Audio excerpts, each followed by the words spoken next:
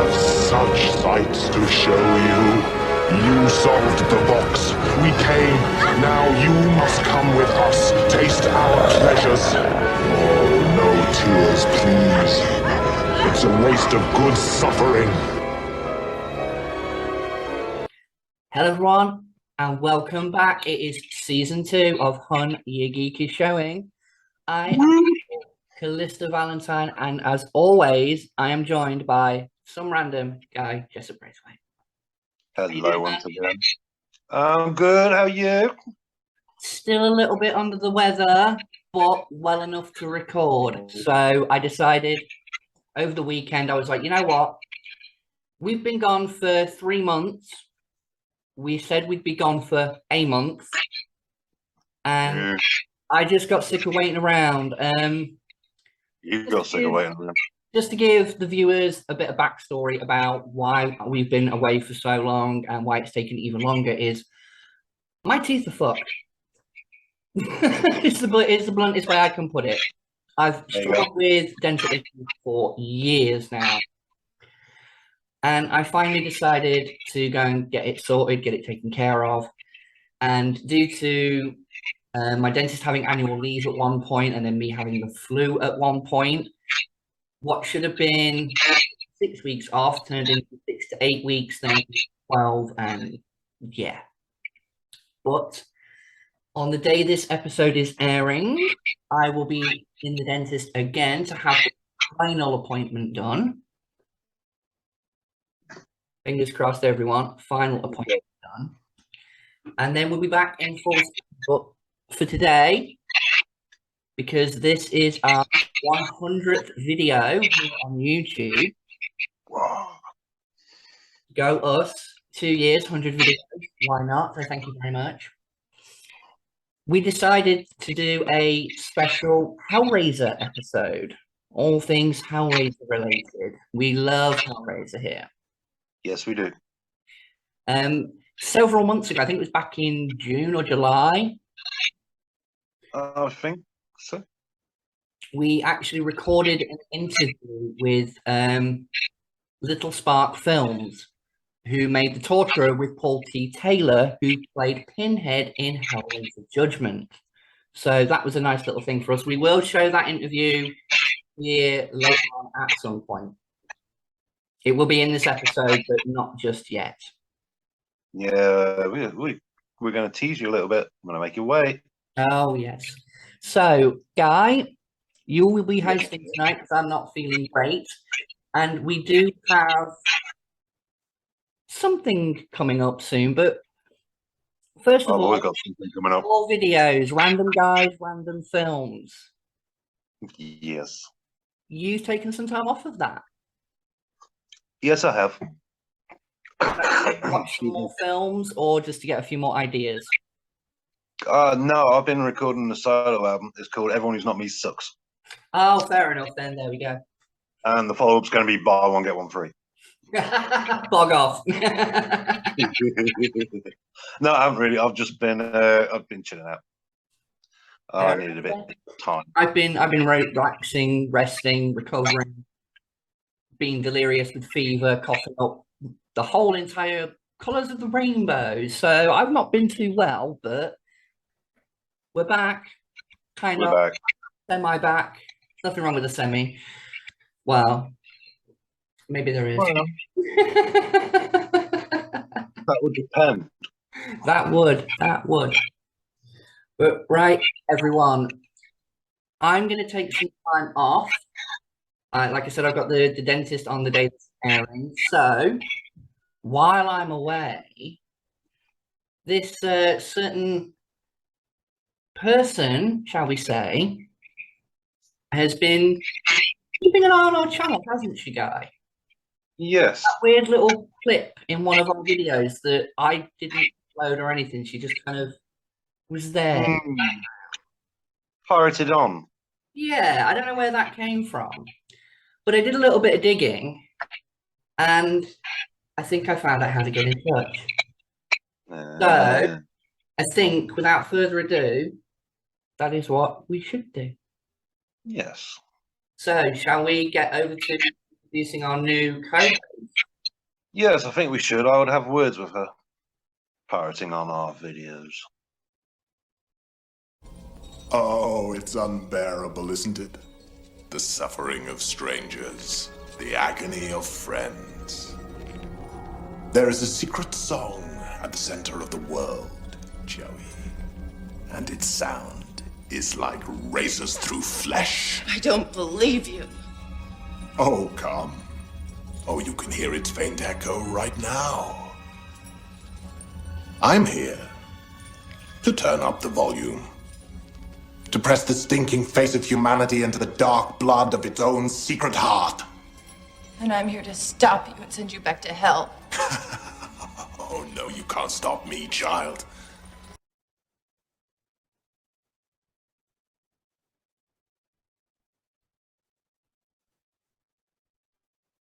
You summoned me? No, I didn't. No, I didn't. Ah, No, I didn't. finally free. Back on this plane of existence.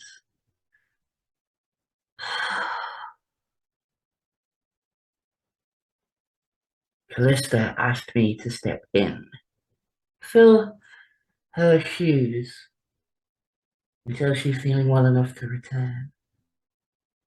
If she ever does. Oh, there you go. You, Ladies and gentlemen. me, Miss Violet Impulse, keeper of the lament configuration. Indeed. I'm Random JB. Pleasure is mine, as always. So then, Miss Violet. Pirating our videos. More like making my presence known. Mm-hmm. So, you brought me here to talk about Hellraiser, obviously. Indeed. So, where shall we begin? Well, better begin at the beginning, as is the custom. So, how'd you get into the Hellraiser? I opened the box, obviously. Ah, No, the same way most people got into Hellraiser, just liking horror films and testing the waters, seeing what was available, seeing what was out there. excellent. Lucky for me, I had parents with pretty easygoing rules on videos. Haha. That is always good. That is always good. Fun, interesting.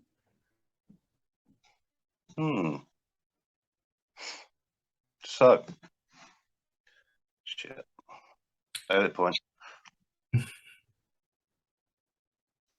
So then, Miss Violet, while we've got you, excuse me a sec, I'll just pour this.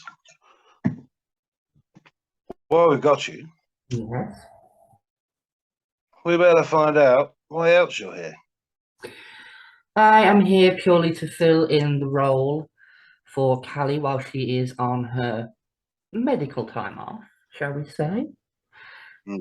I also came across him on TikTok. I've been making some waves over there. Massive cosplay community over there. And I'm here to fill that void that is missing currently. The more twisted, dark side of life. Instead of hun, your geek is showing, it should be hun, your spine is showing.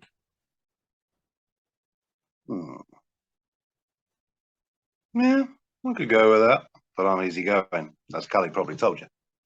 Oh yes, she has told me how easy you are. Not that easy, yeah. I'm married now. Aren't they all? Aren't they all? See? Oh, Anyway, Hellraiser. Obviously, I am heavily inspired by such a glorious, grotesque brutality that is Clive Barker's works. Hmm. Pick your best one. I would have to say the third film.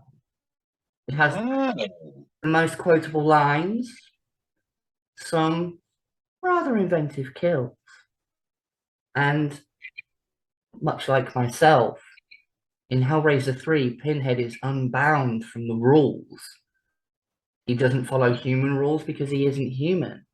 And he doesn't follow Leviathan's rules because he doesn't need to anymore. He struck out on his own, did his own little thing. And I think it was Pinhead at his most talkative, most quotable. hmm.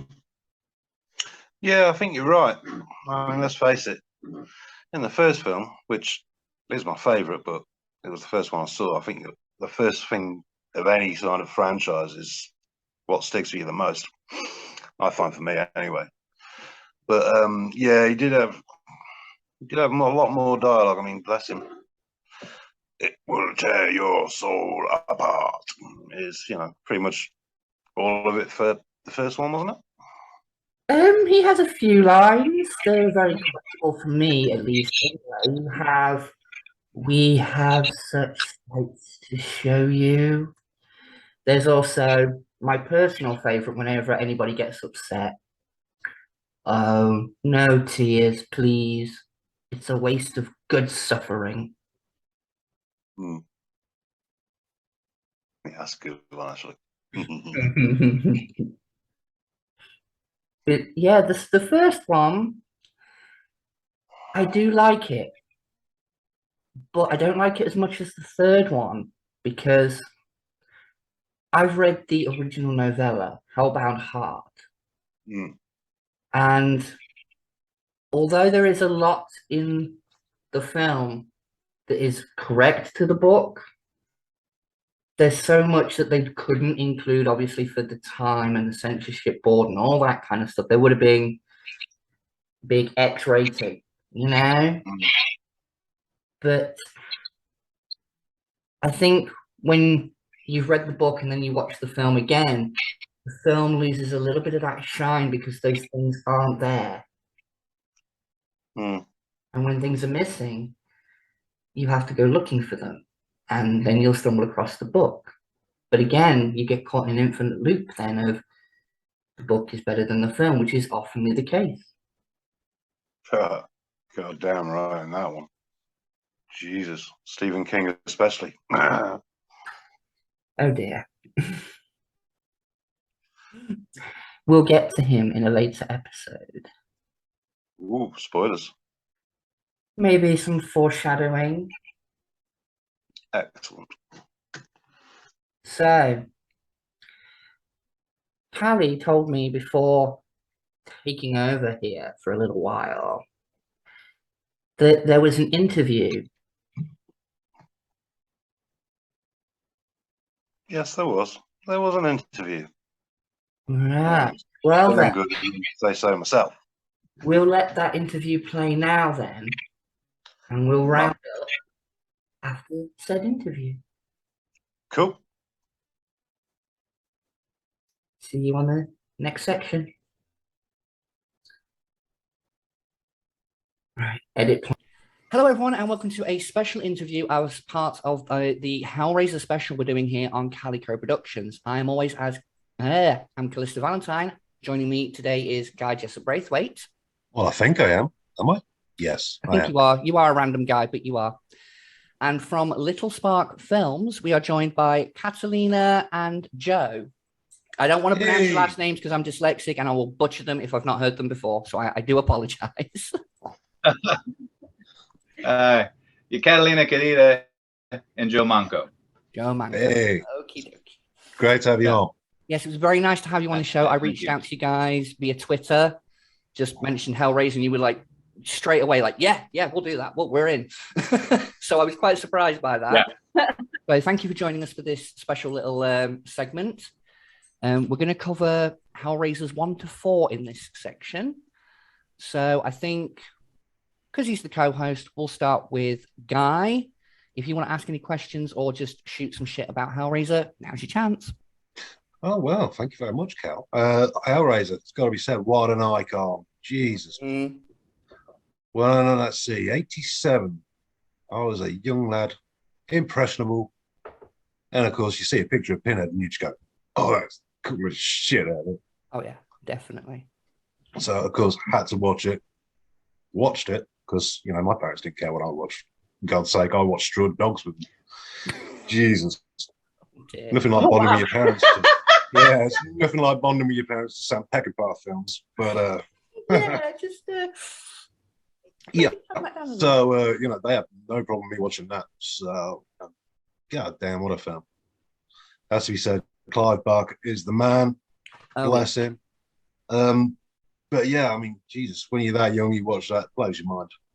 And it stays with you, I think. Exactly. It's definitely one of up there with one of my favorite horror franchises. You've got the big ones like Friday the 13th, Nightmare on Elm Street. We talked at length about these guys, but you've got the big names. And Hellraiser, I feel, should be up there with those big names, but it doesn't get talked about as nearly as much as it should do. No, definitely not. So over to Catalina and Joe, if you want to throw in some thoughts on Hellraiser.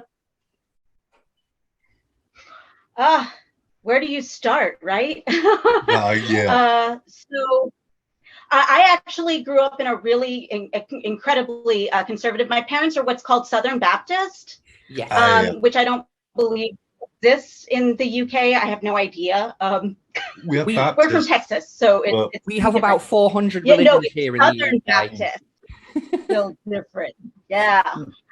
So anyway, they did care what we watched, but I do remember being mesmerized by the poster. Like, you know, if we'd go to like to the video store, or they used to have the posters up at the grocery stores. Oh, we used to have like grocery stores that would have like an attached video store. Yeah. And it was always just a really interesting image to look at. Yeah. I remember when I was little, Hellraiser I think it was Hellraiser 3 when it came out. It was a Minyard's grocery store. We had really high ceilings, and oh my gosh, the poster that hung from the ceiling to the top of the door of this, or the opening of this video kiosk, it was ginormous. It must have been 30 feet, it felt like. Wow. I mean, it wasn't 30 feet. I don't know. It was a grocery store. They had tall ceilings. Yeah. But it was terrifying to look at, and I was just always drawn to it. And it wasn't until probably the 4th grade I finally watched the first 4 films. Yeah. No, 3 films is what was out by then when I was in the 3rd grade or 4th grade. Mm-hmm. The 4th one came out in 96. How old are you for 4th grade? I don't remember. Well, 6, River's 7, about 8, to 9, be- 9, 10. Yeah, 9 or 10. 10. Yeah. Our daughter's about to be in 4th grade, so Yeah. 9 or 10. Nice. So, just wondering. Yeah. Yeah, that's kind of right around about the same sort of age that I saw. But look, I first sort of had encounters with Pinhead and Hellraiser and all that kind of lot, like very much like yourselves. I remember going to local supermarkets that had video shops and whatnot, and seeing the posters, and always been intrigued by like, who's that guy with the box and all the pins in his head? Like, just the imagery alone kind of was like, what's this all about? It wasn't until I got to again, back 9 or 10 years old, a friend of mine who borrowed the films off of someone, like, oh, we've got to watch these. He had the first 2 Hellraiser films. And the funny thing was, is in my household, my parents weren't strict with what I watched, but they kind of had this, if we can watch it with you and we don't think it's too much, we'll allow it. But if we watch it and we think it's too much, we're not going to let you watch it. So I was like, okay, cool. Sat and watched Hellraiser with it, and it got to the bit where Frank is slicing the rat open at the foot of the bed. I'm sat there like, wow, that is awesome. My mom has to leave the room to go and be sick. And I'm just like, it was too much for you, let alone me. So I think I just, going forward, that I have a very twisted mind. Like, even at that age, I was like, rat getting slit open by a knife. So, Oh man. Oh, it was, When I was go on, Joe. yeah. Yeah, go, Joe. Oh, when I got I was watching one of the first two, one or two, and at my dad's my dad owned a warehouse, a roofing company. Mm-hmm. And so there was a TV in the back of the warehouse where all the roofers would hang out and they'd shoot the shit, they'd mix and mingle. And they had Hellraiser, one of the first two was on, and I was sitting there just watching it, eating pizza in the middle of the summer. My dad comes in and he sees Claire and Julia and Frank, and he immediately starts screaming at his roofers. And there was this one weirdo that worked there and lived on the premise. He had a tattoo on his eye, on his forehead. He had a tattoo of an eye on his forehead. And he just started screaming at my dad, "I don't know what you're yelling about, John. These people are already dead. Just let them watch the damn thing." But no, it's become a mild obsession in the house. Oh, I can see the Hellraiser poster behind you, and it's just like, I need that. I definitely. That's from England. That's Steel Ghost art. Oh, yeah, Still Ghost Art. He does their alternate posters. So that's his Hellraiser, as if Boris Karloff and Bela Lugosi were in it. And then we have an Evil Dead one with Vincent Price as Ash, and then a Saw one with Peter Cushing as Jigsaw. Yeah. He sent us like a whole bunch. Oh, wow. And it's funny because actually how the Hellraiser obsession, I guess, really, it was kind of like on the edges. And then when it really started was several years ago. It was our first time at a convention here called Texas Frightmare Weekend. Yeah. And we're just kind of walking around, there's vendors, etc. And one person did Max already have the big box, or it was just the posters? No, I don't even remember. He had so Max Lichter of the Pyramid Gallery, he had a giant box. It was a configuration box about this big. Wow. And it was on his booth, and it was just spinning slowly in a circle, glistening like a disco ball. Oh. And I just gravitated to it like a moth. Oh, and that does sound really really cool. Did he say what's your pleasure? He had a whole table of this stuff. Oh. And he has the Lament configuration as well, but they're music boxes. Oh, that's awesome. That is so cool. And they all have there's these alternate designs. There's a MIDI. There's a bunch, and they all have their own stories. That's cool. Be wiped off. But they all have their own stories and whatnot. And so we made a series of commercials for the Pyramid Gallery and configurationboxes.com. 13 commercials, and it's a series called The Hellbound Laments, and we made that after working with Paul Taylor. I saw that on the torture. I actually saw that earlier on your website because I was doing a little bit of research just to keep everything fresh in my mind, and I was going through your website, and I was like, "Oh, okay, I'm going to check that out after the interview." Yeah, because being me, I leave everything to the last minute. So. But yes, Hellraiser, the first film. No, there's nothing wrong with that. Like you said, it's fresh. Exactly. But yeah, the first Hellraiser film for me it's an icon, it's a classic. And my friend Colin, who we're hoping to get on for the larger episode that this is going to be a part of, I'm hoping that he will join me because we've debated back and forth over the years that in the first film especially, well, first two, I suppose you could count. Are the Cenobites actually the good guys? Because they're after who's going around killing everybody, trying to stop him from killing everyone. So if anything, they're anti-heroes, essentially, to a certain extent. And I was like... Well, it's not like they went out looking for this. They were summoned. Well, exactly. But once I think it's more gone, just it's as service. Because they work in service to Leviathan. So since they work in service to Leviathan, they were owed a soul. Yeah. And Frank is a jerk and did not hold up his end of the bargain. No, he did not. Which is, if you think about it, classic Frank fashion. Oh, yeah. Yeah. He tries it in both films, doesn't he? He tries to escape in both films. So, Right. So Yeah, in the Arrow video release, there's a really cool little essay about how it all ties in with Faustian tales, with Yes. like Yeah. Frank in the box and essentially making this promise, you know, saying, okay, yes, we will give you this in exchange for this, and then him doing the whole switcheroo, yes, you know, because he's kind of a well, that's his way. That is his way. what is But, he? Not a ruffian. I would call him something else. Frank's a piece of shit. Yeah, I was trying to come up with a better word, but No, piece he's of a shit douche. is more direct. Yeah, shit is very direct. Yeah. Correct. Why not just say shit? But anyway, we'll move quickly on. Talking about the second film, Hellbound 2. I've actually just been watching the second one, you know, literally right coming into this episode.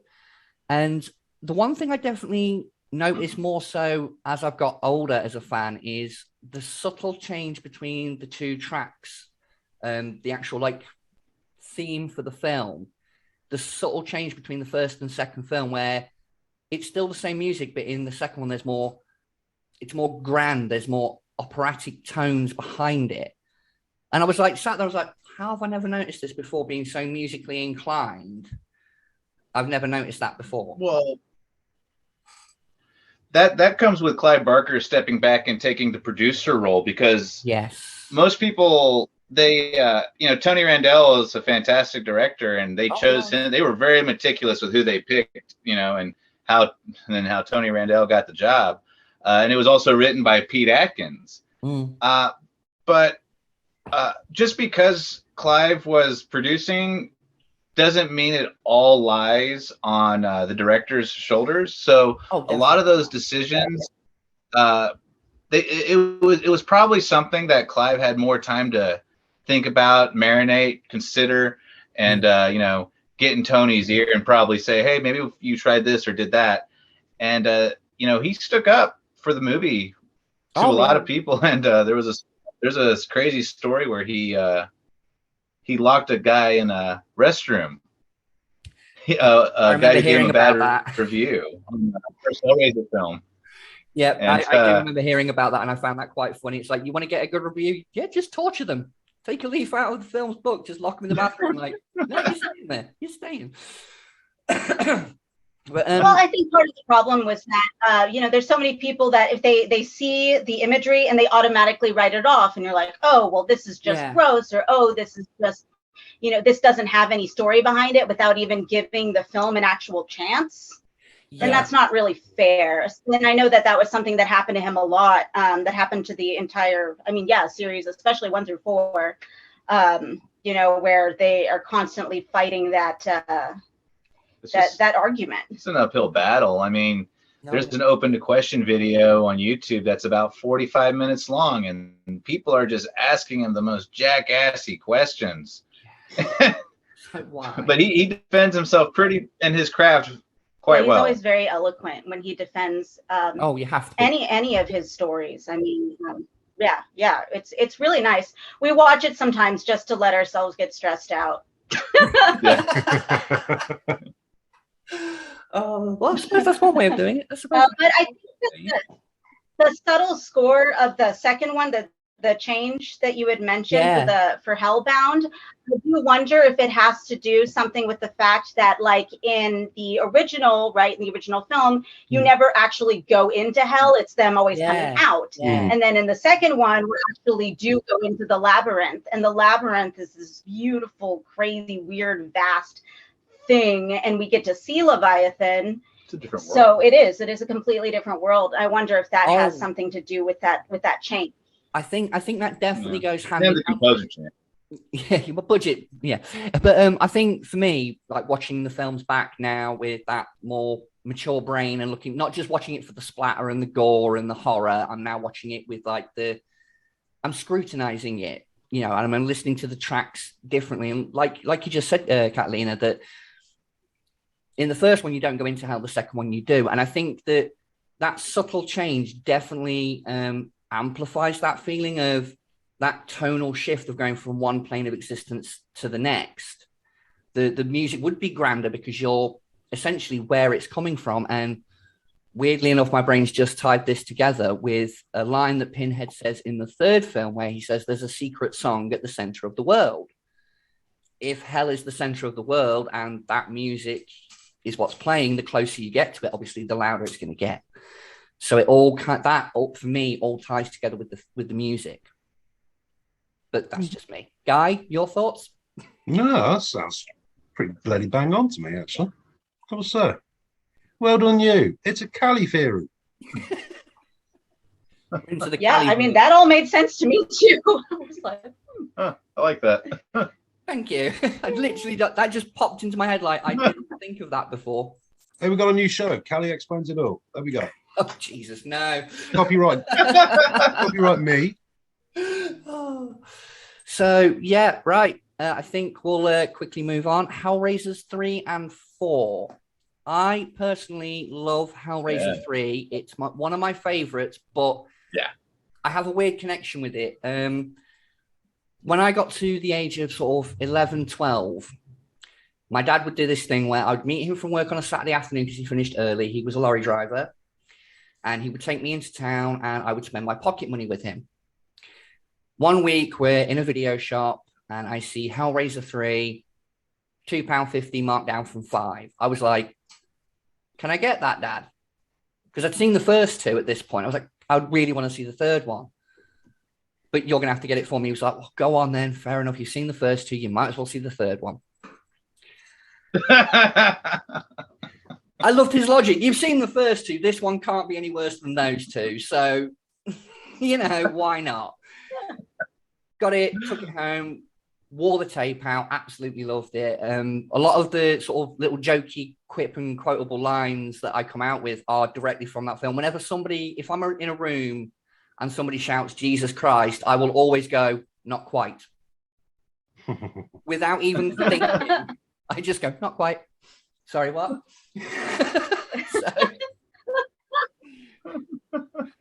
So yes, everybody's thoughts on Hellraisers 3 and 4. We'll go with Joe and Catalina first. Oh man, 3 was our come down movie for a couple of years there when we worked at a nightclub. Yeah, we used to work at a nightclub. In downtown Dallas. Yeah, in downtown Dallas, and there were frequent fights breaking out. There were several shootings. And we were several years actually. So we wouldn't get home till like 3 or 4 in the morning. I'm sorry. God bless Texas. Yeah, we wouldn't get. We wouldn't get home till 3 or 4 in the morning, and it's really difficult to after you've been to wind down, right? After you've been screaming at people and people don't tip you, so on and so forth. Yeah. So we would put on 3 a lot specifically for the sequence in the nightclub. It was very in the boiler room. Very cathartic. Oh yeah. That scene in the nightclub is one of my favorites. But we ended up watching 3. Yeah, it is. It's ours. But we ended up watching it so many times, and you have places like the Hellbound Web on Facebook where people just There's a lot of people that really hate it, and it's just because it veered so differently from the first two. But also, when you get to a 3 of a franchise, it should probably change. Maybe change it up a bit. Exactly. And the fact that you mentioned that you loved it so much at 11 and 12, I'm like, I think that makes sense. Yeah, I think it was because Hellraiser 3 came out at that unfortunate period where it was just coming out of the 80s, going into the 90s, and slasher films were seeing their heyday at that point. You were on, Freddy Part 5, Friday Part 8. You were into the really arse end of these franchises. And to try and spice it up, they were like, okay, let's just make him a slasher. Let's just send Pinhead out there and do his, go nuts.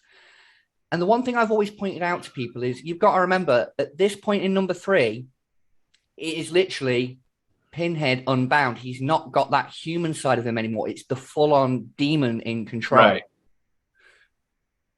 Thank you. Right. No one ever talks about that, but that is the reason why the Cenobites look the way they do, because they're not Leviathan made. Exactly. Yeah. It's Pinhead out on his own. Thank you. It's right. Yeah. It's Pinhead pulling almost a John Lennon. You know, he went off and tried to do his own thing. Didn't quite work, so he came back. You know? Yeah. Yeah, and that's okay too. Like, you know, that he went out, they tried the different way. I mean, I still like it. I thought that it would. I still think that it's a fun, completely different interpretation. The architecture of the boiler room is what really gets, like, we can't figure out the boiler room. I need blueprints. Because you have the nightclub. You also have the attached fine dining, black tie dining. Then you got this penthouse. Right. The thing that always got me with that, Paul Kane.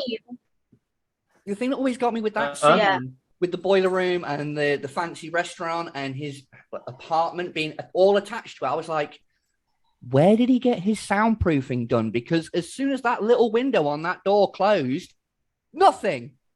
If you've ever been in Michael, you can hear that shit 3 miles down the road.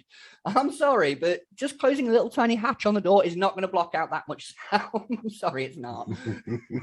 JP Monroe must have some Elon Musk money or something. No, he does, though. He does. Well, he's loaded, man. He looks a little bit like him. They talk about the boiler room. They talk about JP Monroe's family structure. Well, in Sherlock Holmes and the Servants of Hell, even though that's technically not canon, Paul Kane kind of extrapolates an idea saying oh, JP comes from this long line of money. And I was like, that makes sense to me, accepted as canon, canon. I mean, yeah. It's not a place like the boiler room, canon. It must be a connection. But yeah, I mean, number 3 was, like I said, my all-time favorite. Absolutely love it. Very quotable lines. I think now we'll take a quick moment to talk about, obviously we've mentioned Pinhead repeatedly. We got to talk about Doug. We got to talk about Mr. Bradley himself. Yeah. I mean, in or out of makeup, every time I hear his voice, I just hear Pinhead. It's just his voice. I don't know what it is, but something about the character he was the breakout star of the first film. If you total up his time in the first film, it's 8-9 minutes. He's barely in it. Something like.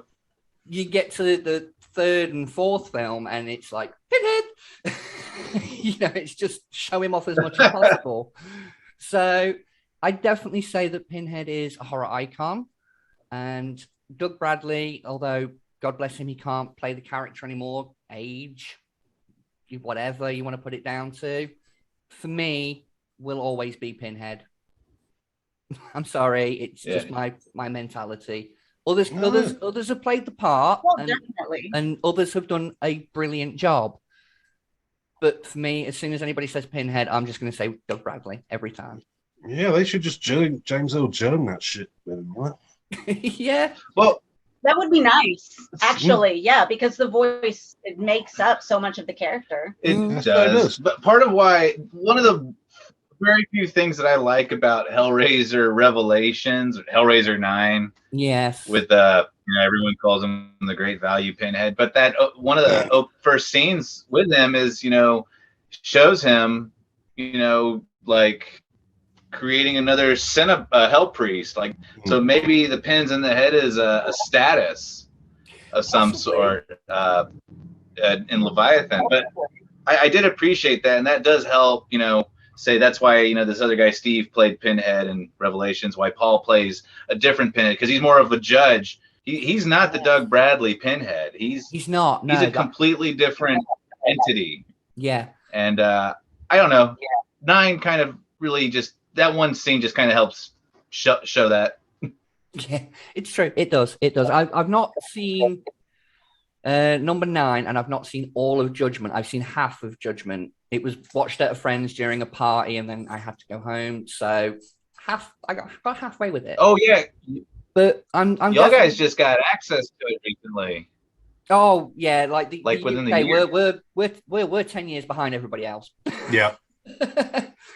But it's not fair. I mean, the franchise only started with y'all, Yeah. But it was filmed. Yeah, Judgment was filmed up here in Oklahoma.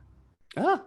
Oh. I didn't know that. I didn't. It's really, really crazy. But it's another one of those, made to keep the rights. We don't have to go down that Yeah. Yeah, that's we won't talk about those ones, which is why I said we want to talk about the first 4 because they for me are Hellraiser movies. They were made to be Hellraiser movies, not started life as something else. And then one of the executives at the board went, "Can we put Pinhead in this? We're about to lose the rights again."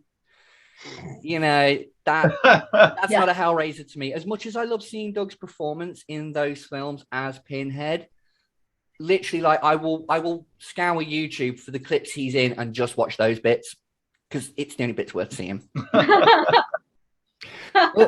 We're fair but true here. Yeah. Yeah, I think that makes sense. Yeah. But, yes, so we'll quickly look to the future. There's the new series coming out. There's new films coming out. What are your thoughts on that? Good story. Well, we're gonna watch them, and when there's a tangible release, we're gonna own them. They better give us a tangible release. I'm still waiting on the tangible release of that stupid Books of Blood, even though I hated it. On Hulu, yeah. I'm not here for talk about that. Yeah. Is that Books of Blood any good? Is it worth watching? Not really, but we're completionists, so we did. But we watched it twice. But just to make sure, there's only like 2. Yeah, there's only 2 segments that are actually from the books. So yeah, and then they made up new ones, and then the new ones they're very rushed. So and their marketing, they ended up throwing in the term "through time and space," and it's really just bad filmmaking. That's just my opinion. Through time and space. Yeah, that was part of the marketing, is that they were trying to say that through time and space. I think because they were trying to like on Jericho Street, you know, they were trying to like tie everything together with On Jericho Street, and they were trying to make it make sense to people. But it's like, if you had made a more solid story in the first place, maybe you wouldn't have to explain so much. Exactly. But whatever. But, they're making them and we are not, so it doesn't really matter, I guess. Well, maybe you should be making them. Yes, maybe you should. Maybe you should. That's an It'd idea. It'd be nice to turn the Hellbound Laments into a show. Yeah. That would be. But that would be cool. yeah, I mean, I'm excited for the movie and the show. Definitely looking forward to it. The one thing again, what me and Colin talked about, he's a big fan of the comic books as well. He's tracked them down online. He's read pretty much all the issues. He knows his stuff. And when the first, like, the reboots and the TV series was announced, he instantly went, "I really hope they bring Kirsty in to replace Pinhead." And I was like, ooh. They did it in the comic books. And it goes back to what you were saying, that maybe the pins in the head isn't so much a personal thing. It's a status symbol. It shows they're the leader of that particular group. And to bring Kirsty back and to turn her into a hell priestess in the vein of Pinhead like they did in the comic books, I think if they don't do it, it's a missed opportunity. But at the same time, some things work better in comic books than they do in real life. Yeah, true. Yeah, it is difficult very often to translate especially because it's a whole series. It's a whole series. Yeah, long. I thought he was grabbing them. I still haven't read. I'm sorry. Those are down here. Down. Yeah, we got them all hidden down there. Fair. But I don't remember the name of the actor. Jamie, I think her name is Jamie Clayton. She's the person who's going to be yes, I believe in the TV series. In the TV series. Right? I think it's the TV series. So I mean, and I've heard that she is a fantastic actor. So that's cool. I mean, exactly. We won't know until we see it. I think the one thing that again, my friend Colin pointed this one out, because before I'd even mentioned it to him, he was like, the new lead in the new Hellraiser thing is a trans actor. I was like, yeah, I knew that before you did. I'm kind of on the ball with this kind of thing, believe it or not. And even he said that's brilliant, because in the original novella, The Hellbound Heart, the lead Cenobite was just there was no gender given. It was just straight up and down. This is what this character looks like. There was no gender given to the character.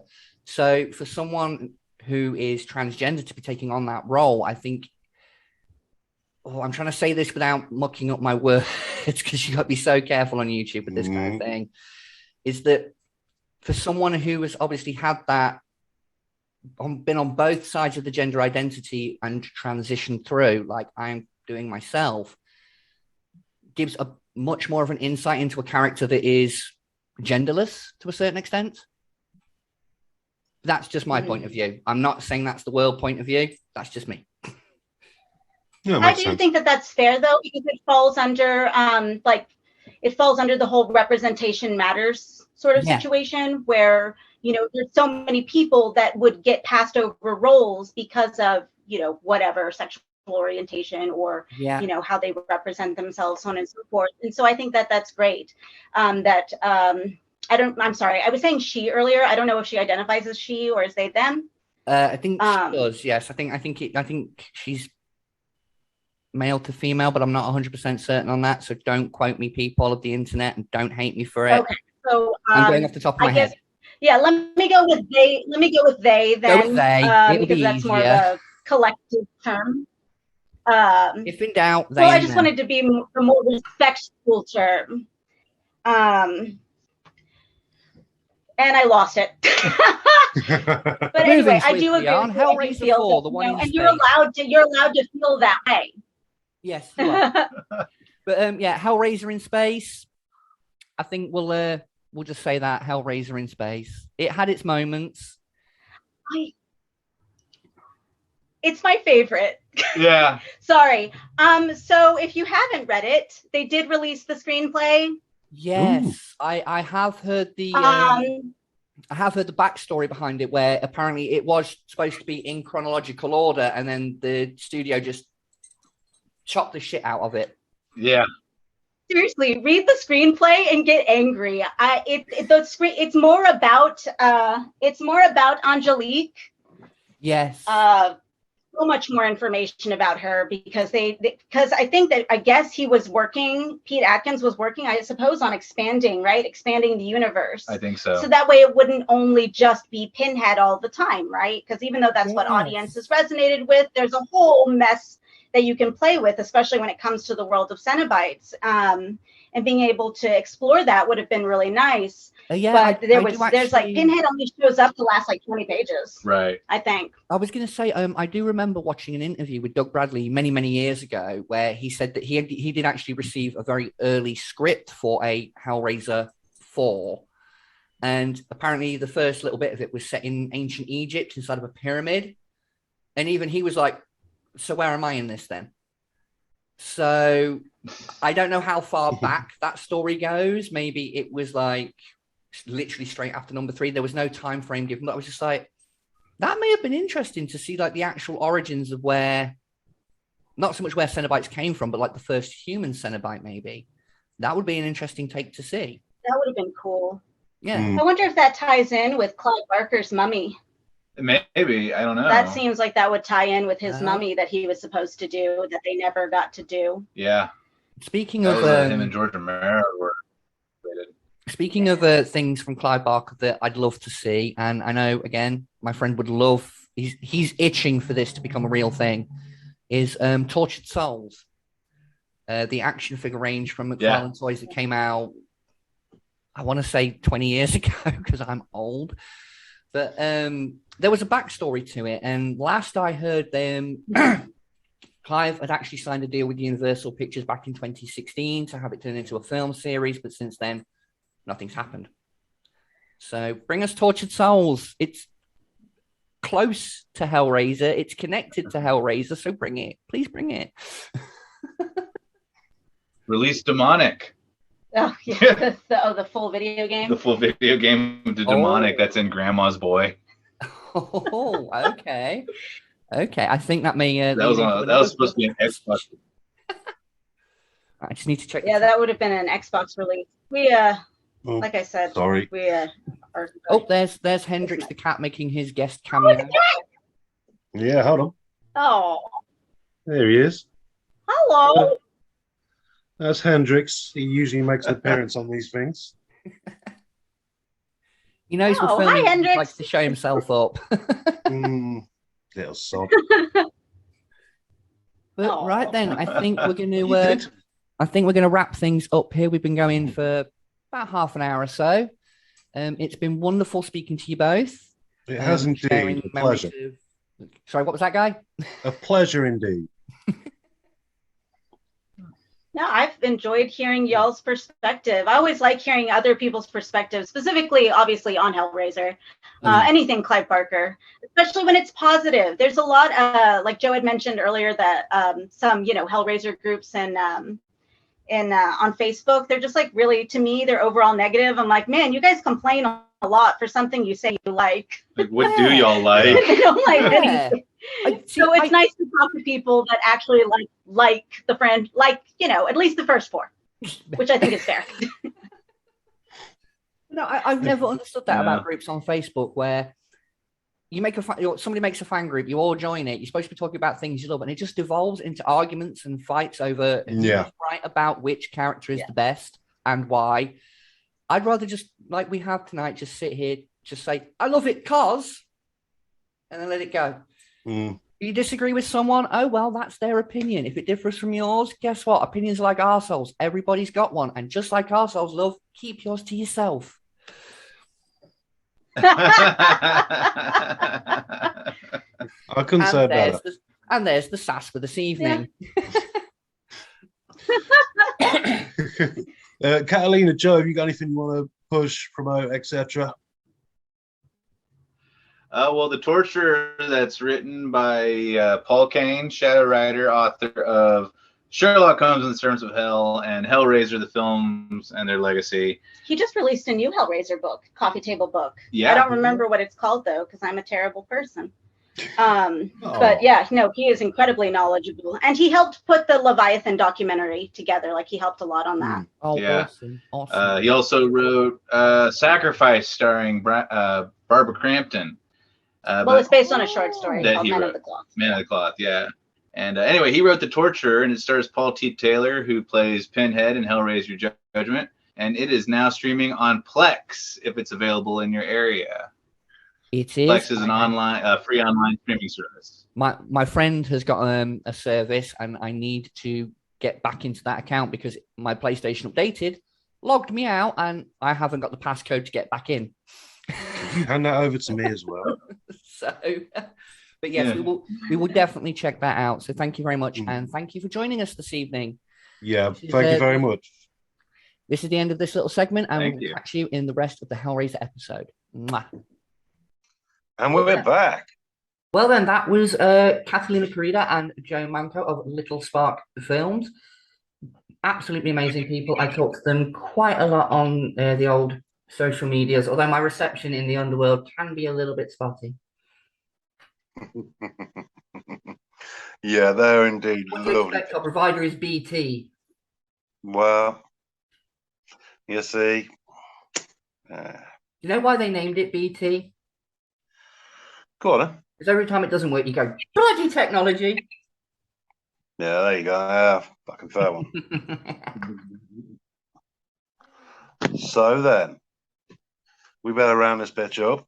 Mm-hmm. So then, we've got a new one coming out. It's not over here yet. No, Hulu. I hate Hulu. I live in the UK. I don't have access to Hulu. I'm having to dodge spoilers left, right, and centre. When do we get it? Here. Hmm. We watching. Well, does not Disney own Hulu?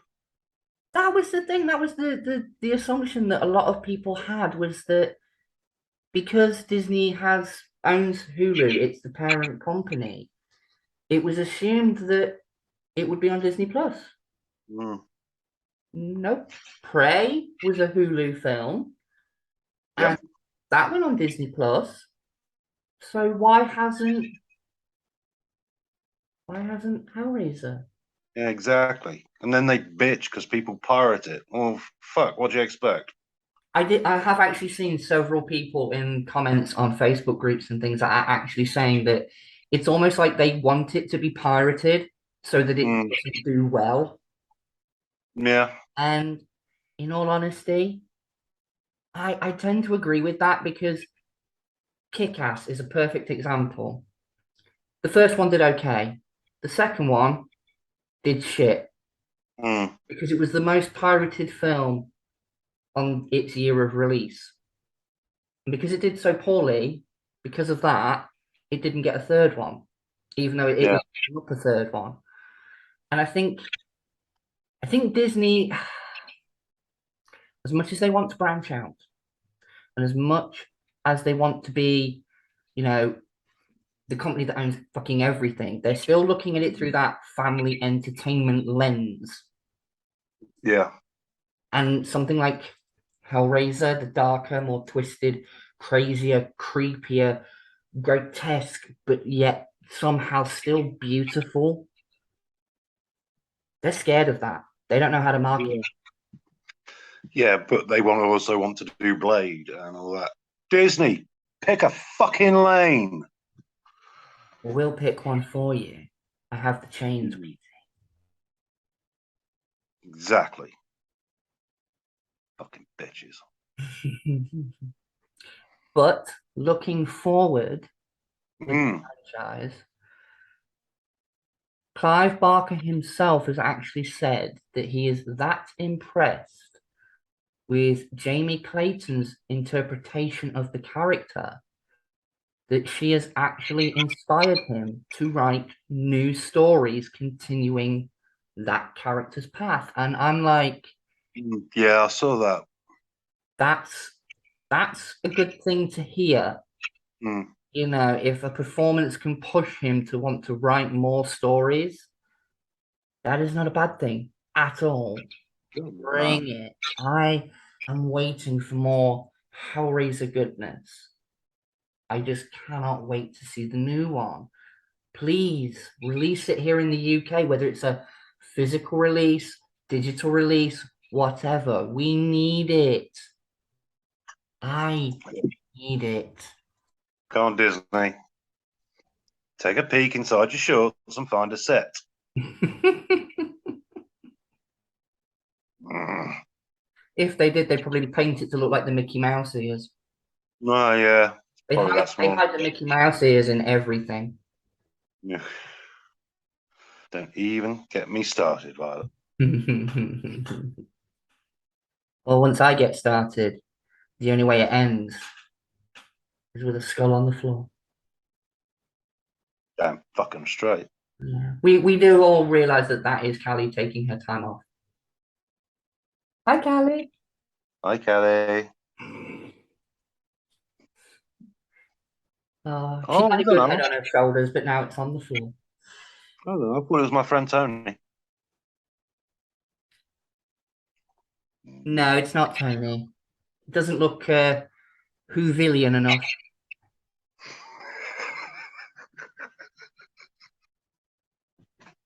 Or Scarecrow, you know. I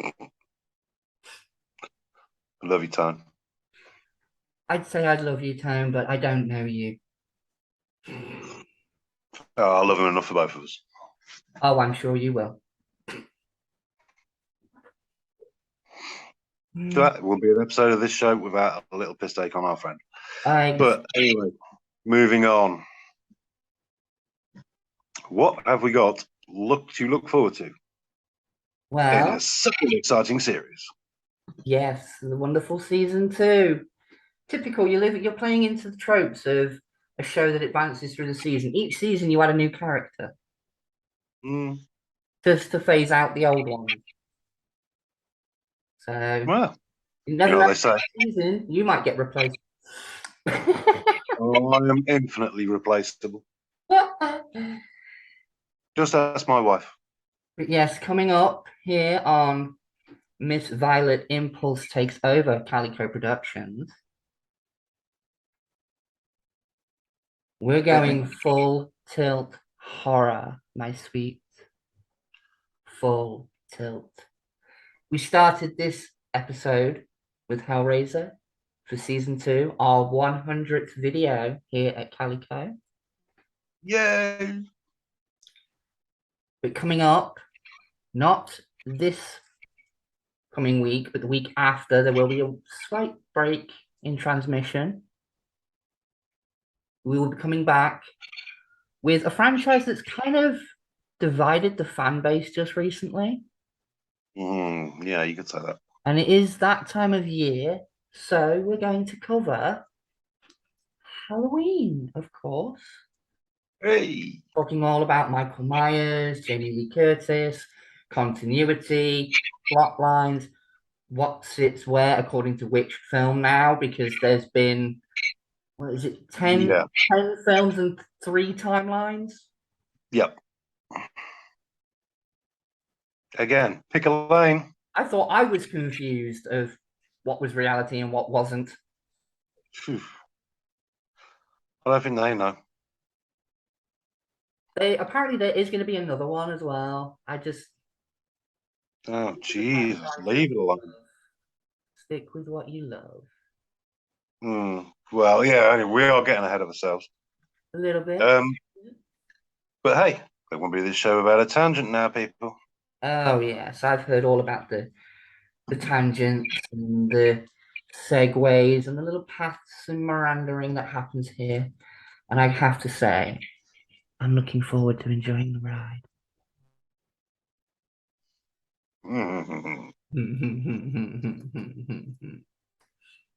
Incredible. Well, on that note, people, we are going to sign off. We will see you soon. I've been Random JB, and that has been Miss Violet Impulse.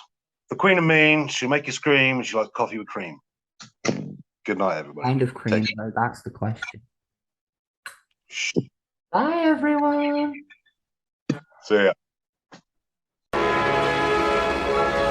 have such sights to show you.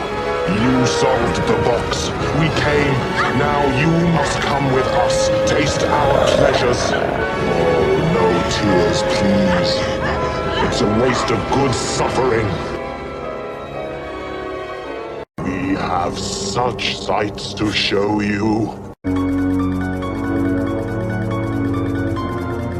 Get away from her, you bitch!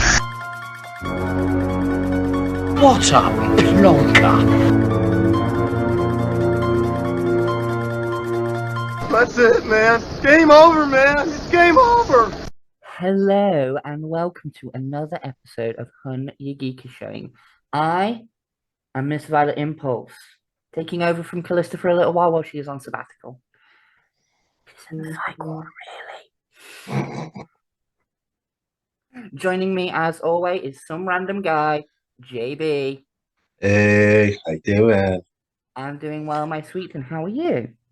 Yeah, hanging in there. Hanging in or well, hanging out, depending where your boxer shorts are sitting, I suppose. Well, hanging out because I did the Retro Movie Zone drinking game last night. Oh, that's a hard drinking game to finish. It is. The aim of the drink. The thing of the game is you have to take a shot every time Tony says. I've never seen. Or without doubt. I think if we tried to play a drinking game with Tony, much love to you, Tony, over at Retro Movie Zone. Thank you for watching The Underworld. Thank you. If we played a drinking game of Tony's never seen, I think we'd probably all end up in A&E with alcohol poisoning. There's not enough booze in the world. No, we drink a brewery dry and then some. Yeah. But anyway, moving on. Yes, moving swiftly on. Thank you for joining us in episode 2 of season 2, Hun Your Geek is Showing. Today, we are going to talk about, I think we can pretty much say that this is the one that kick-started the slasher franchise of the 1980s. You know, the whole slew of films that came out in the 1980s, Friday the 13th, Nightmare on Elm Street. I mean, literally Friday the 13th, the people who were making that said, let's just rip off Halloween and set it at a summer camp. Yeah. You know, they literally said that. And that's a quote from The Movies That Made Us on Netflix. Check it out. No plug. I'm not paid to do that. Just a recommendation. But we talk about stuff we like. Yes, we do. We're going to cover the Halloween franchise, the ins and outs, the timelines that rewrite the previous films, but not quite, but kind of it's a convoluted timeline when it comes to the Halloween franchise, but Isn't it just? we're going to cover it here tonight. So I'll throw it open. Guy, what was your first experience with the Halloween films?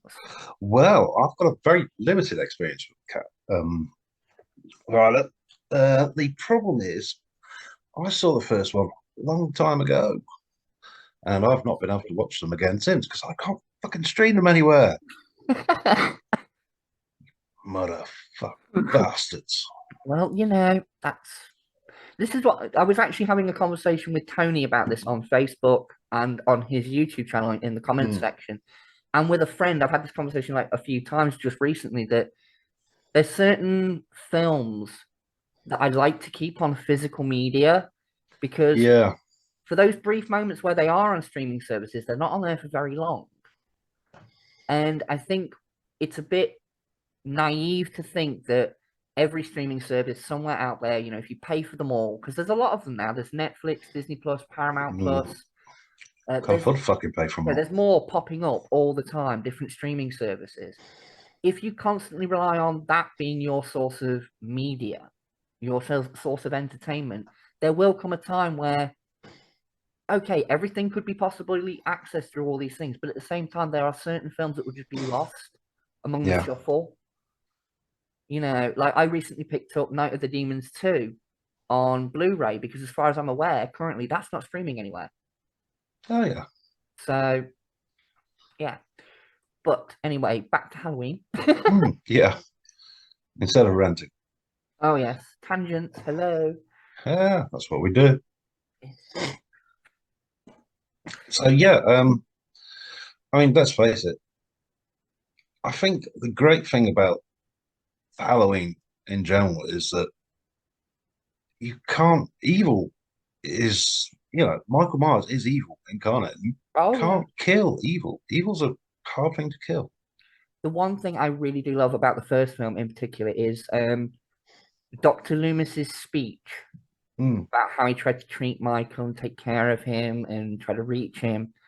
He said he had those eyes, the blackest eyes, the devil's eyes. Yeah. And then, of course, you flash forward 20 years, and in the intro to Halloween H2O, they actually use that audio recording. Oh, nice. And it kind of sets the tone, and it's so nice to hear Donald Pleasance's voice in what essentially was meant to be the official sequel to the first two.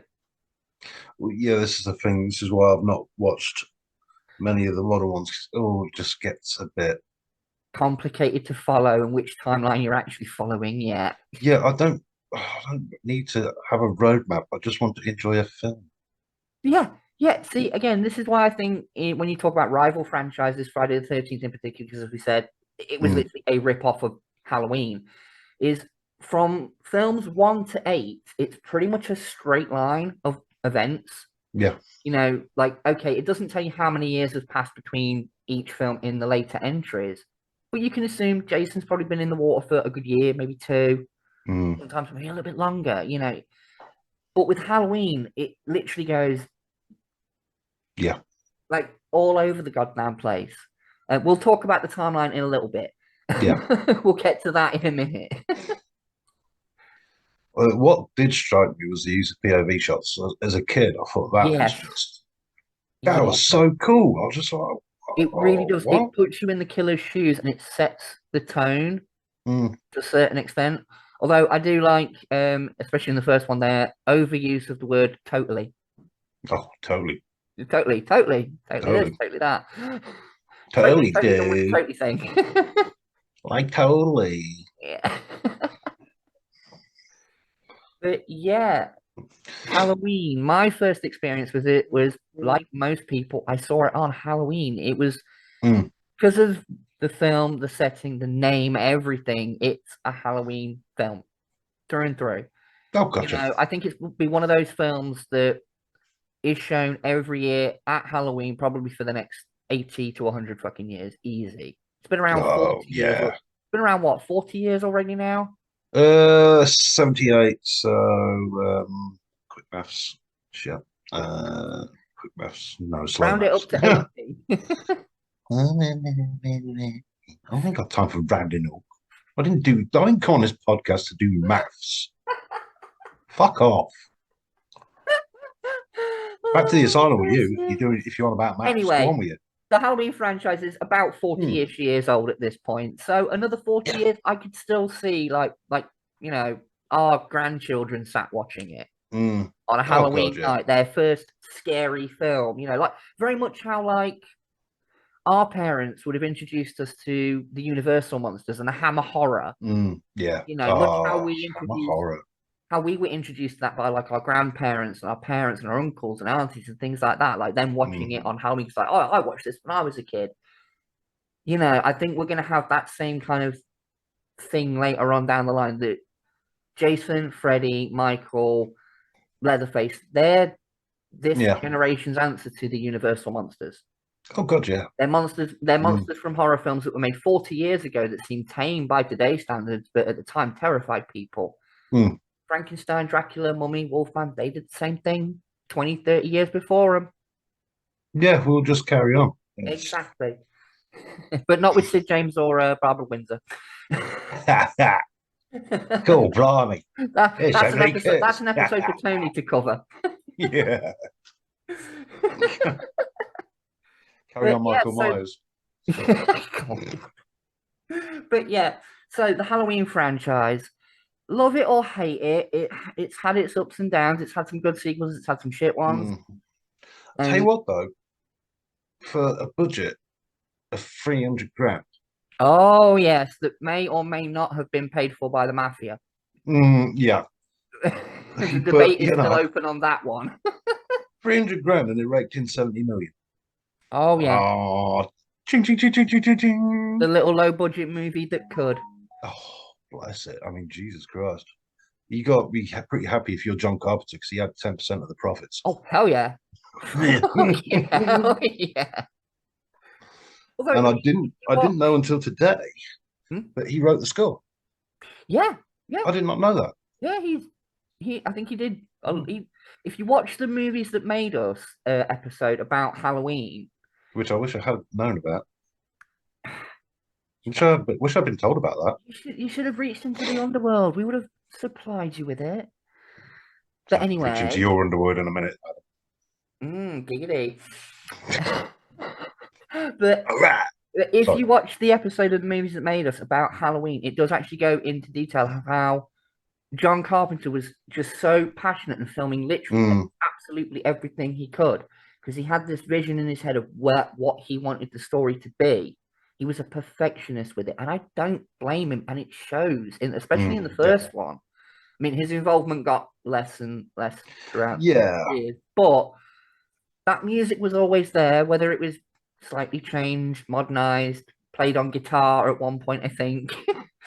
Yeah. You know, it was always there. His imprints were always there with it. Yeah, I do like his use of odd time signatures. Instead of sticking just a 4/4, he's using 5/4 and 12/8 and things like that. So it throws you. It's that, it'll throw you off. Just that always gets me. I hear that near Halloween, and that makes me feel like it is Halloween, like the season, not the film. Yeah, because that's the problem. If you put 4/4 music in a horror film, you groove into it, and you can't catches you off guard. Yeah. Can't be there going like, yeah, he's coming. Although you could go full tilt and do the disco intro of Friday the 13th Part 3. Yeah, true. But right, I think now we'll quickly discuss, or trying to discuss, the multiple timelines of the Halloween franchise. Now, from my understanding of it, and I followed these films quite closely up until the more recent ones where I just kind of went, nope. I've kind of lost interest in Michael. We know it's just going to be a rehash of previous ideas. Anyway, carry on.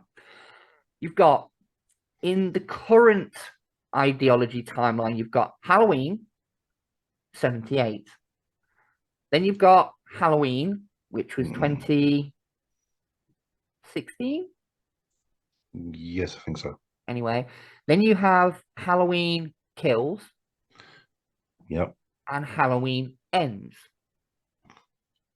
I wish you fucking would at this rate. Yeah, I think everybody does at this point, Guy. I think it's okay. That's the current timeline, but in the original, in release kind of order, because they did follow on from each other for a while. You've got 1 and 2. Yeah. And 3 is kind of Oh, it's Season of the Witch. yeah, it's kind of not connected to the universe, but it is because the thing that throws fans off is some fans try to say, oh, it's just in a different part of the country when Michael's not there. But if that's the case, then why is there a film? Why is there an advert within the film for Halloween? Yeah. That clearly states that the Halloween franchise in that reality is a film. It's not. Yeah. Yeah. So technically it goes 1, 2, 4, which see if I can remember these is the return of Michael. No, the revenge of Michael Myers. No, the return. It's either return or revenge. See, even I'm confused here. Then you've got 5, which is another subtitled one, but it's literally a direct follow on from the last one. Careful. Sorry. Then we've got number 6, The Curse of Michael Myers. Again, this kind of suffered almost the same fate as Alien, where there's 2 different cuts of the film. Of the film they didn't release, which is known as the producer's cut, not the director's cut, apparently is better than what was theatrically released, but considering what was theatrically released was a dumpster fire, that doesn't really say much. Someone hit the turd polish button then. Yeah. Then we get to Halloween H2O, which essentially cancels out 3, 4, 5, and 6. Then you get Resurrections, which I can only remember any of it for Busta Rhymes kicking in a door and saying "trick or treat, motherfucker" to Michael Myers. Cool. And at the beginning of the film, literally before the pre-title sequence, Michael kills Laurie in Resurrection. Spoiler alert for a shit film that you're never going to watch. Cool. Okay.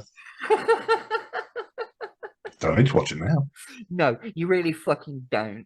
I've got more important things to do. And then we have the Rob Zombie films, which are their own thing. Right. The first one, although it's your typical Rob Zombie film where they throw in the sort of scenes that will pop up in a horror film, but aren't necessary in a horror film. If you've seen it, you know the scene I'm talking about. And the first one's okay. Malcolm McDowell plays a good Sam Loomis. Malcolm McDowell could play a good anything. He could play a good telephone. He could play a good telephone book. Yeah. He could play a good artificial intelligence. Oh wait, he did that in Fallout 3. Yes, he did. But getting off track. But yeah, that kind of brings us up to date because apparently there are plans to do more Halloween films, but at this point, why? Really shouldn't. Sorry, that's my phone and my phone going off. But, yeah, I mean, I don't think they should do any more films. No, I don't. Because it's going up his own arse. Yeah, I mean, okay, I absolutely love Jamie Lee Curtis. Every time she steps I love Jamie Lee Curtis. Every time she steps into the role of Laurie Strode, whether it was in the first 2, H2O, Resurrections, and the new ones, every time she steps into that character's shoes, she's perfection. Yeah, and it was her first film. Well, I think she's about the only reason why I want to watch the new ones, because I want to see more of her. I've seen like a good chunk of the first one, the one that's just called Halloween, and I've seen like 5 minutes of Halloween Kills. And the bits with Laurie, it's like, yeah, Jamie Lee Curtis, when she's on screen, she owns that character. And she's now retired the character. I don't blame her. No, I don't. No, God bless her. She's not getting any younger. None of us are. No, actually, screw Halloween. Let's go watch Trading Places. True Lies. one of my favorite films with her. That dance scene in the bedroom makes Arnold drop his voice recorder. No, you're thinking of True Lies. Trading Places where she gets a pap. It's got Eddie Murphy and Dan Aykroyd in it. Yeah, that's what I said. I like True Lies. Oh, right, sorry. I did say that one. I thought you were But yeah, mistaken. Trading Places is good as well. There's a couple of parts in that I really love. Halloween franchise. We'll wrap this up now because we've pretty much said all we can say about it. I mean, okay, we'll quickly run over a few memorable scenes from a couple of the films. One that I think has kind of almost come into, it can kind of be a meme at this point when you're playing video games. Bit where Loomis is running around shouting, "I shot him 6 times!" Like, he just, the start of Halloween 2. I reckon they must have just recorded that and had it on an audio loop going around, pressing it, shouting it all the time. Because it sounds like the exact same audio clip, just repeated. Yeah. It wouldn't surprise me. Hey, budget savings, why not? Yeah. Jesus Christ. Oh, hold on. Oh, sorry, I'm burpy tonight. That's all right. It's sorry, everybody. Windy night tonight, people. It is. It's windy out there. Chicago, the windy city. Yeah, we're not. We don't have that kind of budget. We have no budget. But yeah, that was one of my favorite memorable scenes. The one thing I always point out as well, and I think it's just a cool little tweak, like not tweak, quirk of the character. In the first one, where he pins the guy to the wall with the knife. Yeah. And he just does that subtle. The head tilt. Yeah, like he's admiring his work. And then they kind of pay homage to that scene in one of the other Halloween films where he pins somebody to a door with a shotgun. And crappy sequels, but fairly memorable. You noticed Arnie does it a lot in the Terminator films as well. If he's nicked it from that. Yeah, when he doesn't understand something, there's a subtle head tilt. And Predator does it as well, especially in the second film. Yeah, a lot of when they're figuring it out. That's the thing. I mean, if you think about it, Halloween pretty much invented first-person shooter video games. To a point, yeah. To a point. Do you know what? I would actually really love to see a Halloween-based video game, much like the Friday the 13th game, where you play as Michael. And it's all, I mean, I know Dead by Daylight is out there and you can play as Michael Myers in that. It's not the same. I mean, like you play as Michael and then you play through the events of each film. Yeah, no, having a skin of Michael Myers is not the same as a Halloween game. Yeah, exactly. I mean, the Friday the 13th game, I've recently been replaying that with friends. You can't join public games anymore, but you can have private ones on Xbox. Oh, yeah. So we've been playing that just recently, and I forgot how fun it was. Sorry, tangent alert here. But it does connect to what we're saying. I actually did forget how fun it can be when it's just you and a group of friends panicking, trying to run away from Jason and start a car and put a battery in it and get some fuel going. And just trying to avoid the fucker. I'd love to see a Halloween game done in that kind of vein, but have a single player component where you play through the events of each film, and your objective at the end of each one is to get the final girl. Yeah. You know, I think that would be a neat little thing. But whether or not it happens, it's out there. It's out there in the universe. I've mentioned it. Maybe it'll happen. Well, that's it. You never know. But yeah, I think that's pretty much all we can now say. Quick. As usual, I have trivia. Oh, trivia? Yes, I have trivia. Trivial trivia? Michael's mask. Trivia? Michael's mask. It was made from a fucking William Shatner Captain Kirk mask. Yeah. They from what I love that. From what I can remember about it, and again, movies that made this. Thank you for this information. I do know this story. They were looking for a mask and they couldn't decide between one or the other, so they tried both. One was a Captain Kirk mask, and they bleached the hair. They dyed the hair brown. Yeah. Painted the mask white. Cut the eye hole slightly bigger, and shaved the eyebrows off. And that's brilliant. That's a great crossover. Oh, Michael's log. Kirk versus Myers. Michael's log. I stabbed that son of a bitch. I stabbed him again and again and again.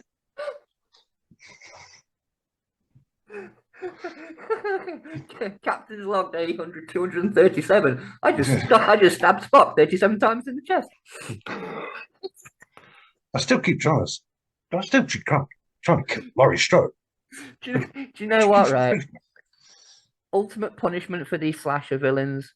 Send them to the Star Trek universe. Stick them in a holodeck with the safety protocols on. No, off. No, put them all on, because if you want to torment the poor bastards, they're going to come at you with an axe and just be like, why Oh are yeah, you? that's true. Yeah. You know, get them Yeah. really frustrated, and then you switch all the safety protocols off. Mm. Or just send your mates in there that you don't like. Go and feed Michael. Yeah. You with the red shirt, off you go. You, red shirt, nothing bad's ever going to happen to you. Here, take this bucket of chicken to Michael. Yeah. All the rest of the bridge crew, nah, you stay. But yes, as I was saying, I think now it is time for us to say night-night to the Halloween franchise. As much as we love it, I think it's done to death. Sorry. Yeah. It is. It is. Fuck's sake, pick a lane. Pick a I said it timeline. last week. Yeah, pick a timeline, pick a lane. As I said last week, people fucking pick a lane. Yes. That's my new saying. I think that's my new saying for the show. Pick a fucking lane. Yeah, pick a fucking lane. Bitches. Yes, definitely. But we shall see you next week. We shall. Mwah. I have been Miss Violet Impulse, the queen of the underworld. And I've been JB, just a fat chancer on the scrounge. Yeah. So there you go. But that's why we like you. Fucking right. Anyway, bye everyone. Mwah. See you later. Bye bye. We have such sights to show you. Get away from her, you bitch! What a plonker! That's it, man. Game over, man. It's game over. We have such sights to show you. Get away from her, you bitch! What a plonker! That's it, man. Game over, man. Game over. Live from Gallifrey Base Hotel and Casino. It's that podcast, the only one in existence where a psychotic killing machine and a fat chancer get together to talk about all things genre. It is, of course, Honey Geek Showing. My name's Random JB, and with me, of course, is Miss Violet. Miss Violet Impulse back in for a good old killing time. Hey, hey. How's it been? You been all right? Good week. I've been very good. We've been having some fun in the underworld. We have a new host joining us over on the underworld, which is Deadhead Ed. Lovely. Doing the rounds on social media just recently, and reception's been positive to this dude. So excellent. What else you been up to? Shoving pineapples up Hitler's arsehole? No, that's only on my off days. No, fair enough. Well, you got to have some. Let Harvey Keitel deal with that. Yeah. Yeah, you can just do with Savile. Yeah. Oh yeah, it's payback time, motherfucker. I'm so glad he didn't read my fucking letter. But anywho, we are here to talk tonight about a certain blonde-haired killing machine, another killing machine, Buffy the Vampire Slayer. Oh yeah. We are taking you back to the 30th of December 1998, because that's when it first aired. It did, yes. Well, over here, anyway. Yeah, it was 97 in the States. Yeah, well, back then they used to get everything first. I think, if I can remember correctly, because I had a friend in America who was watching Buffy at the time it was showing over here, they were a season and a half ahead of us. So when I was watching season 1, they were watching the very early episodes of season 3. Yeah. You know, that's how much of a gap we used to have with shows back then. Yeah, it's true. There's none of this, you know. It's not, we didn't have Netflix or anything back then. No. So. It was the dark days, folks. The dark days. And the dark days will soon return. That they will. Hold on. Nope, it's already dark. Oh, shit. That joke would have been relevant 6 months ago. Yeah. Oh well. Did you Strike just get that. possessed by Bruce Forsyth then? Oh yes. Good game. Good game. Anyway, Buffy. Yes, Buffy. Yeah, Buffy. Sorry. Can't stop once I start. Sid, stop it. Jesus. Anyway, yeah, so let's see. Buffy, yes. Watched it from the start. I mean, it looked great. I mean, let's face it, for our age at the time, Oh, we were yeah. both the key demographic, were we not? Yeah. I was what 98. I would have been I was born in 84. I would have been 14 Yeah. years old, and it hit me at just that right age. And I was doing some research earlier, and even the writer said that it is the perfect metaphor for adolescence. Yeah. Well, high school is hell. Yeah, and in Buffy's Literally. case, it's fucking literally. Mm. Yeah. Did you watch the film? I did actually. I was one of those rare cases where I actually saw the film before the TV series. I've not seen it. Um, I've heard bad things. So it's okay. I mean, you've got Paul Rubens in it. You've got Rutger Hauer, Luke Perry, Christy Swanson. Donald Sutherland plays the Watcher in that. Cool. So it is worth a viewing. I will. I do recommend it if you're a fan of the show. Pardon? Sutherland. Donald Sutherland, yes. But yeah, it's pretty good. It's of its time. The vampires don't dust like they do in the series. But fuck, I'm not interested then. To be honest, even the writers don't really consider the film canon. There's slight reference in early season 1 to the events of the film, but it's never directly. Yeah, I remember that. I used to sort of go, oh yeah, she's that one that burned the school down. Yeah, exactly. But in the film, it's a bit different. But it is worth a watch. I will recommend it's worth a watch. But yeah, I saw the film, and then when I heard the TV series was coming out, I was like, this is what I want. This is my kind of thing. So. Yeah, definitely. I mean, I think the real beauty of the show is that as the seasons go on, the dangers start ramping up and up and up, and just starts here, but it goes like yeah. I mean, we'll get into the kind of stories of the show as we go on, but yeah, it was definitely like, and I think that was very cleverly done because it almost shows that the war against evil is basically a war of escalation. Like, yeah, take down the big bad, there's going to be something bigger and badder coming along to take its place, and I think Buffy represents that in perfectly. I mean, season 1 is against the Master, another vampire. Season 2, season 2, slight spoiler, it's Angel. Angel. Yeah, for those of you who've not seen it, 20-odd-year-old fucking show. Yeah. But yeah, so spoilers alert. Season 2 was Angel. Yep. Another vampire, but you know, / Spike / Drusilla. And the demon of Cathla. Big stone golem just stood there. Yeah. Standout performance though. Could have been played by Robert Pattinson. God, yeah. Well, I mean, it's a role perfect for him, isn't it? Just stand there and don't do anything. Okay. Okay. No, bland man. Oh, guy, your internet went funny there.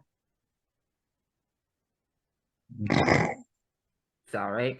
Anyway. You frozen? No. You were frozen slightly. Was I? Oh, sorry. Door out. Sorry, didn't pass. Anyway, sorry. But yeah, so Buffy definitely, it was like, you know, first 2 seasons with the vampires, then it was like, what? A true blood demon. Then it was a cyber demon. Then it was a god. Yeah. A god in exile. I mean... she used to get on my tits, to be honest. Glory. Yeah. I loved Glory. Oh, she got on my tits. The great Glorificus. I love her minions. Yeah, I preferred the minions to her. The minions were perfect minions. You know, when you describe a minion, they were perfect. Like they always suck up to her. Yeah. And I love it. The one scene that pops into my head always when I think of these minions is where one of them's been stabbed, and because he's in pain, he's trying to think of things to call her, and he's like, "Oh, you wondrous, you, yeah." Like he's run out of like compliments to say. He just goes, "Oh yes." Sorry, I'm a bit busy dying to compliment you. Yeah, exactly. He's like he's even like in pain and he's still trying his best. That's a minion. That's a true minion. And the lady minion was funny as well.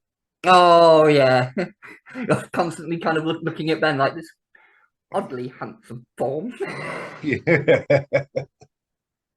Oh, and in that season as well. Right, so we're saying Ben is Glory. Okay. But how are they connected? Yeah. And the line, my favourite line, is everybody here very stoned?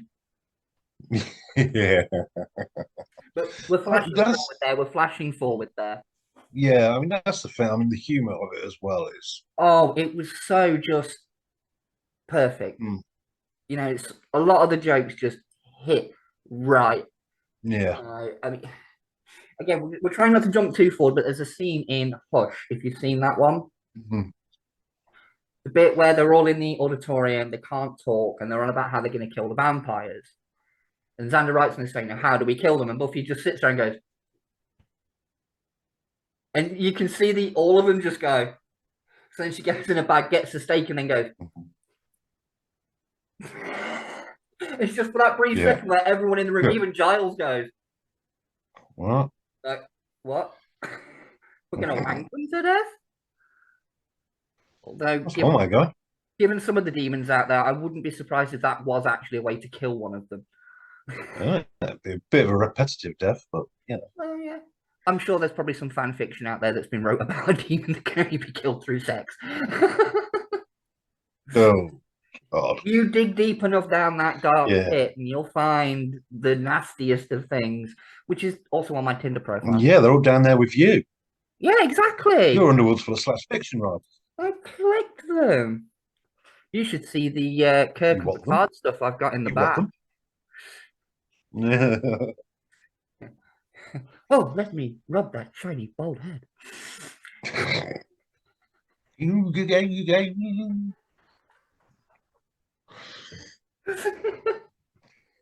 Sorry, we're on one tonight. Anyway, We are. Buffy, season 1.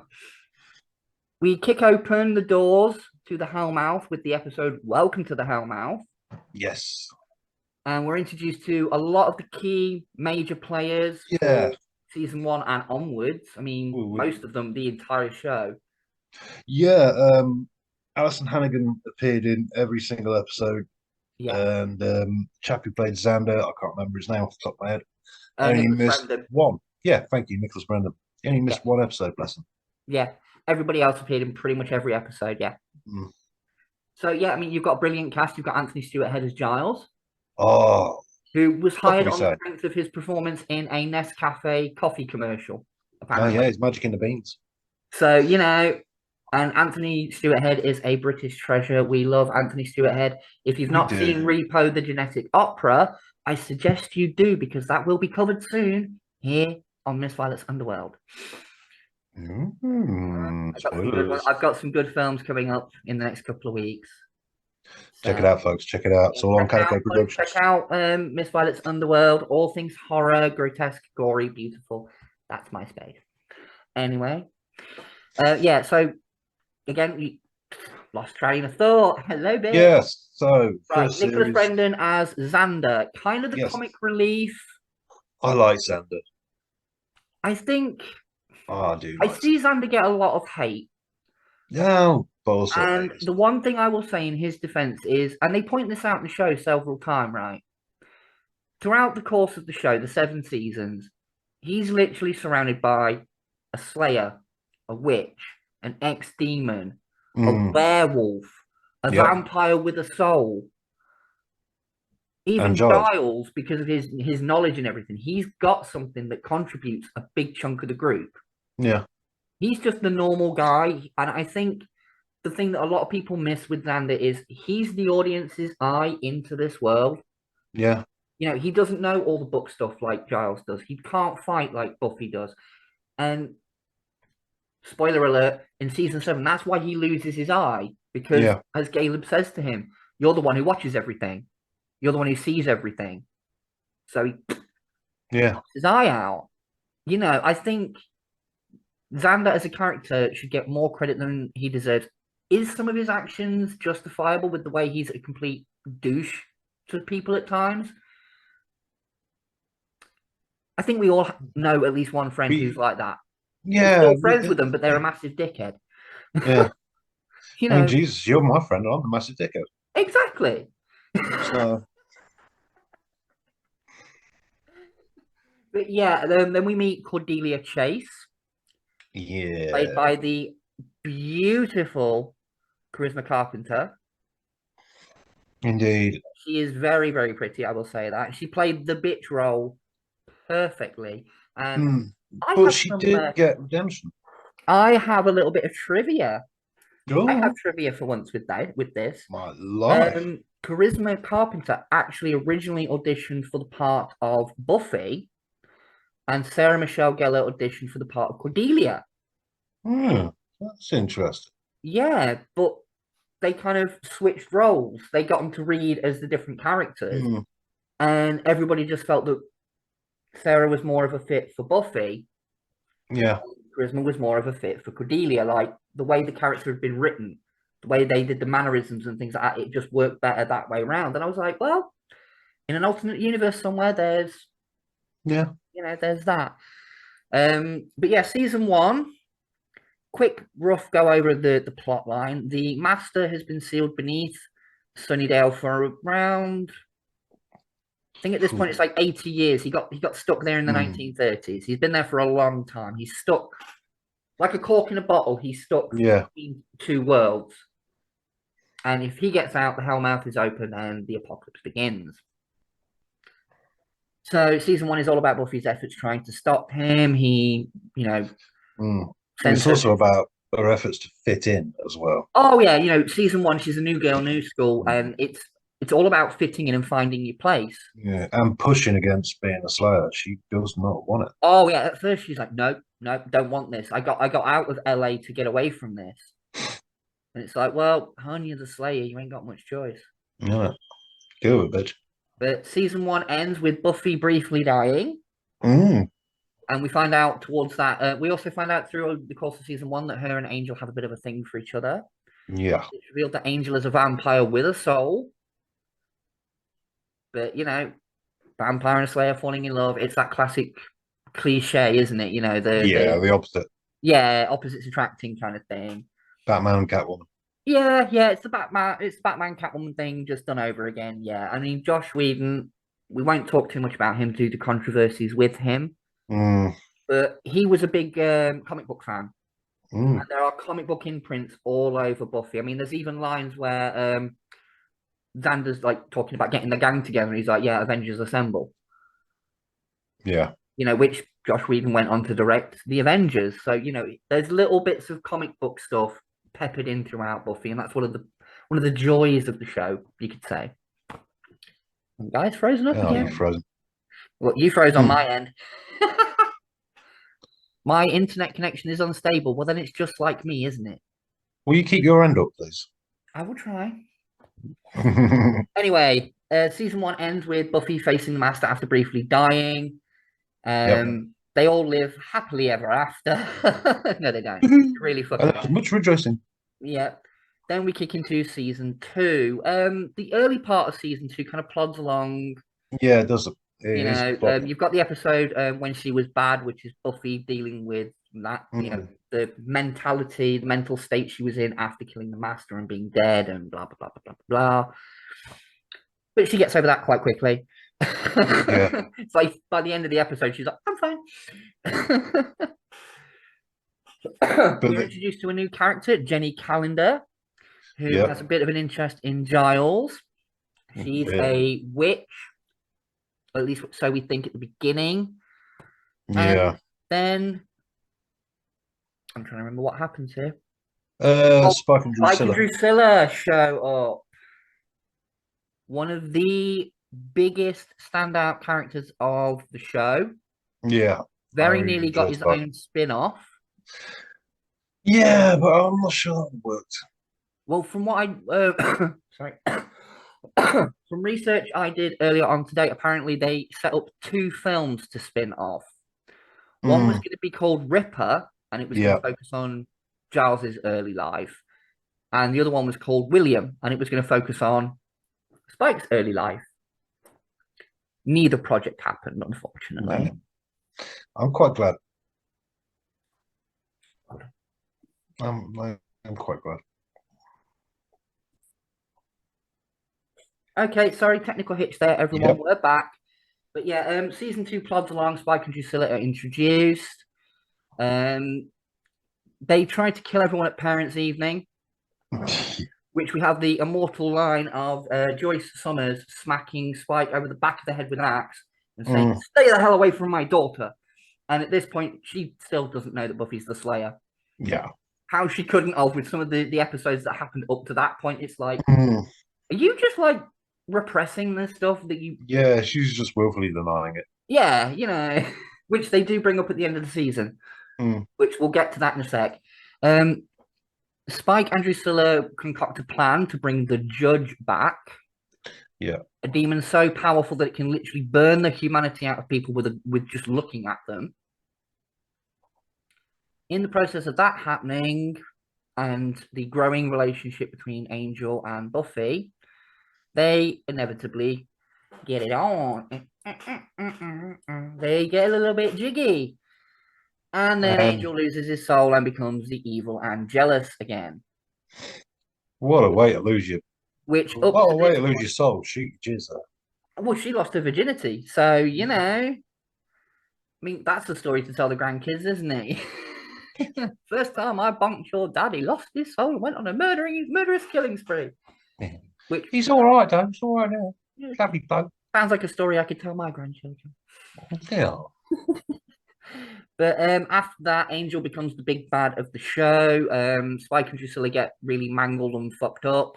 Yeah, I love the idea that you can fuck a vampire up so much he ends up in a wheelchair. Oh yeah, but then comes back walking later on.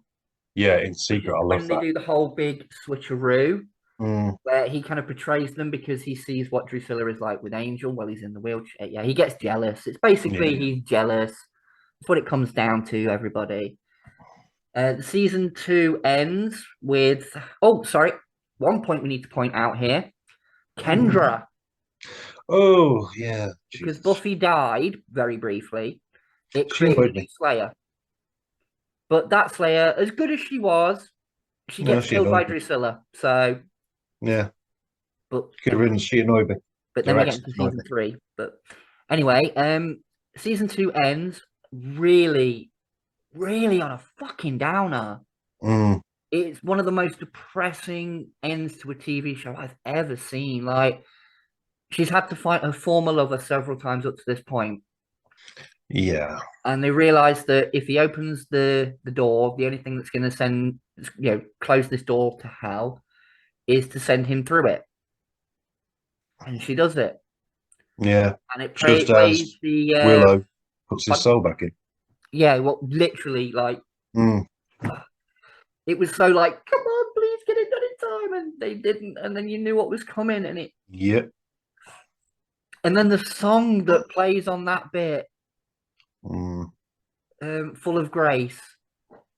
Yeah. Oh my God, with the scenes playing on in the background, you know, everybody's fucked up from the battle. Willow's in a wheelchair. Giles has got cuts and bruises in his fingers in these metal tube cast things. Everybody's fucked up. Buffy's watching it from the distance, that music playing, and it's just like, even a heartless monster like myself breaks down at that. Because he will say, this is one thing, we'll bring this up now and talk about this now quickly. The one thing I love about Buffy, like you were saying earlier about the humor, some of it just hits, right on the note. I think what Buffy really did very well was doing that with the emotional scenes as well. Yeah, those definitely. Heartbreaking. Oh God, yeah, there's some real heartstring pulls. Oh yeah, and the growing father-daughter relationship between Buffy and Giles, which comes to a head in the episode where he puts her through those trials. Yeah, and he refuses to do it. He turns his back on his duty because he cares about it too much. You know, it's heartbreaking stuff. But yeah, at the end of season 2, it really does. Even the little monster that runs across the screen. He usually goes, "Erg, arg," goes, Yeah. "Oh, I need a hug." Yeah. Right. Do you want to cover season 3 if you can remember the plot? Now, season three. Was that the Institute? That was Was the that season? mayor. Oh, the mayor. Of course. Yeah, the mayor, season 3. The mayor was brilliant. Oh yes. And I we loved him with his little homespun lessons. oh yeah, he was like so polite for a guy who worshipped, monstrous demons. He was so fucking polite and a germaphobe. Yeah. So, wants to be a demon, scared of germs. Yeah. Yeah, quite track, but hey, I like it. Yeah. My favorite thing about season 3 is we got introduced to my favorite Slayer. I'm sorry, Buffy, I know it's your show, but my favorite Faith. Faith. Oh, you gotta have faith. I wish I could. Mm. But yeah, season 3 again, very much like season 2. I've noticed there's a kind of a pattern with Buffy seasons. Is each season kind of starts off a little bit Yeah. slow, but then it ramps up and things happen. And there's some episodes that are standalone stories. There's some episodes that Yeah. advance the further plot. But the big plot line in this one is the mayor of Sunnydale has been the same mayor of Sunnydale for over 100 years. He founded the town to fulfill a quest to become a pure blood demon. Yes, he wants to ascend. Yes, his plan was called the Ascension. And Buffy, Angel, and Scooby Gang, which the group effectively becomes called the Scooby Gang. They refer to themselves as the Scooby because it's a reference to Scooby-Doo, gang of teens, solving mysteries. It works. Go with it. But yeah, that's the overarching storyline. There's some good points, some bad points. Angel comes back from hell. Yeah. Or from a hell dimension and realizes that him and Buffy can never work. He can never give her what she needs. They can never be together properly because they can't be physical or anything like that. Mm-hmm. And he fucks off and leaves town and starts his own show, which we will cover in a future episode of Yes, we will. Any memorable moments from season 3 for you? Yeah, all of the mayor stuff is just brilliant, especially when Faith goes bad. And, yeah.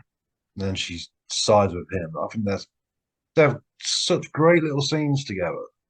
Yeah, the one thing I really love with the whole Faith going bad storyline is it's not a sudden out of nowhere heel turn. No, that's the thing. It's a slow burn. Yeah, it peppers things throughout the season of, from the very get-go, she's seen as that outside the group. Buffy doesn't like her. Buffy doesn't get on with her until they do start getting on. That's when Buffy's going a bit dark and a bit edgelord. But like I said, the one thing I really love with the Faith storyline is it's just little moments where, like, the episode I'm thinking of, the one where the fake watcher shows up, Gwendolyn Post. Yeah. Where they find out Angel's back. She goes to Faith's hotel, and Faith says, "Oh, where are all the others?" And she says, "Oh, what? Having one of their little secret meetings." And you can see by the look on Faith's face, he's like, "No, guess I wasn't invited." It's little moments like that that are slowly pushing her away.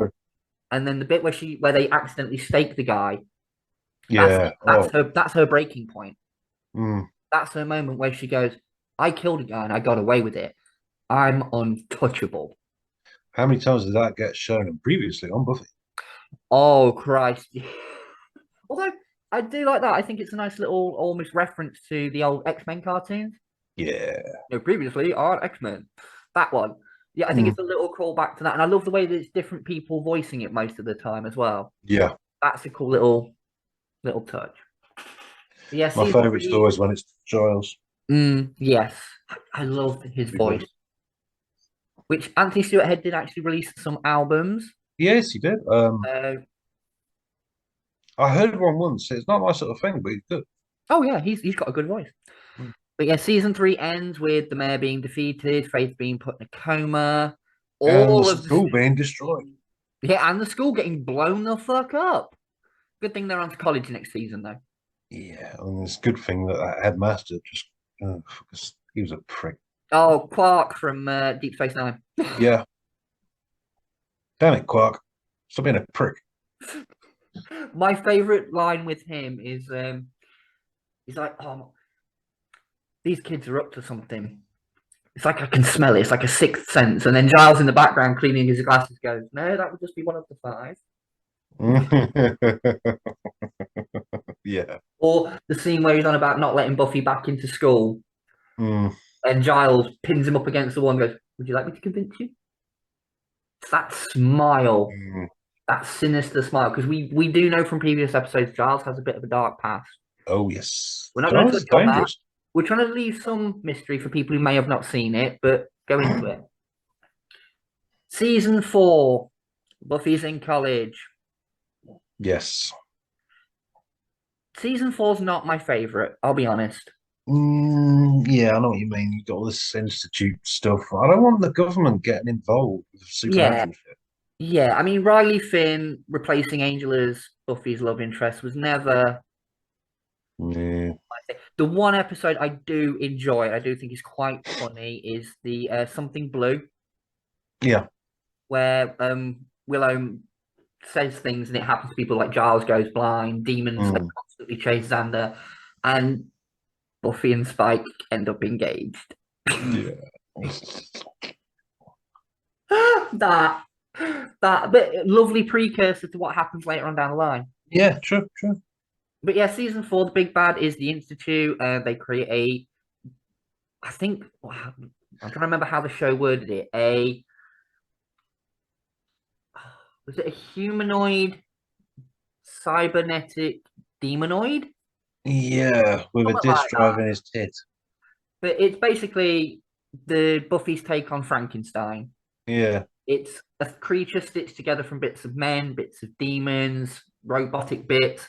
The bit that made me go, ugh, with that is the fight between him and Buffy, and he turns his arm into a fucking minigun, like Transformers style. I just went, no, that's pushing it.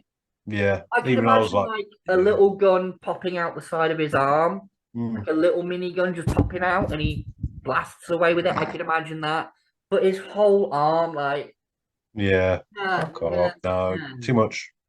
Too much. And the final episode of that series where they're all in the dreamscape world thing, I wasn't keen on that episode either. Like I said, season 4 is not my personal favorite. It's TFM. It's TFM. Too fucking much. Yeah, exactly. Thank you very much. So, quickly moving on to season 5. Better. Yes, we have the introduction of Glory. Not my favourite, but still better than the Institute. And the one character that was introduced that made the entire fandom go, how? Yeah.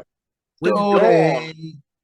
Yeah, the introduction of Dawn. It is revealed over the course of the season that she was magically created and sent to Buffy, and the monks played around with reality to make it like she's always been there, and us as the audience, much like Buffy, had to come to the terms with that Dawn has never been really a sister, but she is now. And it was a bit of a curveball to throw, but I think when you get to the 5th season of any show, you have to shake things up. You have to mess with the status quo to keep it fresh and keep it interesting. And I think it did its job, because literally at the end of the episode where Dawn first shows up, even I was like, okay, I've got to watch the next one to find out who the fuck this is, why we've never heard of them before. Like, it pulls people in, and I think it did its job. Yeah, I think the key thing got dropped quite quickly, though, didn't it? Yeah, but I think they wanted to try and drop it as, it's almost like, yeah, she's the key, but that's not the character. Yeah. They wanted to build more of, get you to like the character and understand the character of, like, she didn't have a choice in any of this. She didn't ask to be human. She didn't ask to have all these thoughts, feelings, memories. So, you know. But yeah, we find out that she's the key. Glory needs her blood to open a dimensional doorway to get back, because Glorificus is a god in exile, forced into a male human prison to die of old age, but found a way to sneak back out occasionally, which is where the whole Ben is Glory thing comes from. Yeah. I actually like Ben. I did like Ben. I thought he was a cool little character. Could have done with a little bit more screen time. I love the fact that when Glory's spending more and more time as Glory and not as Ben, shows up to work and it's like, you've been missing for 2 weeks. And he's like, I've been gone for 2 weeks. Like, you can see his life is slowly falling Yeah. apart and it's not his fault. Yeah. That's it. You do feel really sympathetic for him, especially towards the end, Mm, yeah. But we do have one of my favorite episodes because it's very near and dear to my heart is The Body. Mm, One of the subplots of season 5 is that Buffy's mom has a brain tumor. yeah. And she goes for an operation, has it taken care of, and everything seems fine. And then at the end of one episode, Buffy walks in Yeah. and she sees her mum laid on the sofa, eyes open. Gone. Yeah. And then it goes into the next episode, which is called The Body. And I love the episode because there's no background music.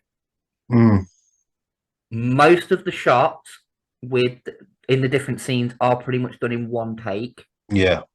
The stuff with Buffy's reaction and everything, you can see the camera is following her Mm, everywhere. It's all done in pretty much one shot. Some of the reactions from some of the characters really kind of really hit a message. The one with Anya that gets me is where she's asking all the questions and Willow snaps at her.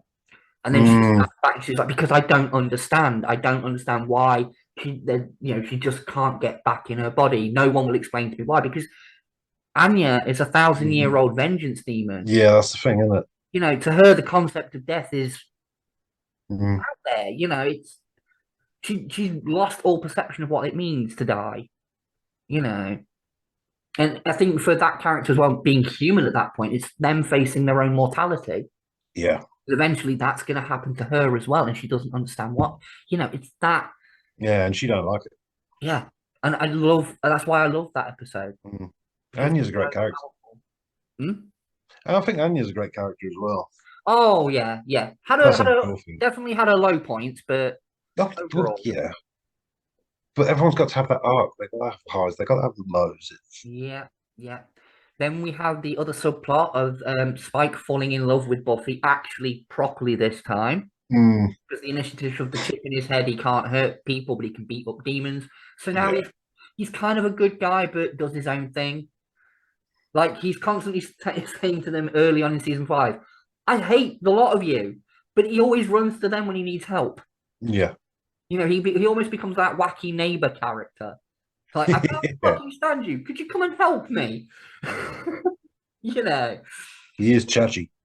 Oh yeah, but he falls in love with Buffy. She finds out and is repulsed. Yeah. But he does do a few things to prove that he actually genuinely means it towards the end of the series, like getting tortured by Glory and then not revealing the truth, which was a big turning point for the character because Spike previous to that would have sold anybody up the river. Oh yeah. His own ass. So you knew this character was changing, and again, one of my favorite character arcs is him throughout the whole thing. Yeah, the whole anti-hero. Yeah. Then fighting for his soul back, which we'll cover in a minute. We're trying to get through this as quick as possible. There's 7 fucking seasons to go through, and it's a lot. Yeah. So season 5 ends with the gate being opened. Yeah. Dawn getting saved, Glory getting killed, and to shut the portal, Buffy throws herself into it and sacrifices herself. Yeah. Which originally was where it was supposed to end, but it got picked up for another 2 seasons. But the scene that we talk about heartbreaking scenes in Buffy. This one was a hard one. I watched it when it first aired, and even now it still makes me cry. It really does. It wasn't so much what was happening, it was Buffy's words. Yeah. The hardest thing to do in this world is to live in it. Be brave, live. And the scene that chokes me up with it is you see all of them sort of crowding around her body where she's led down on the bricks. And you can see some of them look shocked. Willow's starting to cry. But then you see in the background, Spike, who's literally just been thrown off of a tower, collapses on the floor. Yeah. And he's crying that hard that he actually covers up his face with his hands like that. And my first thought when I watched it, I was trying not to cry, and then I've seen him burst, and I was like, "Well, if he's going to cry, No. I'm gonna fucking cry."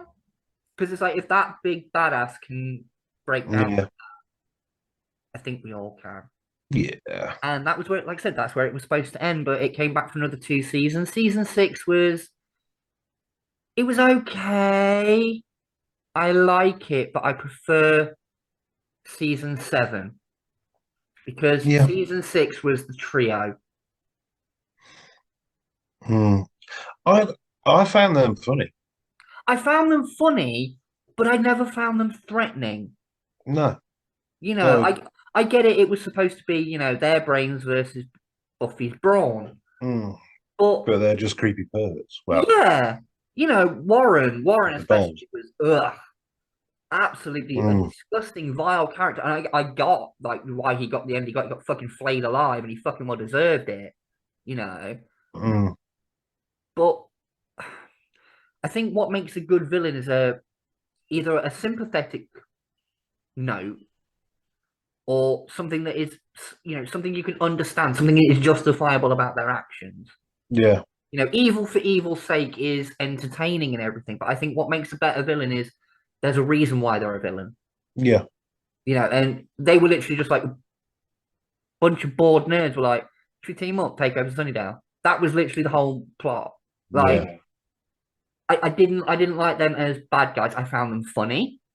Mm, Especially when let's make the van inconspicuous, paints a fucking Death Star on the side of it. And then they yeah. found out later with the horn.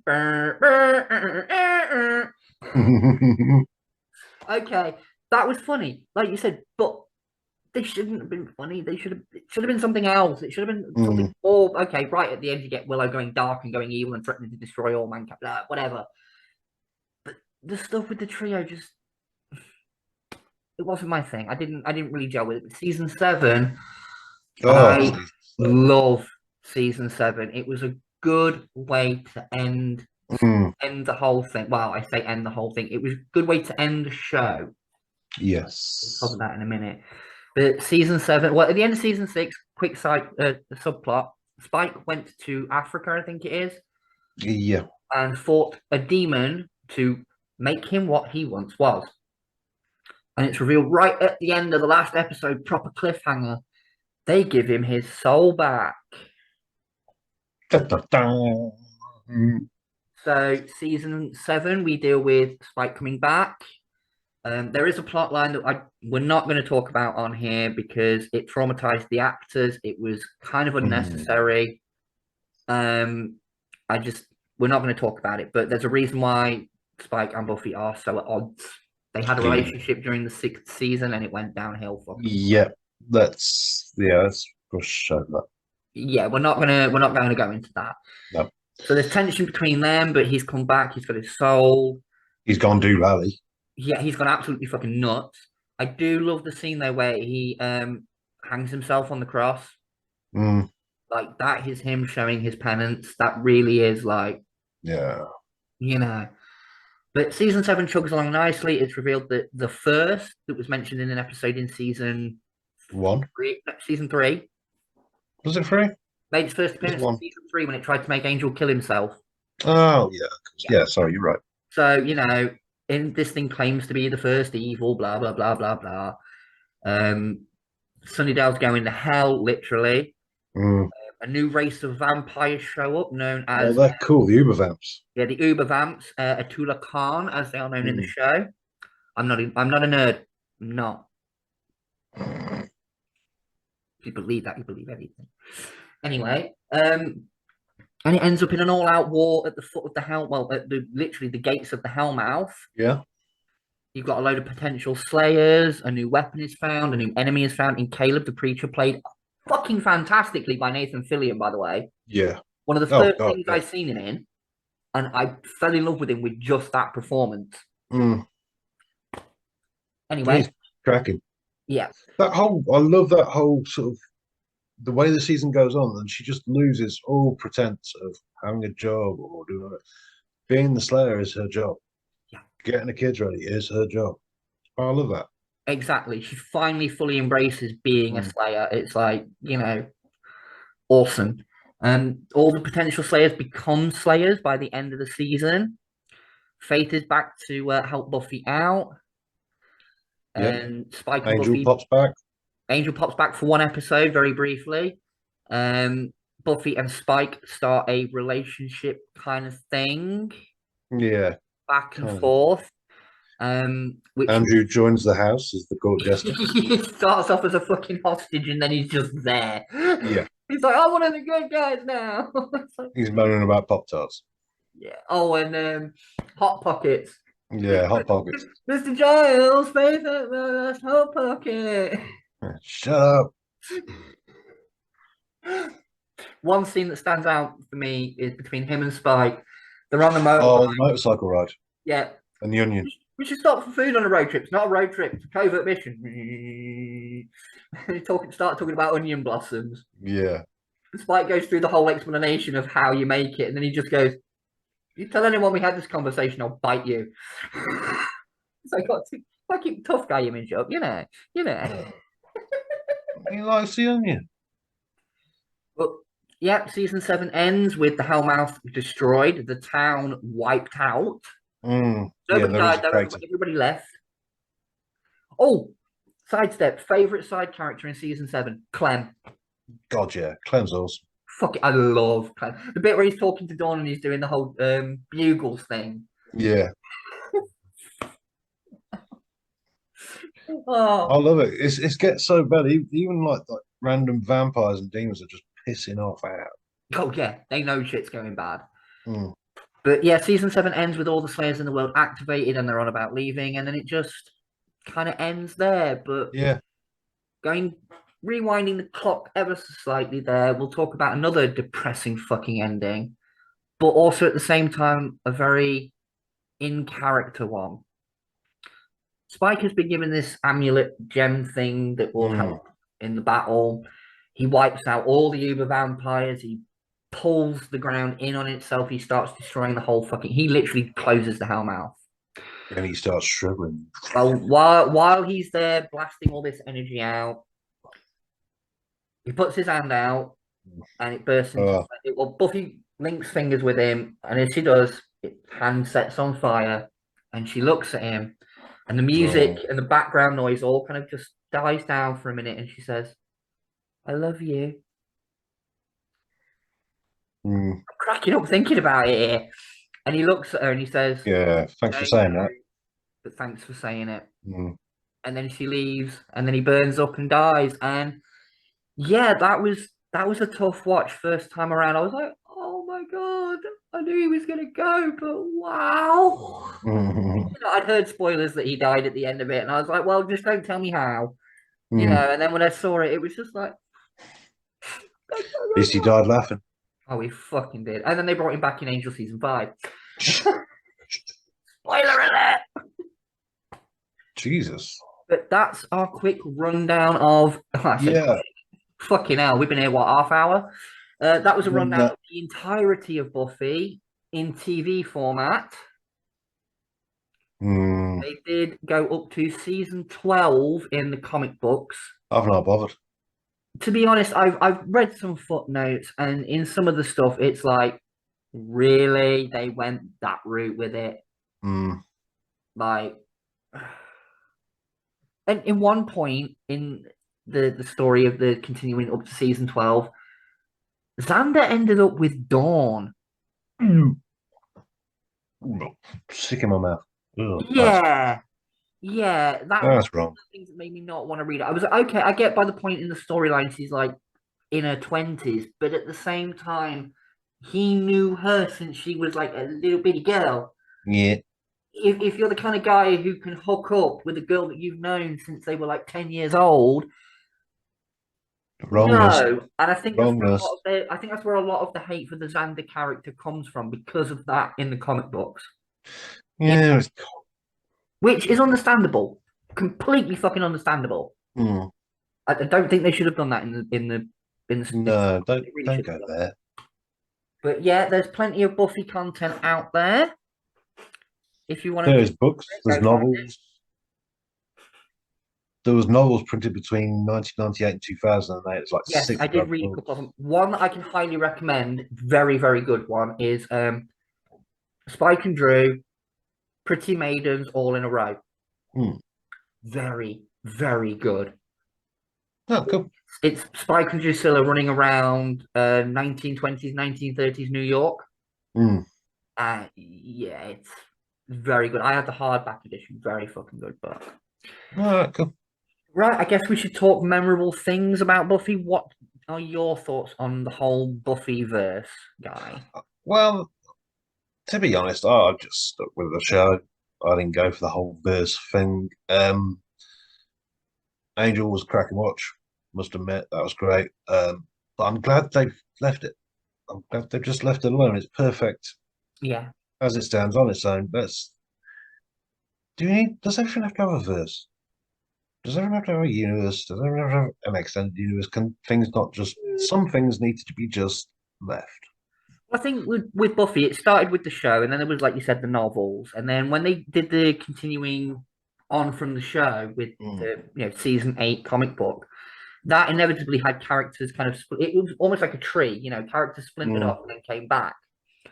And at one point, you had there was a Faith comic, there was a Spike comic, an Angel comic.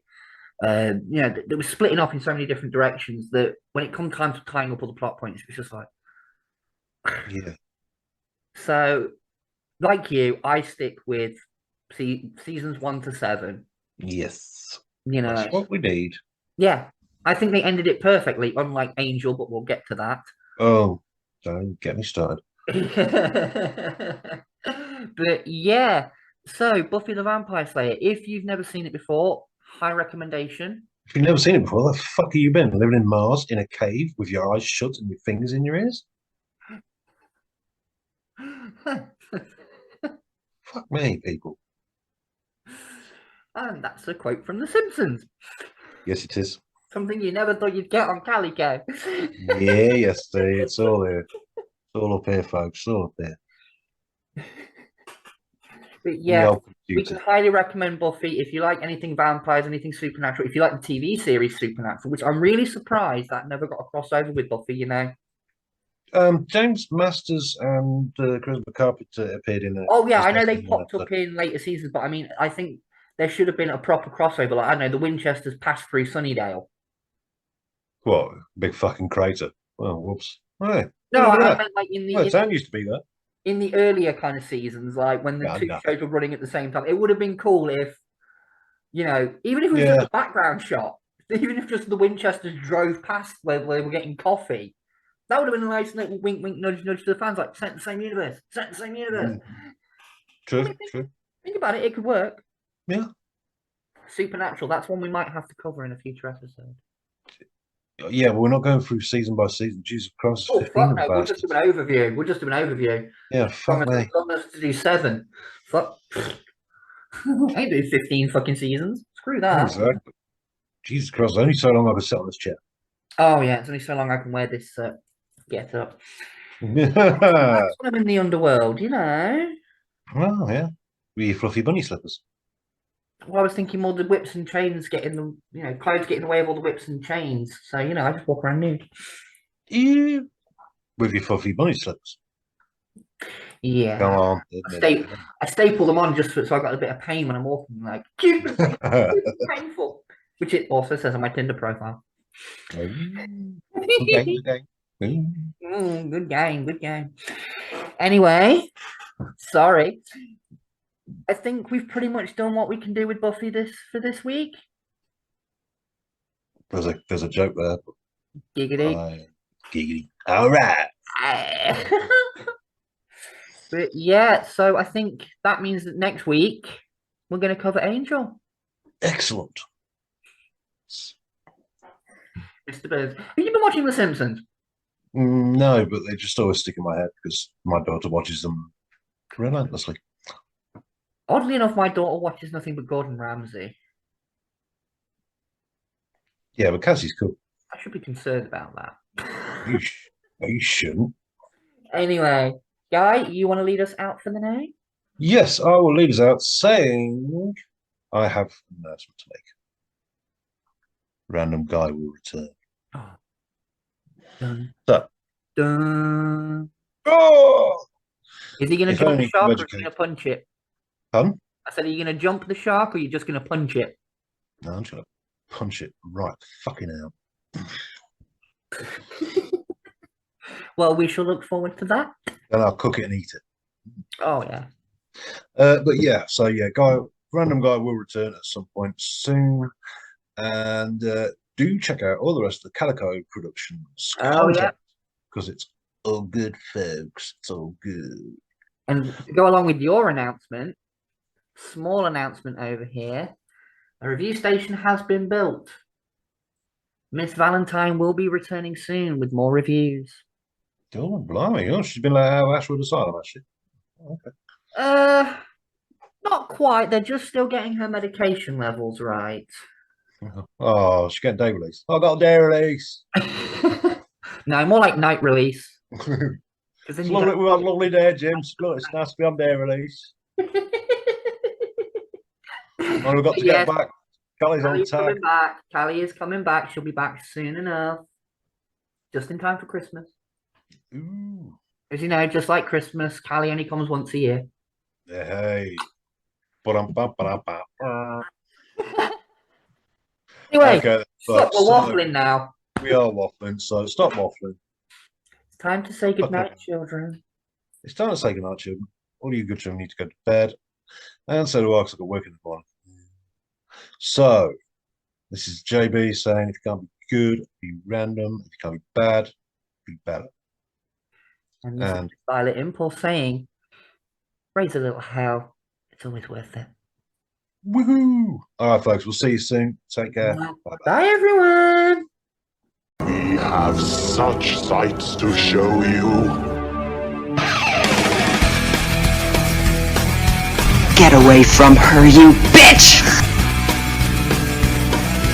What a plonker. That's it, man. Game over, man. Game over. Hello, everyone, and welcome to Calico Productions. Miss Violet here, joined by Guy JB. Hey. At the time of recording this, we have recently found out the very, very sad news that Jason David Frank, the JDF, as you all know, as the Green Ranger from Power Rangers, is sadly no longer with us. So we would like to just take a few moments to have a respectful silence for him, and then we will share some of our favorite memories of him and his time as a Power Ranger.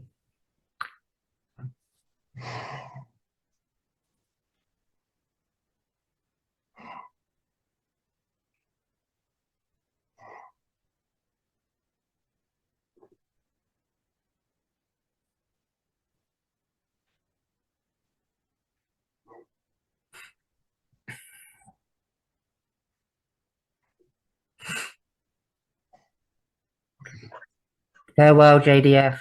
We love you. JDF.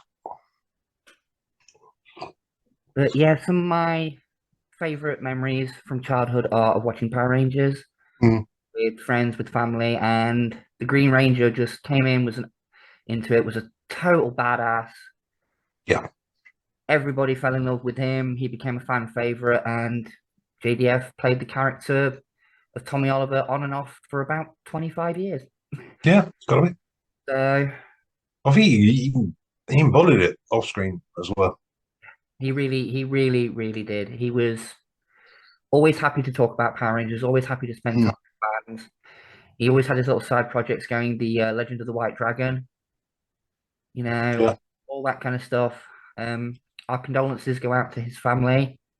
Definitely. We ask the fan base to be respectful at this time. They're dealing with the shock just as we are as fans. So please be respectful to the family, and any news that you hear, unless it comes from a credible source, don't believe what you hear online. It goes without saying, don't believe everything you see on Facebook. Yeah. Definitely. Well, that's going to be it from us for this little video. We just wanted to pay our respects to a amazing human being someone who always put in 110%, and someone who will be very, very dearly missed. Yeah, definitely. Thank you, JDF. Jason David Frank, may you rest forever in peace And power. and in power. Bye. We have such sights to show you. Get away from her, you bitch! What a plonker. That's it, man. Game over, man. Game over. Good evening, everybody, and welcome back to another fun-filled episode of Hun, Your Geek is Showing. I am your wonderful host, the demon bitch queen of the underworld, Miss Violet Impulse, and I am joined, as always, by some random guy, JB. Evening. So how you doing today, Han? Yeah, I'm all right. I'm feeling like about, 5-gallon barrel of shit and a 2-gallon barrel. But, apart from that, So pretty much normal for you then. yeah, pretty much. But yes, thank you for joining us on today's episode. Following on from last week, where we talked all about Buffy, we're now going to talk about the vampire with a soul, Angel. Oh yes. We love him. David Arguably, Boreanaz. this could be the split point. As Cool. much as I enjoyed Angel, I preferred Buffy. Oh, okay. I mean, it was a good show, but every time I watched it, I was like, "That's not as good as Buffy." Every episode, I just found myself going, "Yeah, it was good. It's not as good as Buffy." I don't know. I enjoyed Angel. So Well, I do I like enjoy it as much as Buffy? I don't know. see the big sticking point for me for Angel was, and a lot of people that I spoke to about this is the Jasmine storyline. Yeah. Yeah, Cordelia Cordelia going evil. I mean, Mm, and then boning Angel's son, who she helped raise for a while. Like, yeah, that's got a little bit icky. Got a little bit icky there. That coming from me, because yeah, that's a fair point. really, it's a little bit icky. Mm, But getting ahead of ourselves there. Yeah, the premise yeah. of Angel first premiered on. Let me just check my Google later. Okay, go. It first aired on October 5th, 1999, and had its final episode on May 19th, 2004, consisting of 5 seasons and 110 episodes. Hurrah. That's still pretty. It's pretty good going for a spin-off. Oh I yeah, think that's a good old show. I think the only other more successful spin-off is Frasier from Cheers. Yeah. Not many people realize that Frasier is actually a spin-off from Cheers. Oh, tangent alert. Tangent. Frasier's coming back. Is it? Yes, it's coming back, but there's always a but, isn't there? Oh god, no. He's moving to a different town, Oh, so we may not have Niles, which will not be good. I love Niles. oh yeah. I love him. He's so just down on himself all the time. His wife, Maris, you never see her. Wrong podcast. We're talking about Angel. Yes, sorry, but You distract tangents. with your tangent. Can't help it. But anyway, the premise of Angel is at the end of Buffy season 3, where Angel decides, because we can't be together, I'm fucking off out of town, which I wish my exes would do. But, Yeah, everyone can say that. well, he goes to LA and he's doing his thing, fighting vampires, trying to do his bit to fight the good fight. But he's pretty much directionless. He's cut himself off from everybody. He's isolating himself. Yeah. And then in walks Doyle, played by the late Glenn Quinn. Yep. And he has visions from the powers that be because he's half demon. Or the PTB, as Cordelia calls them, because Cordelia pops up in this one, everyone. Yeah, Cordelia. Yeah, good old Charisma Carpenter. She's in this as well. After leaving Buffy, she joined Angel. And throughout the course of season 1, Angel's doing his thing. He's fighting all the big bads. He finds out throughout the course of the season that these big bads are kind of protected to a certain extent by a evil law firm. So, a law firm. They're not evil. Every law firm is Wolfram and Hart. I'm sorry, but it is. Yeah, pretty much. Angel goes up against them. The end of season 1, they bring back his sire, Darla, as a human because they have big plans for Angel. Oh, subplot at the end of season 1, they find a scroll called the Scrolls of Pythia. No, that's Battlestar Galactica. Yeah. I can't remember. But yeah, there's some scroll that says that one day the vampire with a soul will become human. It's the Shanshu prophecies. Or Shang-Chi. Yep. Or Shang-Tsung. Shang Tsung from fucking Mortal Kombat pops up. Yeah. Soul is mine. That would be an epic crossover. That would be an epic crossover. Fucking whatever. That's a great idea for a game. Yeah.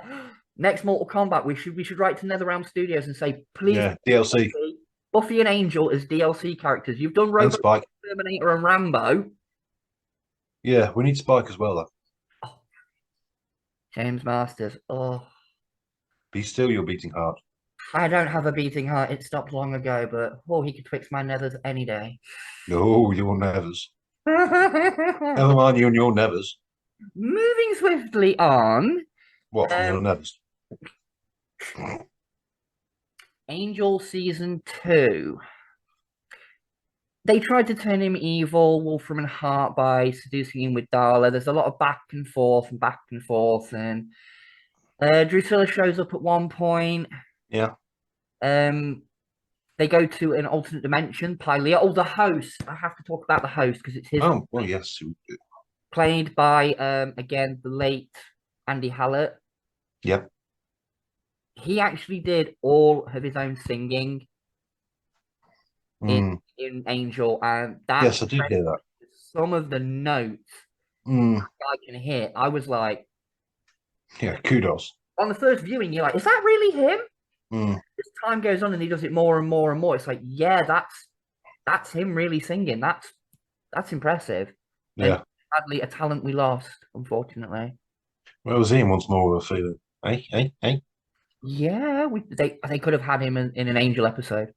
An Angel singing episode. That would have been brilliant. Lorne leading the charge. It's a monster that only he could have defeated. Yeah. You know, prove his worth within the team. There's at least one demon out there that even Lorne can kill. Yeah. But yeah, they go to the Pylean dimension where they come across Winifred Fred Burkle, played by Amy Acker. Oh, Fred.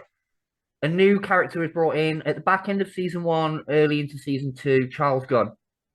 Played by J. August Richards. I love that name. Yeah. August is a cool name. Little bit of trivia. He went on to appear in Agents of S.H.I.E.L.D. Yes, he did. He was in the first couple of seasons. He started off as a superpowered person, and then he got turned into Deathlock. Yeah. Robot dude. Which, when they brought Deathlock into it, I was like, I had an action figure of that one. But I was a little kid. There's another show that fizzled out. Yeah, it did go. And that kind of wraps up season 2, really. Yeah. First couple of seasons are very much villain of the week. Yeah. There's an monster of the week, should I say? Sorry. Yeah, and there's an overarching kind of story that connects each episode with like the background subplot. But yeah, they just kind of take over. And again, this is what I was saying, that I actually prefer Buffy to Angel, because in Buffy there was a nice flow through in each episode. You know, in season 1 there was like villain of the week, But the Master was always, he appeared in every episode, always laying his little plans. Yeah. You always knew what the bad guys were doing. It was very set up just so you could follow it nice and easy. Whereas Angel, like you said, it was very villain of the week, and there'd be like one scene with like a lawyer popping up going, "Oh, what are we going to plan for Angel this week?" You know what I mean? It was very formulaic. Season 3 changed things up a bit. Yes, now we're getting there. Where Angel, after his one night with Darla and didn't lose his soul, I guess he just wasn't as good as he remembered. Yeah. Oh, she just wasn't Buffy. Oh. Yep. Skinny blonde does not a Buffy make. No. Fucking look at me quoting Shakespeare. Anyway, it turns out that the impossible has happened and they have a child called Connor. Yes. And then, well, we all know where that goes. But yeah, we're going to kind of gloss over sort of seasons 3 and 4 because I didn't like them. It's very much tropes that have been done before, isn't it? The son, you know, being estranged from the father and then hating the father, trying to kill the father. It's happened in a lot of things. Yeah, it was very, very cliched. I didn't like the whole this demonic entity's come to Earth. It's going to give birth to itself through Cordelia, and it brings about complete and total world peace, but it eats people. Yeah. How much acid was done in the writing room that day? Well, you know, it was a turbulent time. It must have been. And then we get into season 5, which is personally for me one of the better seasons. Yeah, they really kind of went all in with it. Probably because they knew. Because Wolf from Heart. They were like, yeah, you're in charge. Wolf from Heart just decided. No. They hand them the kingdom. Yeah, love it. And we'll talk about Spike coming into season 5 after his glorious, dramatic, brilliant death at the end of Buffy season 7. He's back. Yeah, way to ruin that one. Annoying the shit out of Angel constantly. But I think one episode we do need to talk about because for me, it's one of the better episodes just for how comedic they really did go with it. Smile Time. Yeah. Angel as a puppet. The excitability and the irritability of a puppet. And I love that bit where Spike walks in to his office and he's sat in his chair and he goes, "You get out. You, I mean it. You're a wee little puppet man." And then you've got that insane little fight scene between the two of them. Like he throws Angel across the room and he just like the camera's already set up and he just sees his little pair of shoes go just land perfectly, little tiny boots. It's just like what? Yes, that's really cool. Love that. And then we will have to mention as well that cliffhanger. Yes.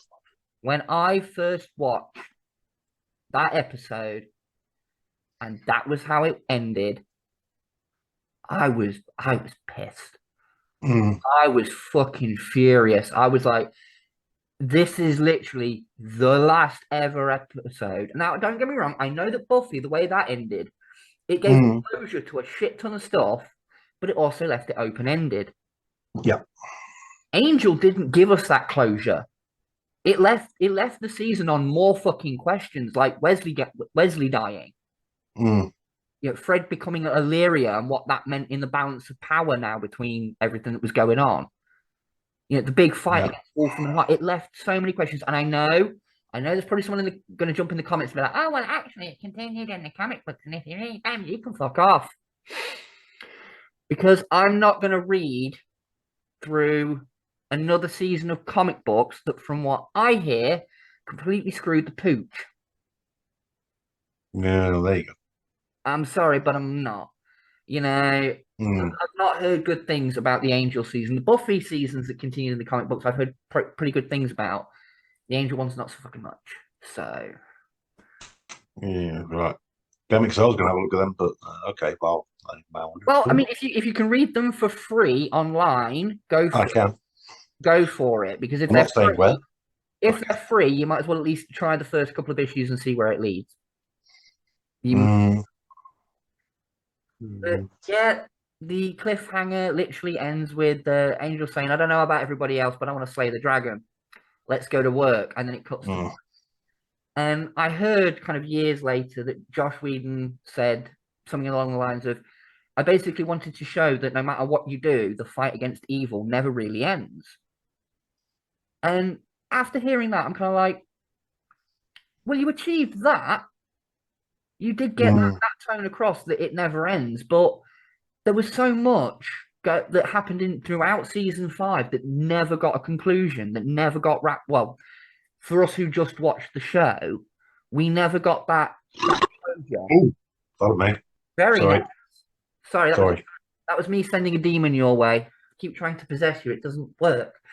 No, I'll keep eating them. Yeah. Well, I do send pizza demons, so chow down. Told you I was a fat bastard.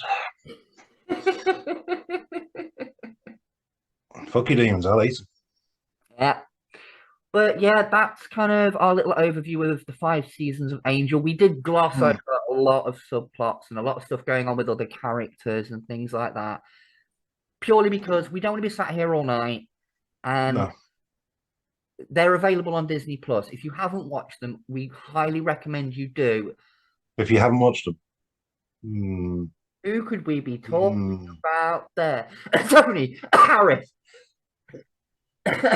Sorry, I have a bad cough. It's the slit throat that does it. You see? Yeah. I don't have a dry mouth. I have an open wound.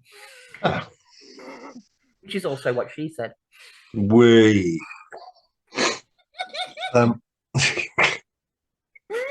that? I don't know. It just came out of nowhere. It's so high pitched. So high pitched that my cat just freaked out. Okay. Even Hendrix went, what? Yeah, what? He's in the kitchen. I'm sorry, I got a little bit too excited on that one. Right. Oh, I popped the chain. Hold on. She's popped a chain. Yeah. My titty were hanging. Sid, stop it. We're losing focus. Carry on. Anyway, for me, there is a couple of standout episodes in Angel. Smile Time definitely being one of them. Yeah. The big 2-part crossover they did in season 1 with Faith. Yeah, that was cool. I love that, especially the way that Angel wouldn't fight Faith and she broke down to him at the end of it. Yeah, that's powerful stuff. She was on a path of self-destruction. She wanted to die, but she didn't want to kill herself, so she wanted to go out fighting, and she figured Angel would be the best chance for that. And the bond between them two, by the end of that, like she breaks out of prison for him in season 4. Yeah. Which, again, another brilliant episode with Faith. Yeah, good old Elijah Dushku. You can't fault it. Oh, yeah. Do you know, actually, I did hear rumors many, many moons ago that they were going to do a Faith. A Faith spin-off. It was going to be her on a motorbike, traveling around, trying to find her place in the world. And I heard it described as Kung Fu. Kung Fu on a motorbike. And I'm like, you know what? God, sorry, pardon me again. Sorry, folks. We have no manners around here. It's the underworld. I put up with grunts and growls all the time. And that's just me sleeping. That's true. But do you have any standout episodes, Guy, that you think were like, yeah, that's anytime that Angels sang karaoke, because that was just from your shit. Oh, Mandy, you came and you gave without taking. Yeah, the timing on that is brilliant. Plus the fact the first couple of Wolf from the Heart episodes where they've taken over were just funny as shit. They just go, he's got this and he's got this. Oh.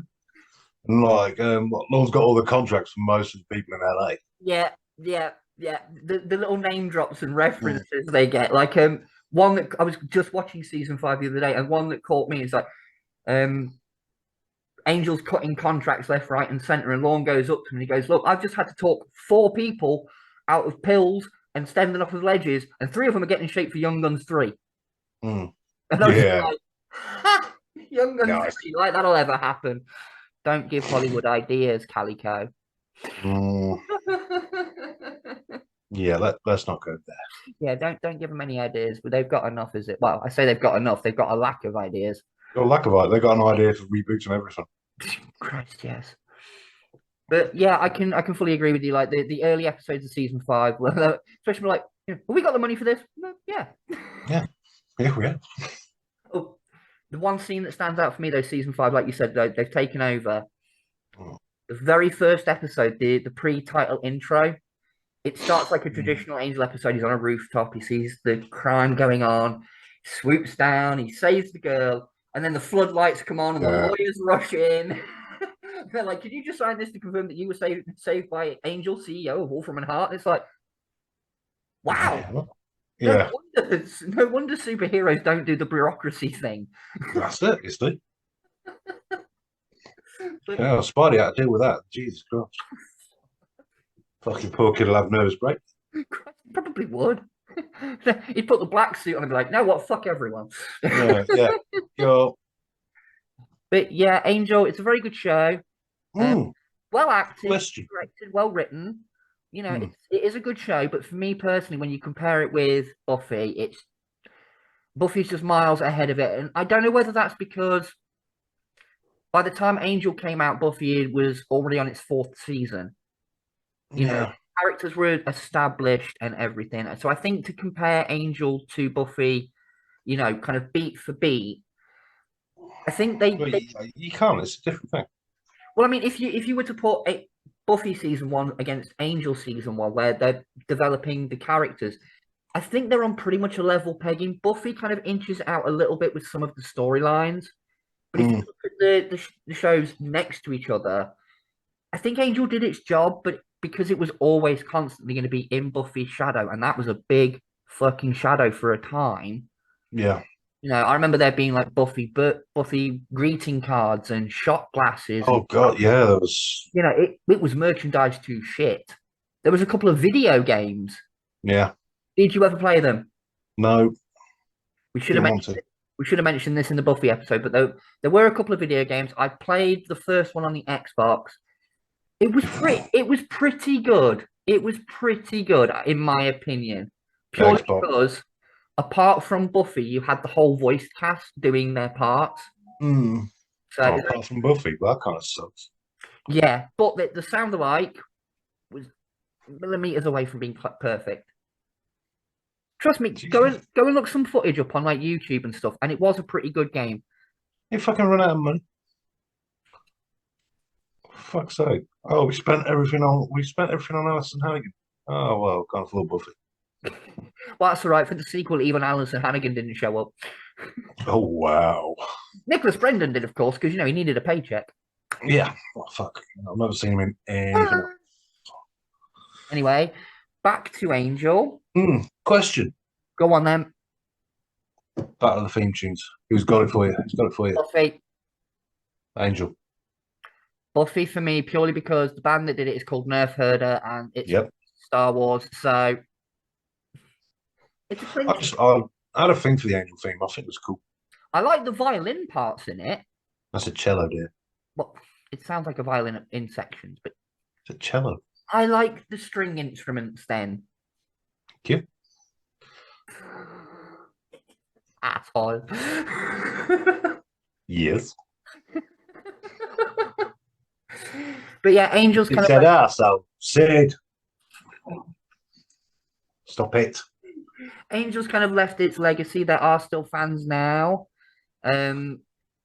People keep talking about a revival, and let's not. Unless they go down the route that after the end of season 5, Angel became human, how are you going to explain why he looks 20 years older? Yeah, you can't. I mean, this is why I thought it was tangent Highlander, when they did the TV series and Christopher Lambert kept popping up, Mm. and it's like, Wait, did you mean kept popping up? He was in episode 1. yeah, but then he popped up throughout. No, he didn't. They did the TV movie. And Oh, hold on. Hold on. I'll try to go to my adjudicator. go to your fact checker. Is she? You sure? Fuck off. Fuck off, Violet. Without a doubt, the Queen. Although Highlander's something we need to go back to. Well, we'll get to a Highlander on an episode, we promise. But yeah, how do you explain that Conor McLeod looks older in each appearance? He's meant to be immortal. They do age, just, you know. They're immortal. They don't age. 500 years, he doesn't look a day older. Well, I preferred Adrian Paul anyway, but there you go. Controversial. But yeah, I think we're going to wrap things up right about here. We've talked about Angel as much as we can, really, without giving like massive spoilers for everything. Yeah. Plus the fact, I mean, as much as I did like it, Buffy's got it once, so Buffy gets a longer shot. Yeah, exactly. Buffy went 7 seasons, Angel only managed 5. But Well, if Joss Whedon had maybe shut his trap, they'd have got 6. yeah, well, to be fair, right, he was told at the end of season 4 that they were getting they'd get at least 2 more seasons. They'd get a 5th and a 6th season. They signed a contract for the 2 seasons, and then halfway through season 5, which is why a big plot point gets dropped. Mm. So the Cyber Ninjas, Mm. that plot line kind of went no. Yeah. Because they found out literally halfway through, someone from Fox just turned around and went, "Yeah, you cancelled. Finish up this season. You're done." Oh, sorry again. Now, whether or not that was because of the way Josh Whedon behaved outside of the show, Wouldn't surprise me. not a fucking clue. But more than likely, yeah, because that was why Charisma Carpenter left. Mm. But Who wants to deal with that? we don't do controversies on here. We just talk about the shows. We don't. Well, we do some controversies, but Yeah, they get edited out. Less fuel on the Josh Whedon fire. That man's burned himself up way too much. True. But anyway, we're going to wrap things up here. Like I said, we've talked at length. We didn't want to spoil everything. We tried not to do that in the Buffy episode. We tried to leave some things for the people to watch if you've never seen it. And if you haven't, why? Why, Tony? Why haven't you watched it? Wow. Sorry. I'll be sending aloe vera Tony's way. I am sorry. I don't know where that came from. My inner voice was just like, bitch, say it. Yeah, what does my inner voice sound like? Sid fucking James, thank you. I was going to say, what, Sid Vicious? Yeah, him too. But anyway, I have been the Demon Queen, Miss Violet Impulse, joined every week by Guy JB. Yeah. We'll be back next week, and we're not sure what we're covering. That's back on the booze. So it's going to be a surprise for everyone. Mwah. Good night, all you beautiful tortured souls. We'll catch you next time. Bye. Take it easy. We have such sights to show you. Get away from her, you bitch! What a plonker. That's it, man. Game over, man. Game over. We have such sights to show you. Get away from her, you bitch! What a plonker. That's it, man. Game over, man. Game over. Good evening, everybody. Welcome. We are live from an undisclosed karate dojo somewhere in the UK, but we're not telling you where. It is time, once again, the Hanya Geek is showing. With me, as always, is Miss Violet. Yes, Miss Violet Impulse back in the underworld for another socky chopping episode of Honey Geeky Show. Oh, what the? Which is Bruce Lee's Sorry, that's a favorite bit drink. more Bruce Lee, isn't it? Sorry. Yeah, but that's his favorite drink. What the? Fucking hell, I'm a bit racist. Jesus. It's how he shouts in the films. I recently watched Enter the Dragon. Uh-huh. Well, someone got to enter your dragon. Eventually. Anyway, maybe Tony. Oh dear. Anyway, ladies and gentlemen, tonight we are going to talk about Cobra Kai. Because that's Wakanda forever, isn't it? yeah, that's what. Yeah, what is Cobra Kai's stance like? Yeah, that's Power Rangers. Oh, I don't know. Cobra Kai. Yeah, Cobra Kai. So we have to talk about this at some point because, quite frankly, it's bloody brilliant. And if you've not watched it, then you are a fool. Yes, a fool. Very, very heavy with the nostalgia for the original Karate Kid films. I will say that. Like, having watched up to the end of season 5, I'm nearly at the end now. I will definitely say that if you have very fond memories of the original 3 films, there was a 4th, but we don't like to talk about the 4th. And that remake with Jackie Chan. Sorry, I'm so I'm so mature. But anyway, yes, if you're very nostalgic for the original trilogy, then this is definitely a show for you. Like, little tangent alert, and this is kind of, we'll talk about this more later on.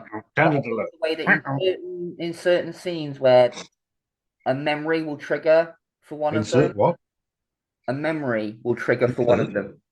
Sorry, I've not sorted out my microphone. There we go. Yeah, better. Right. Okay. Now? Yes. Good. There we go. When a memory gets triggered for one of the characters, it kind of flashes back to a scene from the film. Yeah. I love the way it does that because that's kind of what you do when you remember things from way back then. It like flashes in your head like a movie scene. So yeah, it's very sort of Family Guy cutaway gag, which is great. Yeah. I love those. We love Family Guy, so that's an idea. Maybe. But anyway, so Cobra Kai, obviously starring Ralph Macchio, retaining his role as Daniel LaRusso, William Zabka playing Johnny Lawrence, and let's see, we've got Courtney Hengler, Zolo Mariduena. I'm probably going to really butcher some of these names, yeah. Tony Buchanan, Mary Mouser, Jacob Bertrand. I could go on and on with the cast, but I won't. We do have some people coming back as well, like Martin Cove playing Kreese. Yeah. Was it Thomas Ian Griffiths as Terry Silver? So we got old school bad guys, which again is awesome. It's debuted on YouTube Red. Anyone remember that YouTube Red? Yeah, that streaming service that lasted about a fortnight. Yeah. Oh, actually, they had the first 2 series on there. It's not bad. Yeah, the problem was that people went, oh, okay, I'll do a free trial. Then binged them. Yeah. And fucked it off. Oh dear. That does happen with the newer streaming services. People will see the thing they like, do the week trial, like you said. Like Paramount Plus apparently is a big one for that at the moment. People are just I get that for free. What? People who do pay for it what? are jumping. I get it for free through Sky. Are jumping into it, just binge watching the thing that they wanted to watch on there, and then canceling it off. Which that does happen, but maybe there's something else. Like I started with Netflix. I was only interested in the Marvel shows. Tangent alert, people. I was only interested in the Marvel shows, but then I started seeing that they had like some really cool older films on there, like stuff you wouldn't necessarily find on DVD anywhere. And that kind of drew me in, and I've stuck with it now for 3 years. Cobra Kai is on Netflix currently, so yes. for the third season, they moved to Netflix, Yeah. which then showed the first two seasons again Yeah. before showing the third season. And apparently, they were the most streamed shows on Netflix in its history. Wow. So, yeah, doing okay. Yeah. Yeah, I mean, those are some pretty good numbers it's pulled in. Oh God, As we there's said, with the nostalgia pull that the show has. yeah, the streams are actually literally in the billions, and it's like, Yeah. fuck, oh man.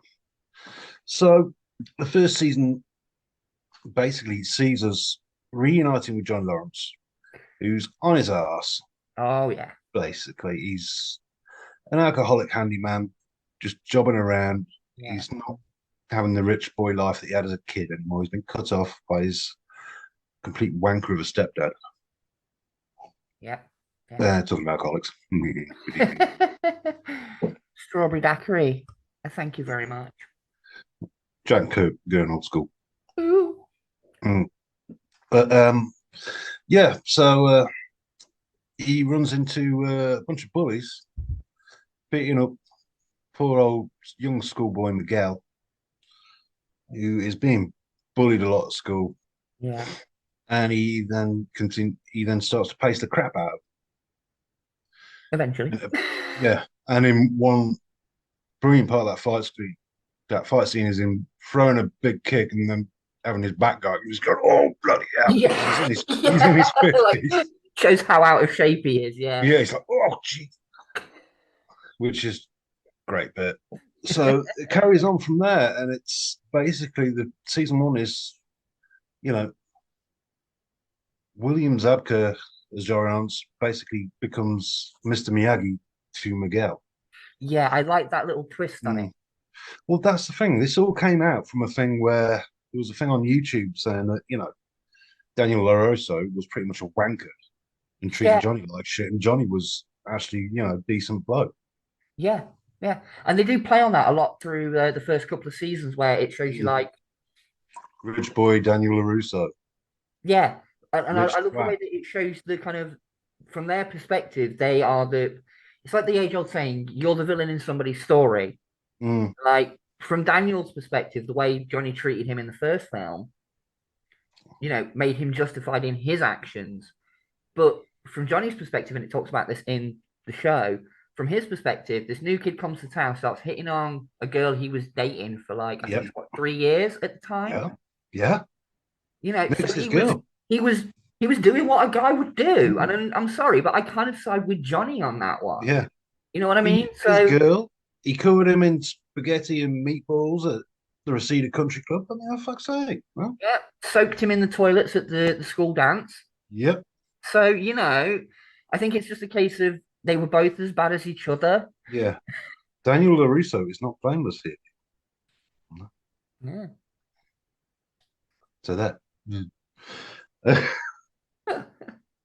Sorry, can't help it. I'm in one of those moods tonight. So It's okay. Don't like it. In one of those moods. I mean, look at me. I didn't want to say anything. So. No, all right. I'm sorry. All right. Don't get the barbed wire out. Okay, Sorry. continue. Season 2. Don't hurt me. Not what you were saying last night. Hey, shh.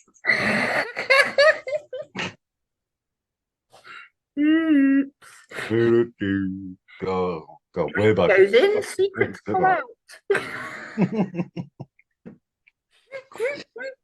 I'll tell you what goes in. Fucking custard. What goes in? I don't know why I said custard there, but there you go. So yeah, basically Miguel does his learning. Yeah. Tastes all the bullies in another, got to be said, excellently choreographed. Oh yeah. Choreographed. I'll put my teeth in. Yeah. And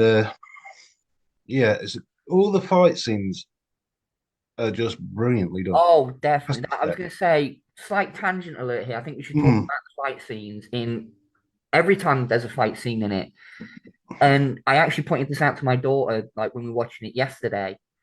We're saying that this is what old school kung fu films used to be like, not to put like a racial stereotype on it, but kung fu films, things from like the 70s, 80s, and even into the early 90s, where it was, three people hand on hand actually going at it. There's none of this green screen CGI bullshit or, moving actors closer together so it looks like the impacts are real.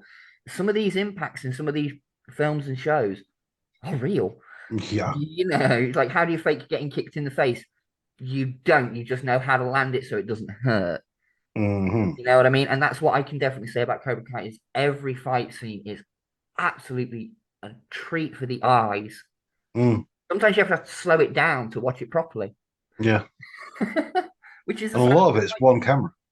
Yeah. I love one camera a lot of it is just one continuous shot from different angles. Like it's the camera moving around then. Yeah. I love that. It does give it that lovely old school sensibility. Yeah. Oh, that's a word. So yeah, basically Johnny resurrects Cobra Kai Karate School, the dojo, which of course, Daniel LaRusso don't like that. Yeah. Because he's holding on to all his old hatred. Which, we shouldn't do, but as someone who was bullied at school, I can sort of relate. But yeah. But we do have to let go of these things. You do. Sooner or later, if you don't let go of that hatred, it will consume you. The one thing I will quickly point out, though, with Johnny's motivation for putting Cobra Kai back together, basically, and restarting it, was because of Miguel being bullied at school and all that kind of stuff. All the other kids who were bullied kind of rallied behind him to get Johnny to do it. And I think his intentions were really good. Yeah. Setting it back up. It wasn't to settle a score with Danny. It was nothing like that. No, it was purely to help people who are bullied to stand up to the bullies. But then as the seasons progressed, I love that it shows that if you're the not bullies careful, become the bullies. Yeah, if you're not careful, you will become the thing you set out to stand up against if you're not careful. Hawk's a very good I example. love his arc. He is one of my favorite characters in the show, Hawk. We're going to talk characters in a bit, but I'll quickly talk about him now. I love his arc. How he goes, that kid who you could see if the bullying went on any longer, he'd, you could see he's at that level. And he flips it around and he becomes this major, cocky, arrogant prick for a time. And then he sees where he's fucked up. And he finds that balance between the two and joins Miyagi-Do. Yeah. I love his character arc. I think it's a very well-written arc. A very underrated character within the show. Because they don't show much of him, but when you do... Yeah, it's all great. You remember him. Yeah, definitely. So, yeah. I'll agree with that. So, of course, we get to the end of the series and the All Valley Karate Tournament is back. Oh, yeah.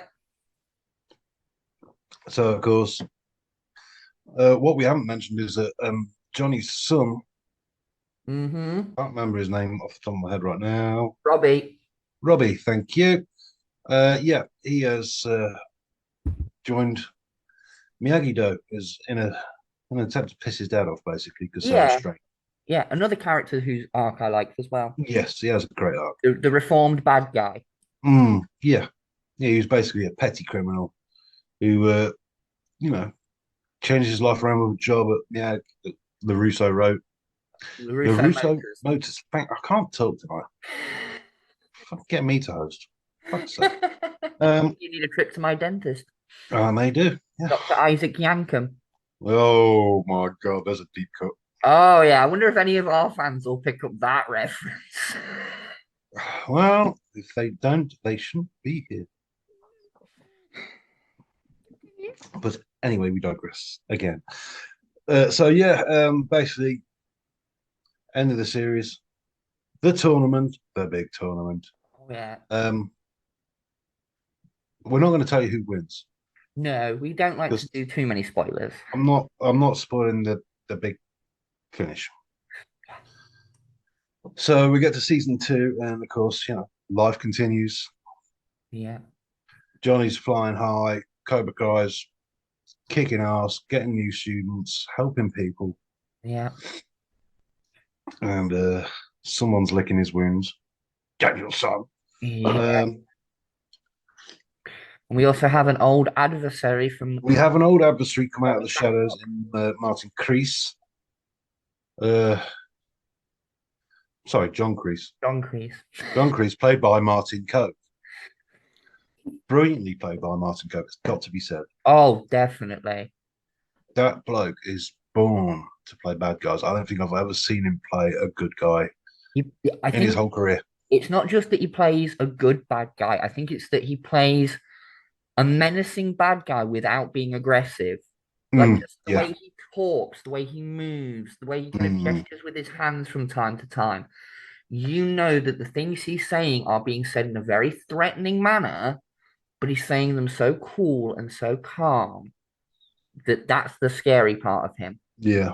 Is that he can say these horrible fucking things to you, but do it in such a tone that it sounds like he doesn't even care. Yeah. Which I like that. But continuing. Yes. So, of course, life continues. The bullies are getting the shit smacked out of them. The bullies have now become the bullied. Yes. And they don't like it, but guess what? Tough. Yeah. Of course, there is a romance going on between Miguel and Daniel LaRusso's daughter. Sam, yes. Yeah, Sam, thank you. What's the name of the girl? She's African American girl, chunky one. She gets bullied as well, and she has a brilliant arc. Yeah, but she leaves quite early on though, which I was it's a surprised shame by. because I think she's a great actress. Yeah, from what I saw when watching the show, I was like, I feel like that they were building that up character-wise for a bigger arc, and then it jumps to, is it season 3? Yeah. She's moved away. Her parents took her out of the area. Yeah, because at the end of season 2, there is a massive fight at the school. Yes. Which is, one of my favorite pieces. It's such a great set piece. Oh, yeah. Yeah. Multiple fights in multiple locations, and they all kind of fight within each other. Like the camera work and the cinematography on that section alone. Wow. It did get a lot of stick because quite a few people started it on it. Yeah. Yeah, I can understand why, but I think it addressed violence in school in a very I don't want to say believable way, but a better way than a bunch of kids going in and shooting up a school. That would be too close to reality. Exactly. But showing that it's not necessarily just one person that's going to cause violence in the school. It could be anybody. It points out very clearly that violence in schools is not good. Kids get suspended, kids get moved away. It shows there are consequences for your actions. So I think it was handled well. Yeah. But, I don't see too many schools just breaking out in karate fights at the middle of lunch. No. Not unless you're going to, a high school that has a karate program, maybe. But yeah, I mean, there's a very good consequence at the end of that fight, which again, I'll have to spoil it a bit. Basically, Miguel gets injured. Yes. Say that. Miguel gets injured seriously. Life-changingly bad. Yes. That's all we're going to say. Yeah. So season 3 basically is just the aftermath of the big school fight, Miguel's injury. Then, of course, Miguel's rehab. Yeah, a lot of time is focused on that, but again, I think it's done very well. And the growing relationship between, especially there's a really good bit where, what's it? Goes to a concert. Yeah, Johnny takes him to I think it's a Twisted Sister concert. Yes. And all of a sudden his foot's tapping, he doesn't even realize. Yeah. Because I remember D. Hmm. Snyder popping up in that section. Yeah, so I know the bit you're on about. Yes. Yeah. All of a sudden, his foot's tapping. You don't even realise it. Yeah. So there's that, and of course there is the entrance of Oh, Terry internet's Silver. going a little bit jumpy. Bear with us, folks. Sorry about that, folks. Got a bit of a technical hitch there. Internet on We'll be my back. end, like I said, Underworld reception is spotty at best. Can't do much about it. We're with BT.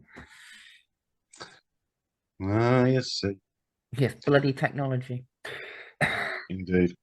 So yeah, so we were there. Yes, the third season Third season. Yes. takes place in the aftermath of all this. We have a few faces from Karate Kid 2 come back, Yes, chosen. and Trip- Kumiko. A trip to Okinawa for Daniel-san.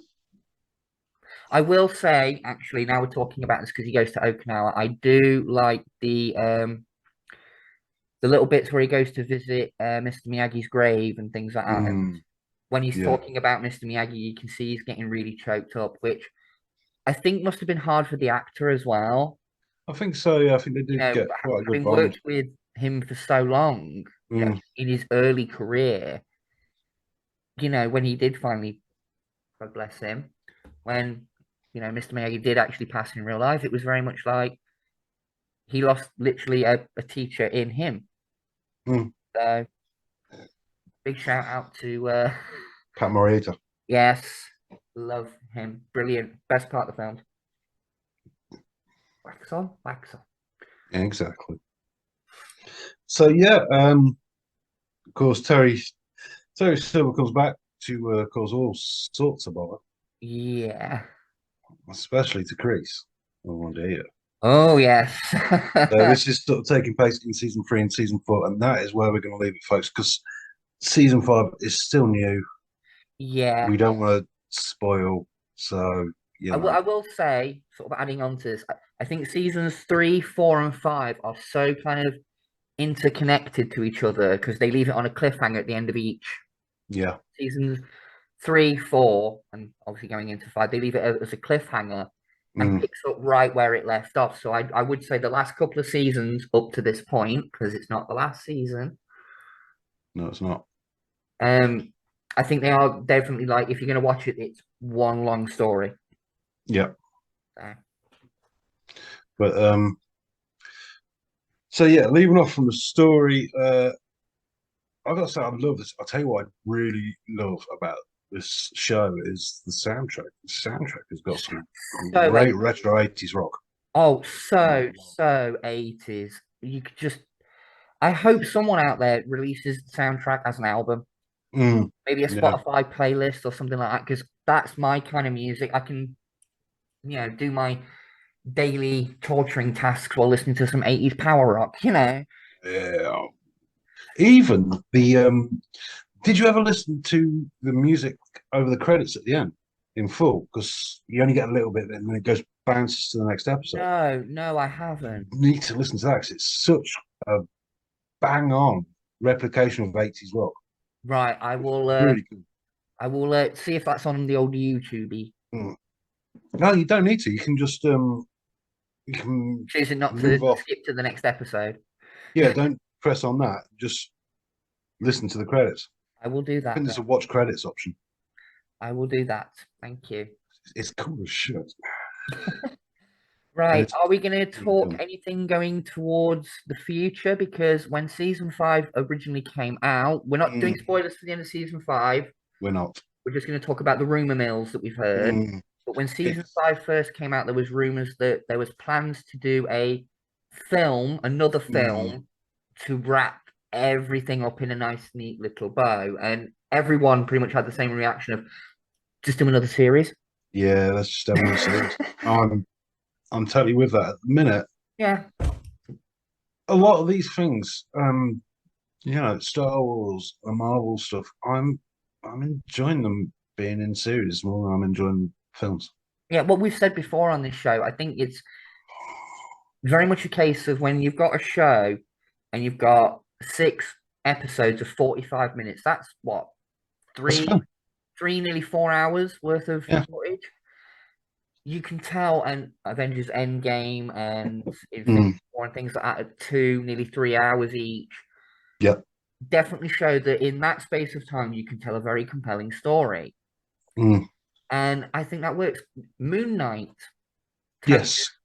But Moon Knight, I think, was a very good show because it started off nice and slow, and it Mm. left the end of the series with you wanting more, wanting to see what's going to happen next. Yeah. And that's the mark of a good show. And that's what Yeah. Cobra Kai does as well, very, very well. The end of each season Mm. makes you go, I want to know what's happening next. Yeah. Plus, the fact, I think it's because it's short episodes as well. I don't know, Yeah, 20 minutes. well, they bounce around because me and my daughter again were talking about this the other day. It's very much a case of one episode will be half an hour, spot on half an hour. Mm. But then the next episode could be 45 minutes. Then the Yeah. next episode is 25 minutes. So it's very Yeah. up and down, but I think it works in the context of the story that specific episode is trying to tell. Yeah. Works for the length of it works for the length of the story. No episode feels like it drags on longer than it should. Mm. It always finishes at the point it should finish at. So, Yeah. but that's just me rambling about that. But we will say, if you've not seen this, Go watch it. watch it. Please watch it because it's good.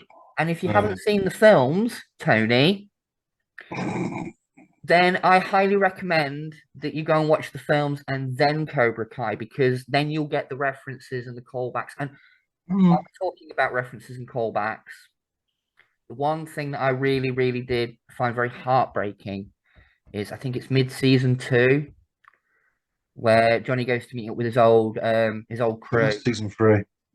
Well, whichever. It all muddles in my brain. Mm. But that scene where they go out on that one last ride. Yeah, that's lovely. That is very nice. It was the wake up in the morning because the scene before it was so beautiful, the two of them talking.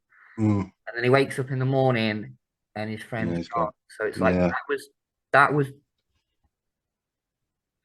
their last conversation. Mm. And I've had moments in my life like that, and they fucking hit hard. So that was that was a real tug on the old heartstrings, that one. Mm. But yeah. Oh look, strawberry daiquiri time. Carry on. Yeah. But yeah, so do go out and watch this. Mm-hmm. I think I'm going to binge it again, actually, to be honest. Oh yeah. Because talking about it's whetting my appetite. So it is very bingeable. It is. It's very bingeable, and I mean, it took me some persuading to get you to watch it, but fine. Well, it was always one of those things. I was like, I will watch it when I've got time to, and then there's me going, "You watched it yet? You watched it yet? You watched it? Why haven't you watched it yet?" When I finally got round to having the time, there was no more souls to torture for a little while. We had a bit of a backlog in 2019. COVID slowed things down here for us too. This is true. But we got through it. We're nearly at the end of season 5 now, so very, very close. Very, very close. But I hope they do another series and not a film, because I think I'd rather just have a series, to be honest. The only way I could accept it is if they did any more films, if it was a trilogy of films over the next 2-3 years. Mm. Then I could accept it because it would wrap everything up real nice. But again, as we've already said, another season or 2 could do exactly the same job. Exactly, yeah. So yeah, there we go. I think that will put a bow in Cobra Kai. Oh yeah, Cobra Kai never die. Too right. God bless him. God bless him all. Yes, very, very good. But I think that's it for tonight then, isn't it, Guy? Yes, I believe so. Good. Random guy will come back. The Random Man is returning with a new show, everybody. Mm-hmm. Well, is it new or is it just a slightly retweaked version of an old one? The thing is, we all like a good tweaking down here. The thing is, Violet, that just when they think they've got all the answers, I change the questions. Yes. So the show is extending its remit. We're going bigger. We're going films, Harder. music, and books, and games, and TV shows. Not old TV shows. I love old TV shows. If it's So random, it's not you're random gonna guy, talk. random film anymore. It's random guys, random experience. No, it's just the random guy experience. The random guy experience. Ooh. It's like the Twilight Zone, but with better special effects. Yes, and dodgy Sid James expressions. Yeah, all the crap expressions you could shake a dead stick at. Dead stick. Sid. Stop it. Stick. Right, I think that's a good Cock. night from us then, isn't it? Yes, it is. It's good night from me. And it's good night from Miss Violet. Night night, everyone. Unpleasant dreams. And we'll see you all soon for more inane chat and bollocks. Exactly, and more torturous delights. And tangents. Don't forget the tangents. Oh, yes. Bye, everyone. All right, stay classy. Take care. Bye bye. We have such sights to show you. Get away from her, you bitch! What a plonker. That's it, man. Game over, man. Game over. We have such sights to show you. Our whole universe was in a hot, dense state that nearly 14 Get away from her, you bitch! Wait, the earth began to cool, the autotrophs began to What cool, a Neanderthals plonker. developed tools, we built a wall, we built the pyramids, science history, That's it, man. Game over, man. Game over. Good evening, folks. Coming live to you from a high-rise apartment building in Pasadena, California. It's on your Geeky Show, and with me, as always, is the lovely Miss Violet Impulse. Hello, everyone. The Demon Queen is back. Whoop, whoop, whoop. And so's the Alky King. Calico's own Ollie Reed. Don't know what you mean. As long as you don't get drunk and start fighting with the host, which would mean punching yourself in the face, we'll be okay. Yeah, that's true. Well, I've been known to argue with myself a few times. So, by the by, we are back. It's time for Your Geeky Show. Once again, we are here. Ever alert to the call to action. No, that was super Ted. But anyway. Call to inaction, more like. Violet, how you been this week? Good time in the underworld? Oh, yes. It's been a bit chilly here in the underworld. I think hell was about to freeze over, but then it didn't. But now I've been having a good old time. Been torturing a few souls. Mr. Savile is currently in pineapple room number 2. Excellent. That's what I like to hear. Number 1. But yeah, I've been having a very good old time. Looking forward to this Christmas malarkey. You know, we do celebrate Christmas here in the underworld, but rather than, you know, giving you a stocking filled with presents, we take that stocking and shove it up your ass. There's a lot of anal play in the underworld, isn't And there? Yeah, fair enough. Yeah, okay. when you reach the bottom, there's only one place to go, and that's up. So that's what my proctologist was talking about. Exactly. Okay. Moving swiftly on. Yeah, she liked to drill as well. Started already. So before we start on this week's episode proper, we got to talk about a little trailer that dropped this week for Transformers Rise of the Beasts. Can we say excited or not? Seeing as it's coming off the back of Bumblebee, which I thought was a massive improvement over the previous few films. Agreed. I am quietly optimistic. Optimus Primely limited. Optimus Primely promiscuous, whatever. I'm not going to get that joke down. Granville. Yeah, I'm very optimistically looking forward to it, in all honesty. I mean, seeing Don't get me wrong. Before we saw any trailers and we just saw pictures of what the beasts were going to look like, I was like, Yeah. I don't know about this. But when you see the trailer and you see the transformations and the movements of them, it's like, yeah, these are not like they're not just carbon copying like the transformations. There's a whole different movement system to it. Mm. And I'm very, very interested to see how it's going to play out. Yeah, I've got to say, same. I've never actually watched Beast Wars, I watched a bit of it. but you know, You're pulling a Tony. I know I'm doing it, Tony. Sorry, JB's never seen. That's going to become a meme around here soon if you're not careful. it fucking is not. Long way to go before that happens, dear. I tell you that. Watch me. But yeah, I mean, it's got to be said, Prime's looking on point and very G1-ish. Oh, which hell I yes. like. Like I said, because it's coming off the back of Bumblebee, the designs are sort of carried over. So again, optimistic because it's like, this is what it should have been 10, 15 years ago when they were first rolling out. There. But, you know, when they were the first set of live action films were coming out, this is the designs we should have had. And Yes, not stupid Bay films. I have to say this. My girl RC finally done right in live action.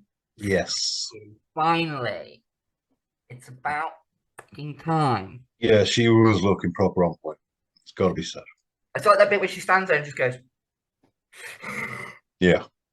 Oh yeah, yeah. I gotta see this. So yeah, and of course, that voice. You know the one. You know the man. He's back. Mr. Cullen. Oh yes, yes. I hope this isn't his last. That's all I can say. And I hope they give Frank Welker a go as well. Oh yeah, I will say he's been really mistreated by the live action franchise. Like, yes, he has been there for every single one, and he got kicked out of the first film for Hugo Weaving. And not to say that Hugo Weaving didn't do a good job, because he did, in my opinion. Oh yeah, Hugo Weaving's great, but he's not Frank Welker. Yeah, he was a good Megatron, but he wasn't my Megatron. No. You know. Hashtag not my Megatron. Triggered.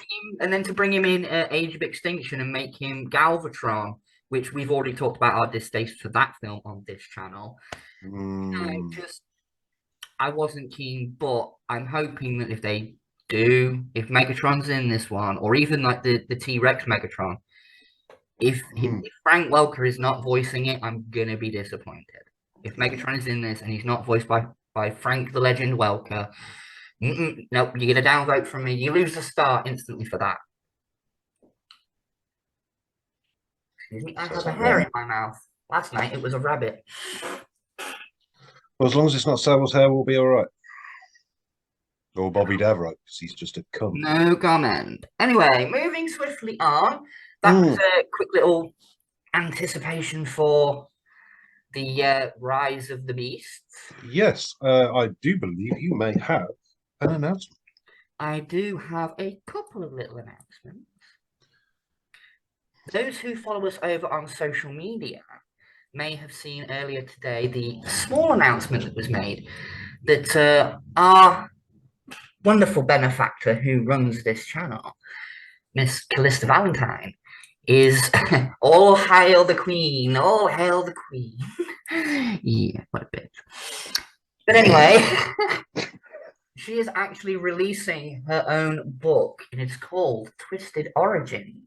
Now, for those who want to know, Twisted Origins is a lead up to her first proper novel, The Ashwood Asylum Files, and it details the stories of me, Miss Violet Impulse, and my two little twisted sisters. And for more information on that, you're going to either have to go onto TikTok or wait till the book comes out to read it to find out more.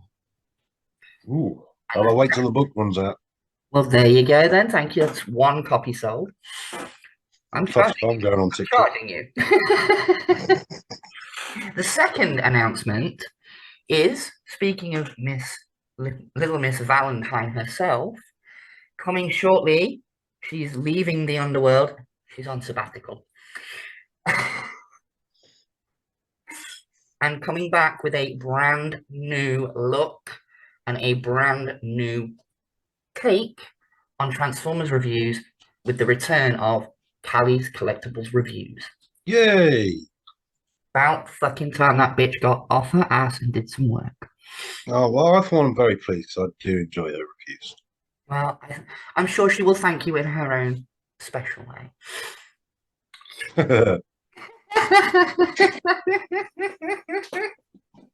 Oh, shit. Oh, I broke him. I broke him, ladies and gentlemen. Look at that. I broke the guy.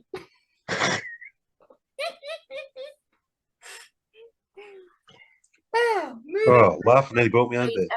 episode now, guy. We need to get on with today's episode. What is Yes, we have. today's wonderful topic? Well, today's wonderful topic is The Big Bang Theory. Oh, Oh, yes. What a wonderful sitcom. 12 seasons of pure comedy gold. yes, indeed. From the minds of Chuck Lorre and Bill Prady, Yep. who also did a number of different things, most notably Two and a Half Men, which I thought was great. Some of it. Well, yeah, all right, some of it. Fuck's sake.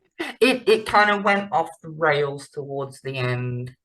Well, no, that was Charlie Sheen that went off the rails. Yeah, and the show went with him, unfortunately. But we're not here to talk about that. We're here to He talk was about... chopping too many rails. He took some off of a rail. Yeah, I know. Yeah. We didn't Like know a that. tiger bullet. Never you mind. Yeah. Yeah.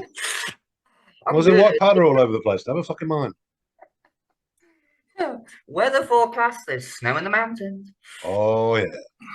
What's his favorite? What's his favorite Black Sabbath song? Snowblind. Or Sweet Leaf. You don't often get a Basil Brush reference on Calico Productions now, do you? No, you don't. It's usually me referring to old BBC shit, but there you go. I remember Basil Brush. Anyway, Big Bang Theory. Yes. What a show. Got to start out. A quick overview. It's the lives of well, a genius and his long-suffering friend. Yes, yes. You've got Sheldon Cooper, Indeed. the big IQ in the room. Yes, his IQ is 187. Yes. And I love the way people say to him, "Are you crazy?" He always goes, "No, my mother had me tested." Okay. Yeah, that's it. And then, tangent, the joke that spins off from that, where someone says it in front of his mom, and she goes, "No, I had him tested, but I really do think I should have got that second opinion." Yeah. It's like that joke just comes like full circle on itself. It's like, oh yeah, yeah. Yes. To say he's quirky is an understatement, bless him. Oh yes. He has a roommate in Leonard Hofstadter, Yes. played by Johnny Galecki. Johnny Galecki, yes, who I remember as Mark from Roseanne. Yes, Roseanne was ace. Yes, my sister, one of my sisters was a big Roseanne fan, so I chose not to watch the new version. No. So no. Anything after the original run, no, not interested. No. But Tangent. yeah, it's them living. The basic premise is it's them sharing an apartment together. They work at, is it Caltech? Yeah. Yep. Sheldon Cooper is a theoretical. Well, they're both theoretical physicists, and they work in different departments, basically. Mm. And it's their exploits when the whole first episode kicks off with the new neighbor Penny moving in. The lovely Kaylee Cuoco. Oh yes, yes, very yeah. Then you have Simon Helberg as Howard Wolowitz. Oh, lovely. Wolowitz. Oh my God, what a character! He's such a creepy perv in the first few seasons. But I think, and this goes for pretty much the entire cast, but you do definitely see over the 12 seasons there's massive growth in all of the characters. You know, all of them. They introduce new characters like Raj. Yeah, Raj Koothrappali. Oh, poor old Raj. The only one who didn't end up with someone by the end of it. But yes, he did. No, he didn't. He was the only singleton left by the final episode. Hold on, I need the adjudicator. Adjudicator, please check. Babe, did Raj have a girlfriend at the end of Big Bang? No, he did not. He was currently single. Oh, fuck's sake. Told you, don't question the queen. Class with the pineapple up your nose if you don't shut up. Yeah, not a pineapple big enough for my nose. Look at that. True. We need a line of coke. Another one. It's a bit early. Jesus. Yeah, just you can see my habit cost me my nose. Aha. I'm doing a Daniela Westbrook over here. Well, I was about to say that. You and Daniela Westbrook. Jesus fucking Christ. And Francis Rossi. I don't have a coke habit. Yes, you do. Why? Well, it's as plain as a nose on my face. Yeah. Or the lack of a nose on my face.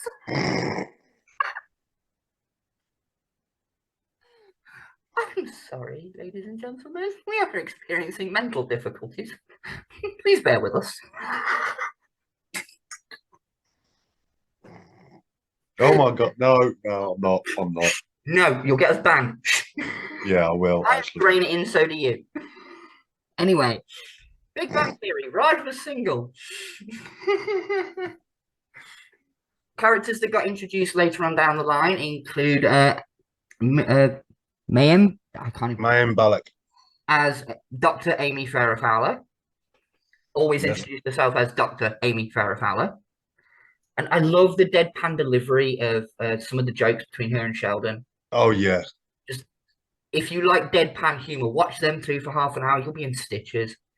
Yeah, because again, she had a lot of growth, and she was very straight-laced and very socially awkward when she was introduced. Yeah. But by the end, oh bless her, she got it. Oh yeah, definitely. Also introduced later on. Well, introduced twice because she was in one episode where she went on a date with Howard, then was gone for like their whole relationship until they broke up, and then showed back up again later on, and they ended up together permanently. So it was kind of a double introduction. This character with this one, and that is Melissa Raunch as Bernadette Rostenkowski Wallowitz. Fuck, that's awful. And I haven't said that in a long time. She says coyly. Unless Ron Jeremy's there as well. Yes, and a constant appearing character, sometimes main, sometimes not really, which is just always kind of there, is comic book shop owner Stuart Bloom. I like Stuart. I got a lot of time for Stuart. He's awesome. Yeah. He's such a mooch. He really is. See, I remembered him more from being in Ugly Betty season 1 when I first watched Big Bang Theory. I was like, that's the guy from Ugly Betty. Yeah, it's Betty's boyfriend in season 1. I'm doing a Tony on Ugly Betty. I'll let you off on that one. It's probably not your kind of show. It's about a fashion magazine in New York. It's like Sex and the City if it was a teleplay or a drama or a comedy drama. Yeah, see, already lost him. Wake the fuck up! Huh? What? Pineapple. There you go. Wake up. What? When? I don't want pineapple. That rounds out pretty much the main cast. There's lots of guest characters, people who pop up in, odd episodes here and there throughout the. Return. Yeah, well, I will say, massive. If you are any kind of a geek, the cameos from people. Oh my God. From sci-fi shows, mostly Star Trek, but from other shows as well that just pop up for like a throwaway scene. Yeah. You know what I mean? Like George Takei in the back of a car. Oh, that's brilliant. What would you know about taking a lady out of it? What would you know about entertaining a lady? Well, I've acted. George Takei style. Well, yeah, Katie Sackhoff from Battlestar. Yeah, exactly. Battlestar. That could be a good idea for an episode. Hint. Possibly. I I have a minion somewhere in the underworld that is a big Battlestar fan. I could unchain him for an evening. We'll see. Leave it with us. Anyway, where was I? Cameos. Stephen Hawking. Fuck's sake, Stephen Hawking. Hawking, yeah. But the one that I really, really, really like is Leonard Nimoy's son.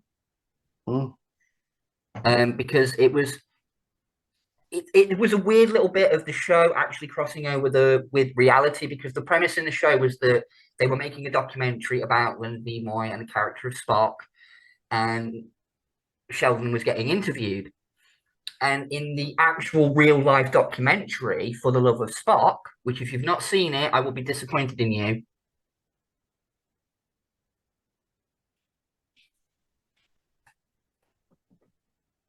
Really?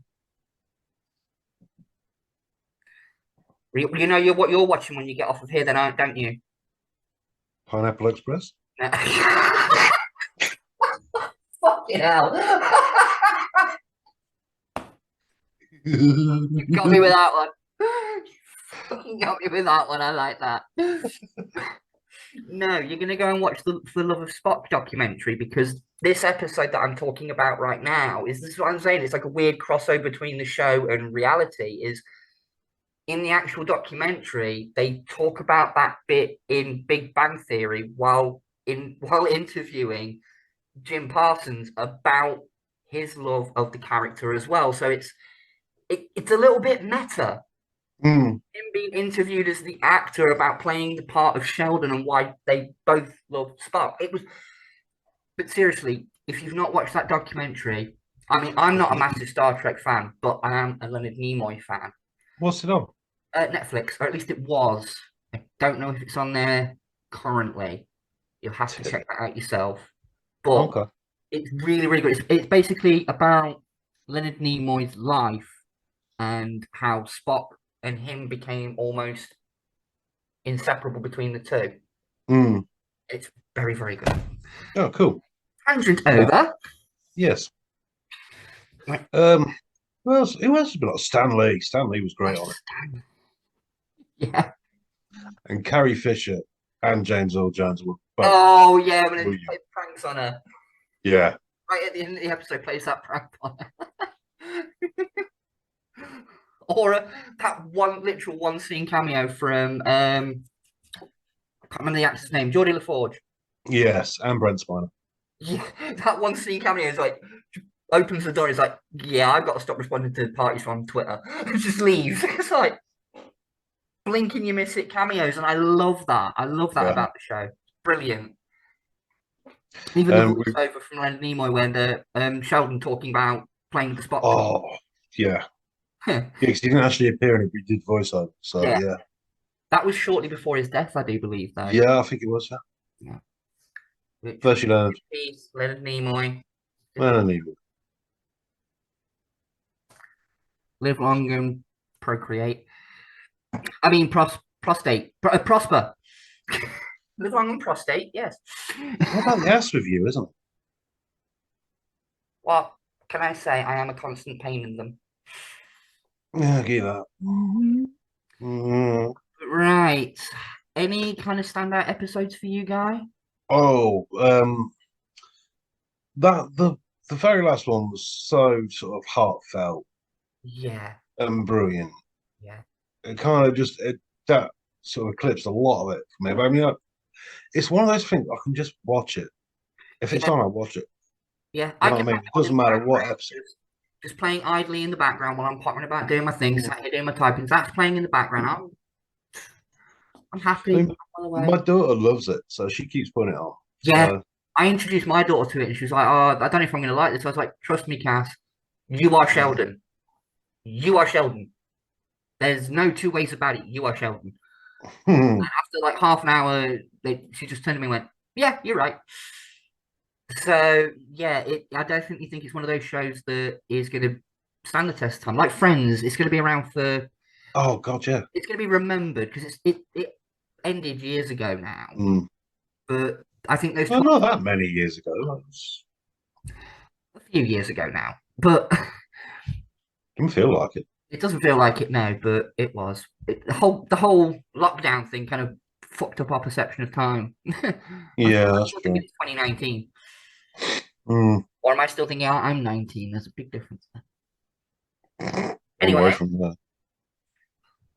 for me, like you said, the final episode was a standout, definitely a standout episode. Oh, all the geek commentary as well. Oh yeah, on like Especially things like Star Wars and that little digs and piss takes. oh yeah, and then when they're going on about the one that always pops up in my mind is Sheldon and Amy in the computer shop trying to decide between a PS4 and an Xbox One. Mm.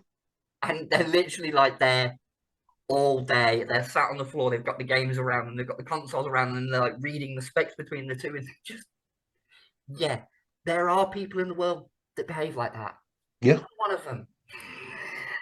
I will not buy a console on day of release. I wait until they're all out and then I make an informed fucking decision. Because if I'm spending my money on a lump of plastic that's going to entertain me for a few hours, it better not be a battery operated. I can fucking tell you that much.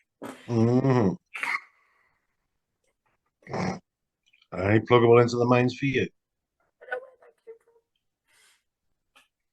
Fucking lights keep dimming over Windsor. Yeah. Oh, fucking hell, makes the street lamps are going on. Fuck's sake. The lights start to flicker. I'm having a good time. Yeah. Everyone's there going, Callie, will you come already so we can fucking see where we're going? Anyway. Sorry. I think round about now we should start wrapping this up. I mean, we're not going to do like a massive season thing like we've done recently with other shows because 12 seasons, fuck that. I'm sorry. Yeah. We'd be here all night. Just do yourself a favour, folks. Watch it. Yeah. That's I'm the sure best we can say about it. I'm sure that most of our audience have seen it. Apart from one person. That one is always at the back of the class with his feet up on the table, Tony. One of these days, I've got a cap on. Your name carved into it. I'm watching you. And I've got a dunce cap. You'll get double-ended. A cap and a pineapple. Anyway. Yes. I have to say, go and check out The Big Bang Theory if you've not watched it, or if you've seen bits and like what you saw, you'll love the whole thing. Yeah, it's on Netflix. So just the one thing I will point out at the start, go. Towards the end of it, there are some seasons that are shorter than others. I think one is it season. That's only because of the writer's strike. Yeah, I think is it season 8 is like 13 episodes or something like that. Yeah, well, it's just the writer's strike, which shit happens, isn't it? Shit does happen. That's why we got Quantum of Solace, and it would make fucking sense. Exactly. But yeah, I think that's it. Do you want to lead us out tonight, then, Guy? Yes, I will lead us out on the trail, back to normality. Back to Neverland. Fucking Neverland, I won't say that much. As long as it's not the Neverland Ranch, we'll be fine. Kids will do anything for Dairy Lee. Well, at least that's what Jackson tells me. Or a thing. He's down here too, by the way. MJ, he's down here too. Yeah, good. Occasionally you hear if you hear from one of the torture rooms, someone go, you know who it is. Oh, we know. We know MJ. Fucking. Anyway, that'll be it for us. We'll be back next week with more usual goings on and pineapples and all sorts of shit. Maybe we'll review Pineapple Express. Maybe we fucking won't. Anyway, good night, everyone. Good night. It's good night from me. It's good night from her. We'll see you soon. Take care, folks. Bye.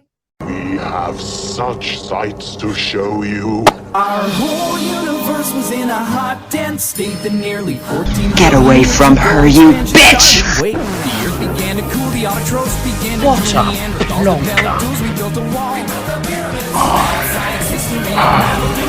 That's it, man. Game over, man. Game over.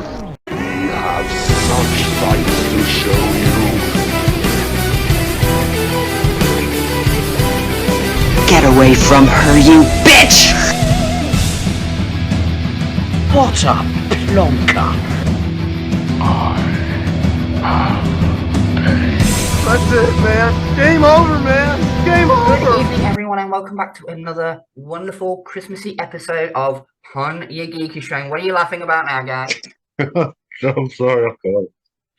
Don't spoil it. It's Christmas. Sorry. Anyway, as we were saying, welcome to another wonderful episode. This is our Christmas wrap-up episode. We are taking a little break over the Christmas and New Year period just to spend time with friends and family, get shit-faced and eat way too much food and just go, oh, well, it is Christmas. I'm going to Betty Ford. Fuck knows why. Oh, yeah, there's no particular reason why you would be. But yes, on today's wonderful episode, we are going to talk about recommendations for shows to watch during the Christmas period that are not Christmas related, because for some of us, we need a little bit of a break from the whole Christmas crap. Yeah, I'll go with it. So, and then those of us that are parents. Yes, there's only so many times you can watch a version of A Christmas Carol. All nativity. Oh yes, all nativities. They are all 2, all 3. Oh. Yeah. But getting right into today's topics, talking about things that we would recommend to watch during the Christmas season that aren't Christmas related and are just bloody good entertainment. So I'm going to chuck it over to you first, Guy. What is your recommendation for non-Christmas related viewing? Right. Well, recently I have watched Andor over on Disney Plus, which is a Star Wars thing for those of you who don't know. But let's face it, if you're watching this, then you fucking well know. Yeah. So Star Wars here. Andor is one of those where I was there thinking, well, they showed the lineup, what's coming out, and I go, I want to watch that for them. Then, of course, they showed the trailer. And I'm like, fucking hell, they've done me again. God, I want to watch this now. Disney! But yeah, it's a slow burner. It's 12 episodes. Yeah. It's surprisingly grown up. It I turns have out little clips and things like that, and it does look quite good, but it is. You know me, I'm not a big Star Wars fan, so I know, Violet, but sometimes you've got to give these things a chance, because I will. Don't be like me going, fucking hell, what do we need another Obi-Wan tale for? We've seen all of Obi-Wan. Oh, guess what? Yeah, I saw the trailer and that. They done me again. Fucking Disney! Sorry, it's your my version fault. of Sheldon's Wheaton! Wheaton, Disney! That's going to be your thing from now on. They task me. But yeah, no, it is. It's a slow burning thing. Obviously, Cassian Andor, in his days, before joining the Alliance or the Rebel Alliance or the Rebels or whatever you want to call them. But yeah, it's good. It's a slow burn. It's really paced well. It's long. Some of the modern stuff does get rushed, I find. And this is just nice and slow. It's good. Yeah. So yeah, check that out. Do check that out, folks. I will definitely put it on my my watch list of things to check out. I will admit, from what I've seen in like the trailers and the little clips I've seen here and there, like on places like Facebook. Like, yes, we get Facebook in the underworld. Who do you think invented it? Only a demon could come up with social media. I'm sorry, but no. Well, if anyone's a demon, it's Zuckerberg. But anyway, Zuckerberg. Yeah. You get the little names on your enemies list, aren't you? Yeah, it's long and distinguished, just like my cock. Or short and sweet, like my sex life. Oh. Look, it's that time of the show again. We discuss things we shouldn't be discussing here on YouTube. But anyway, yeah, like I said, it does look good from what I've seen. It does seem very more grown up. And what you were saying, like, about it being a bit of a slow burn, I think that in today's media, we definitely are of that mindset of we need it now, we need it now, we need it now. And it goes back to a conversation I had with someone quite a while ago about tangent people, about like the original Transformers series, how watching it as a kid, you got sort of like 5-10 minutes of an episode here or there, spaced out throughout a couple of hours or sometimes even a couple of days. So yeah, you caught it when you could, and that's why you it's more fondly remembered. I think now a lot of media is just churned out, consumed, forgotten.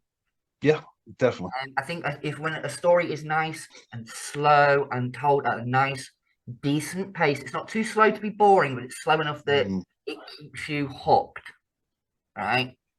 Now that can work in its favor, and I think with something like Andor, a long burn series, I think it works better. Yeah, it really does. It's just got that lovely sweet pace that we used to have back in the day. Because let's face it, as we all know, I'm old. Yeah. It's my problem. I'll deal with it. But yeah, no. Watch. Oh, and another reason. It turns out there's knocking shops in Star Wars. Oh. Knocking I shops. always thought there was. I always thought there. Bloody hell. So, your turn. What have you been watching? Well, I have been watching the Creepy and the Kooky Wednesday over on Netflix. This is a Tim Burton show. Kind of, but kind of not spin-off from the Addams Family. It's more like a reimagining to a certain extent. Much more. We'll get the controversy out of the way now. The one big complaint I keep hearing about the show is people are like, oh, it doesn't look like the Gomez from the film. Morticia kind of does because it's Catherine Zeta-Jones. But Gomez, it's not Raul Julia. No, because he's dead. Yeah, there's no bringing that back. Sorry, but he died not long after Addams Family Values came out. You can't throw money at a corpse, people. No. I mean, if corpses could act, I'm sure Vincent Price would still be going. Exactly. But if you look, and I've seen people say this all over the internet, if you go and look at like the original artwork of the Addams Family, the Gomez that we've got in the Wednesday show is actually closer to that original design. And I think that with someone like Tim Burton being kind of in charge of it all, who's a stickler for his details, would probably, if he'd had his way with the original film, cast someone like that to play Gomez then. So, but yeah, it's an absolutely amazing show. If you like anything kind of creepy and gothic, you will love it. It's at its heart, it's sort of a mystery. It's a mystery show. Like Wednesday has been sent to Nevermore Academy for dumping piranhas into a swimming pool. Boys who bullied her brother Pugsley. And beautiful, beautiful line that I love in it is when she's getting taken to Nevermore Academy. She sat in the back of the car, and Gomez and Morticia are there talking to her. And it's like, look, if we didn't send you to Nevermore Academy, they were going to charge you with attempted murder. And she goes, well, that wouldn't be pleasant. Everyone would know that I failed in my task.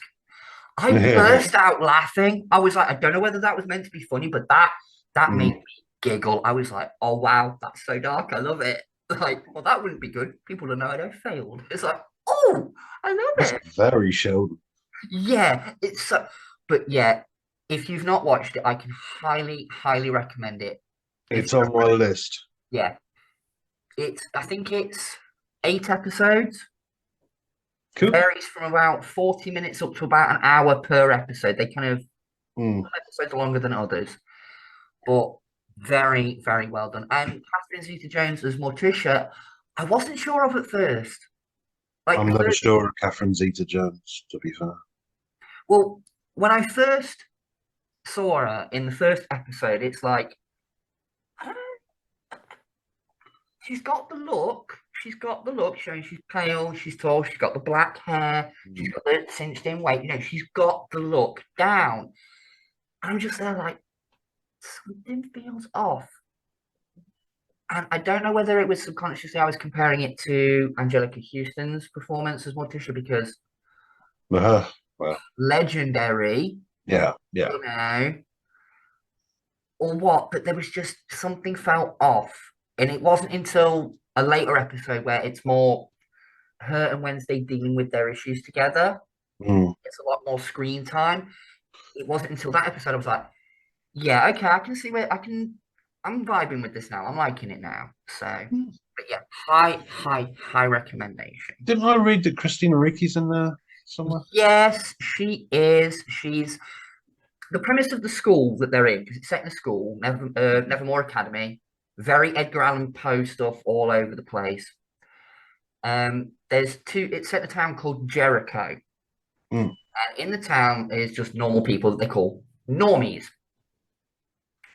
And in the school, there are some normie teachers, and there's a normie teacher, which is Christina Ricci's character, and the rest of the teachers like, some are normies, some are not, blah blah blah blah blah. It's that kind of thing, like, and there is that subtext of things going on, like between different classes and different races, kind of thing. It's very, very subtly done. It's not punch you in the face, beat you over the head. This is our agenda. It's very, very subtly done. Apart from one part with a werewolf, but I'll let you discover that part on your own. Yeah. But yeah, I love it. I think it's brilliant. Excellent. Cool. Oh, and you've got a cello version of, I think it's Paint It Black.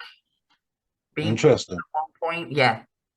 The music to it, oh my God. It's very classical and it's lots of cellos, but it's modern songs done on cellos.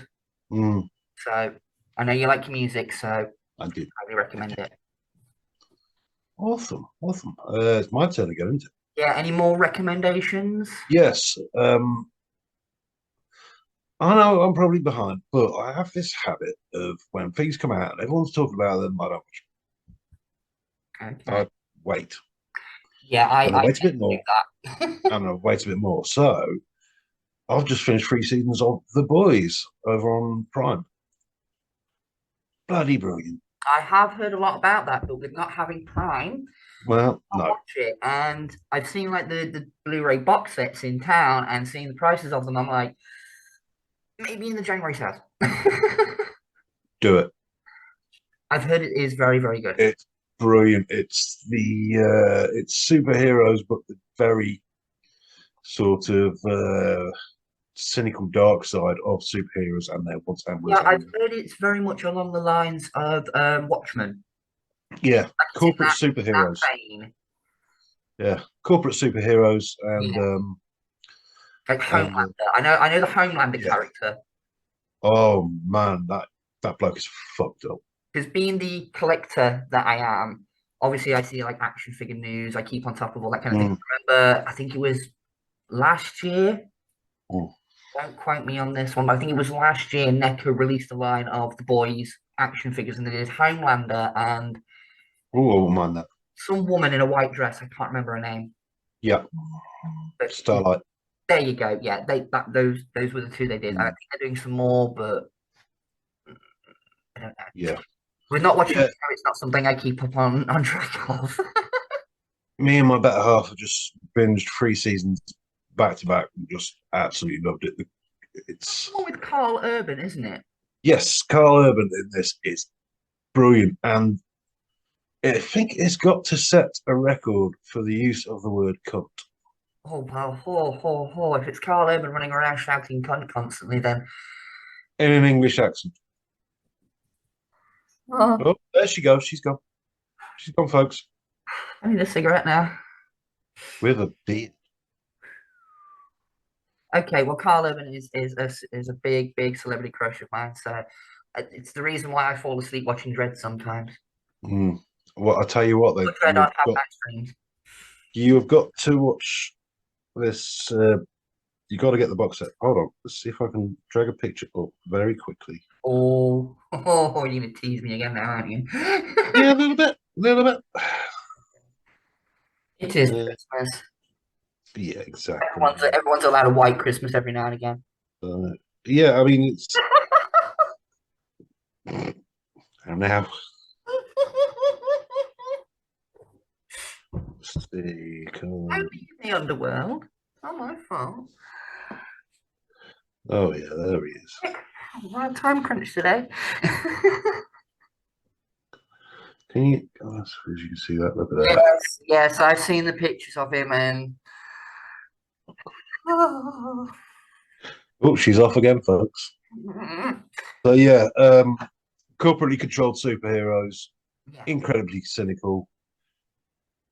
And I mean, there's one bit where there's a superhero called Termite who, as a party, shrinks down and climbs in this bloke's dick and start tickling it on the inside.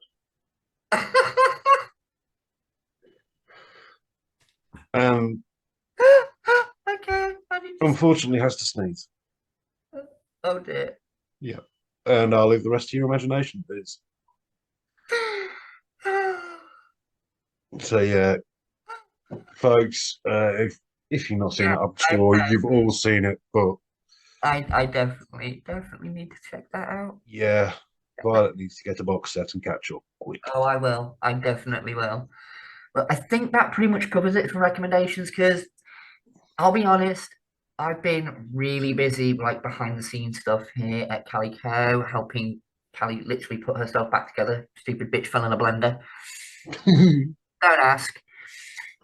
But I've not really been watching much. I've been too busy. So Wednesday's really the only thing that I sort of had time to sit down and decompress and watch and chill. Other than that, I've just been watching the same old crap that I would watch throughout the year, interspersed with, the greatest Christmas film ever, Die Hard. We're going to have that debate. We're having that debate. I don't care what you say. We're having that debate. But that moves us very nice and swiftly on to favorite Christmassy stuff. Yeah, whether it's films, shows, songs, whatever. If you enjoy it and it makes you feel like it's Christmassy, we'll talk about it for 5 minutes. Cool. Who's going first? Well, you had the last one, so I'll go with this one, and we'll start with the debate. Die Hard, is it or isn't it a Christmas movie? Hey, hold on. Hey, hold on. Hey, hold on. Hey. Now, I'm going to be diplomatic on this one. In the season of giving, this is me giving a fuck. So, when it comes to the debate of Die Hard, whether or not it's a Christmas movie, I think by this point now, the film being what, nearly 40 years old at this point? Yeah. Right. I think at this point, it's one of those things where we're going to have to agree to disagree. Because... yes, we will. For some of us, there are clear signs that it is a Christmas film. Ho, ho, ho. Now I have a machine gun. They play Ode to Joy. It's set at a Christmas party on Christmas Eve. It's a Christmas vacation. He's, visiting from fucking New York. For some of us, it is a Christmas movie, but I can also see the points of that it isn't. There's guns, there's violence, and all that shit. So, if it's a Christmas movie, it's a Christmas movie. If you think that it isn't, then it isn't.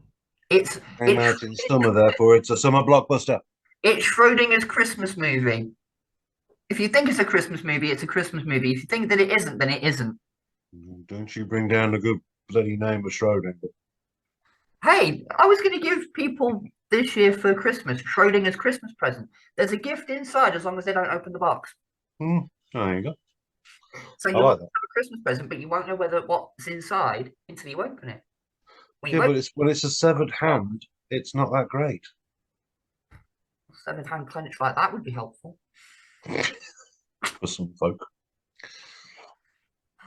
There's nothing wrong with necrophilia. Well, until some wrong. Well, dead girls can't say no. And the only problem is eventually a rotten cunt will split on you. Yeah, true. Permanent stiffy though. Anywho. Anyway, moving swiftly on. Probably best. So one of my favourites to watch during Christmas is Die Hard. Putting the debate to one side, I love it for the... Oh, it's a bloody classic film. Yeah, for the little Christmassy themes that it does, has like the ho ho ho on the t-shirt thing, and little bits like that. For me, I put it on, not on Christmas, on the run-up to Christmas, like early December. I consider it like a Christmas time film more than it's a Christmas film. I just like to wind people up with that. It is a Christmas film, bullshit. I find it's suitable for all year round. Well, there you go. To each their own. But I watch it kind of early December and it gets me set on the run up before Christmas, much like Nightmare Before Christmas does, which is another film that's debated is it a Halloween film or is it a Christmas film? It's both. I've never fucking watched it. It's not Both. It starts at Halloween and it ends at Christmas. It's both. Anyway. But I'd have to say my all-time classic, and I think you'll probably agree with me on this one, Guy, if you've seen it, pulling a Tony. Look at you. A Muppet Christmas Carol. Oh, yeah, it's great.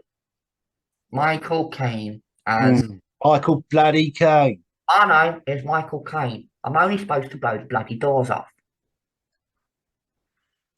That was a lie. I couldn't even blow my socks off. Woohoo! Well, he wiped his dick on the curtains. Twat. There you go. That was the only time he blew my head. Hey. But yeah, Kermit the Frog as Bob Cratchit. Yep. I will say the scenes with Tiny Tim and all that lot, Ghost of Christmas Future and all that shit. Damn, Jim Henson, you know how to punch people in the dick hard, don't you?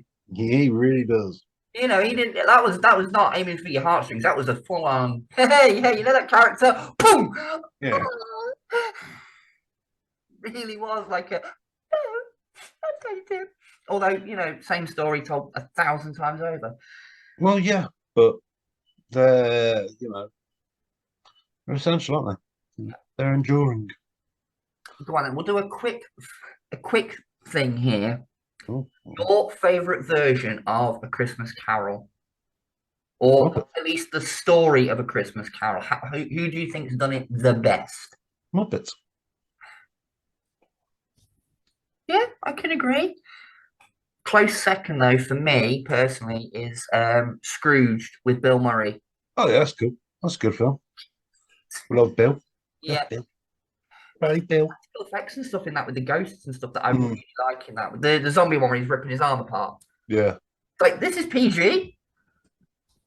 Exactly. I mean, Doctor Who came out, it was like PG. I think it's now 15. Yeah. Yeah, I think that's because,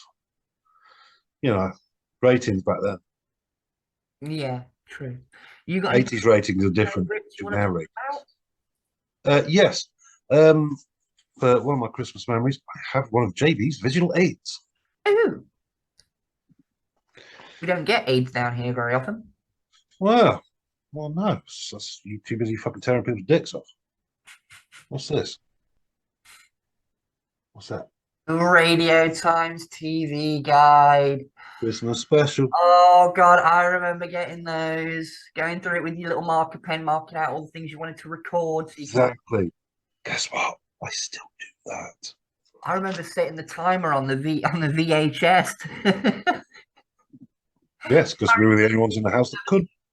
Things would never start on time. So for years later, you'd be watching like films that were on during Christmas with about 5 minutes worth of adverts at either end of the fucking thing. Yep. Or BBC Two, because they could not fucking stay on time. Christ, yeah. But yeah, I used to love doing that as a kid, picking all the films and shows I wanted to watch or record or whatever. It's the only time of year that I buy the Radio Times because it's fucking pricey. Oh yeah. But I have to do it. It's not Christmas if I don't do it. Yep. Completely agree with you on that one. So, I don't terrestrial TV, so I don't stuff like that would be lost on me. I'd just be like, oh look, that's on at that time. I can't fucking watch it. I'm reliant on streaming services. I refuse to pay for a TV license. Streaming services do not fall under TV licensing. I don't need one. Anyway, enough of that tangent. Yes. Christmas music. Christmas music? Go on. You must have a song, at least one song that when you hear it, you go, fuck, it's Christmas. Well, I mean, there's... Not the cliched ones like Mariah or Wham. Oh, fuck Wham. Anytime I like to listen to Wham's Freedom, that's a fucking tune, but that's not a Christmas tune. what's it, Slade, because the amount of times I've been doing gigs around Christmas and have played that bloody song. Yeah, yeah. See, for me, it's Slade and Wizard. Hmm. I wish it could be Christmas. That one. That one that paid for his fucking massive house. It is massive. I've seen it. Oh yeah. I think for me though, the song that really goes, shit, yeah, Christmas is close, is Jonah Lewis, Stop the Cavalry. Oh God, I hate it. No, see, for me, there's a okay, we're gonna get real for a minute here, everyone. Lit. It's gonna get real for just a second here. The first Christmas after I lost someone close to me, I'm not gonna say who, I won't get that personal on public internet. I was walking through town. It was around about this time of year, and there was a brass band playing, Mm. and they were playing that, and it weirdly enough kind of cheered me up because I was like, "Oh yeah, it's nearly Christmas." Like I didn't think of it in a negative way, like, "Oh crap, it's Christmas." I was like, "Oh yeah, it's Christmas. Gonna see this person and do this and do that." You know, it really kind of it took my mind off of shit. Mm. So now when I hear that song, Pops you back at that. like with the brass, especially the instrumental part of it, it kind of kicks that feeling of, oh yeah, it's nearly Christmas back into me. So it is a positive from a negative situation, that. But Yeah. that's just me. But anyway, anything else you want to add to your Christmas list of bullshit? Tron. Oh fuck yes, Tron. Every year for about 10 years I watched that bloody film. Yeah, I know, but the first time I saw it, I was a kid. It was at home. It was Christmas time, and it was on. And Yeah. there was both of my grandmothers in the same room talking. Yeah. Oh, fucking stop!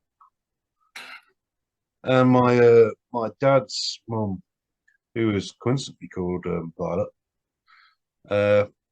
totally coincidental, Oh yeah.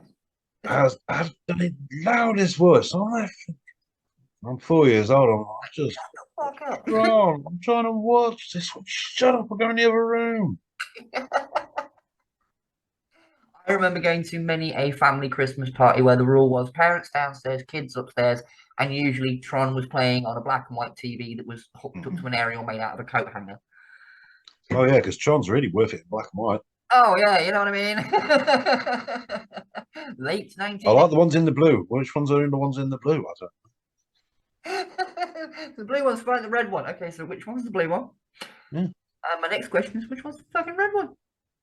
Although, little tangent here, I do like the I didn't spot it for years. It wasn't until I was like in my teen years I was like I watched it and went, oh fuck, look at that. Is in one of the background shots there's actually like a cameo of Pac-Man. Yeah. Like a scene from Pac-Man is laid into the circuitry that's going on behind them, and I was like, oh, that is Pac-Man. But it makes sense. They were in a game, so yeah, you know, it made sense. I love Tron. Also Superman. Yes, the original Donner Superman. Because that was the first time I saw it. It was when it was, big Christmas premieres on the ITV or the BBC. Oh yeah, yeah. I watched Christmas Day film. I watched a few films that were the premiere, the one that the whole family had to gather around and watch and eat chocolates. Yeah, I watched a lot of films. What I mean, Last Action Hero was an Arnie one. Yeah. That premiered over Christmas one year. I remember that one. RoboCop was another one, weirdly enough. Yeah. That wasn't perhaps on after the Queen's speech, though. No, probably not, but it would have been interesting if it was. Yeah, it lasted about all of 10 minutes. Yeah. I've got to cut that out. Cut that out. Cut that out. Oh, God, I've got to cut that out. Speaking of weirdly inappropriate films to be on around Christmas, I remember, oh God, it would have been about 20 years ago now. I come in Christmas Eve. absolutely rat-arsed. I'm living on my own for the first time. Christmas on my own for the first time. I'm blotted. I staggered through the door just after midnight, so technically it's Christmas Day. Yeah. And just starting on Channel 4, Hellraiser. Hey. And I'm like, what a perfect way to see Christmas. I'm sat here watching one of my favorite horrors. Shit-faced. Yes. So for me, I suppose technically Hellraiser is now a Christmas film. Yeah. If you think about it, it's about a family, it's bringing people together and then tearing them apart. True. It's very much like a Christmas dinner. You know, your family meet up, they fight, they skin each other, they get ripped apart, a demon comes and takes you all back to hell. I mean, that sounds like Christmas in my house. Yeah. Oh, we forgot something that's intrinsic with Christmas. Go on then. I shall try that word again, Sandy. Thank you. Intrinsically. Thank you. The adjudicator has spoken, folks. Intrinsically Christmas. Translator. Yeah, and it's a twofer. Bond and Carry On. Yes. And the only Fools and Horses Christmas special when they were around. A threefer. Oh, Dave. Thank you, darling. What did your last slave die of?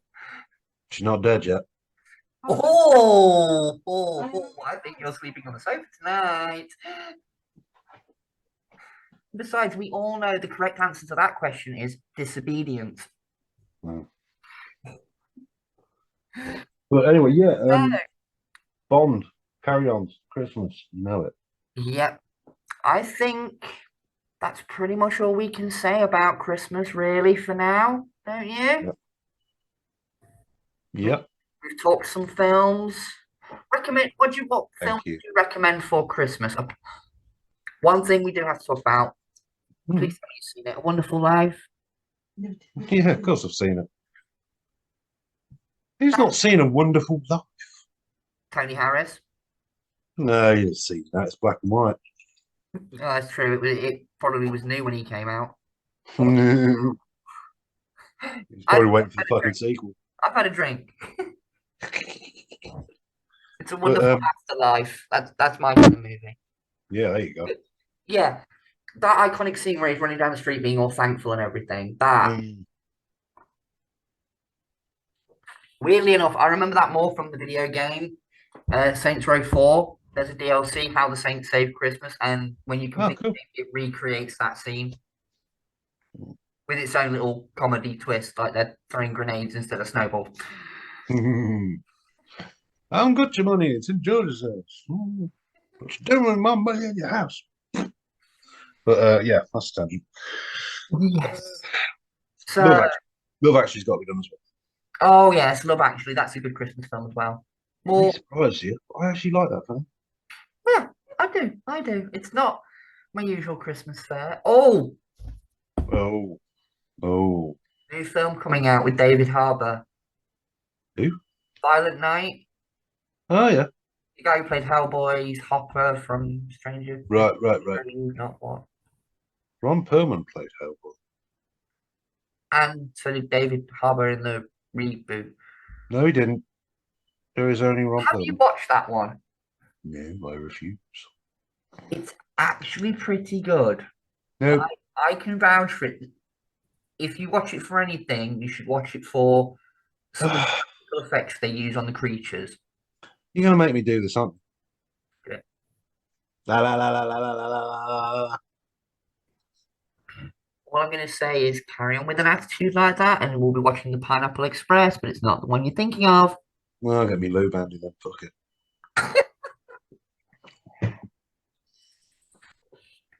I know what I'm getting you for Christmas now then. Yeah. Good game. Oh shit, Brucey's back. He do well. Oh dear.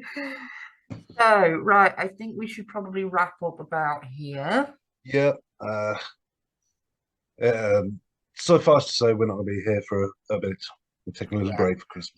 We're looking at early January for a return with when your Geek is showing. One little thing that I will say is that in the new year, your wonderful queen bitch of Calico will be coming back with Cali's Collectible Reviews and a special kids video, because there's a thing going on in New Year's for her. So there we go. You'll see me for one more episode before the new year in Violet's Underworld, where I'm going to be doubling up like I normally do, and I'm going to be talking about Christmas horror films and then a little something else.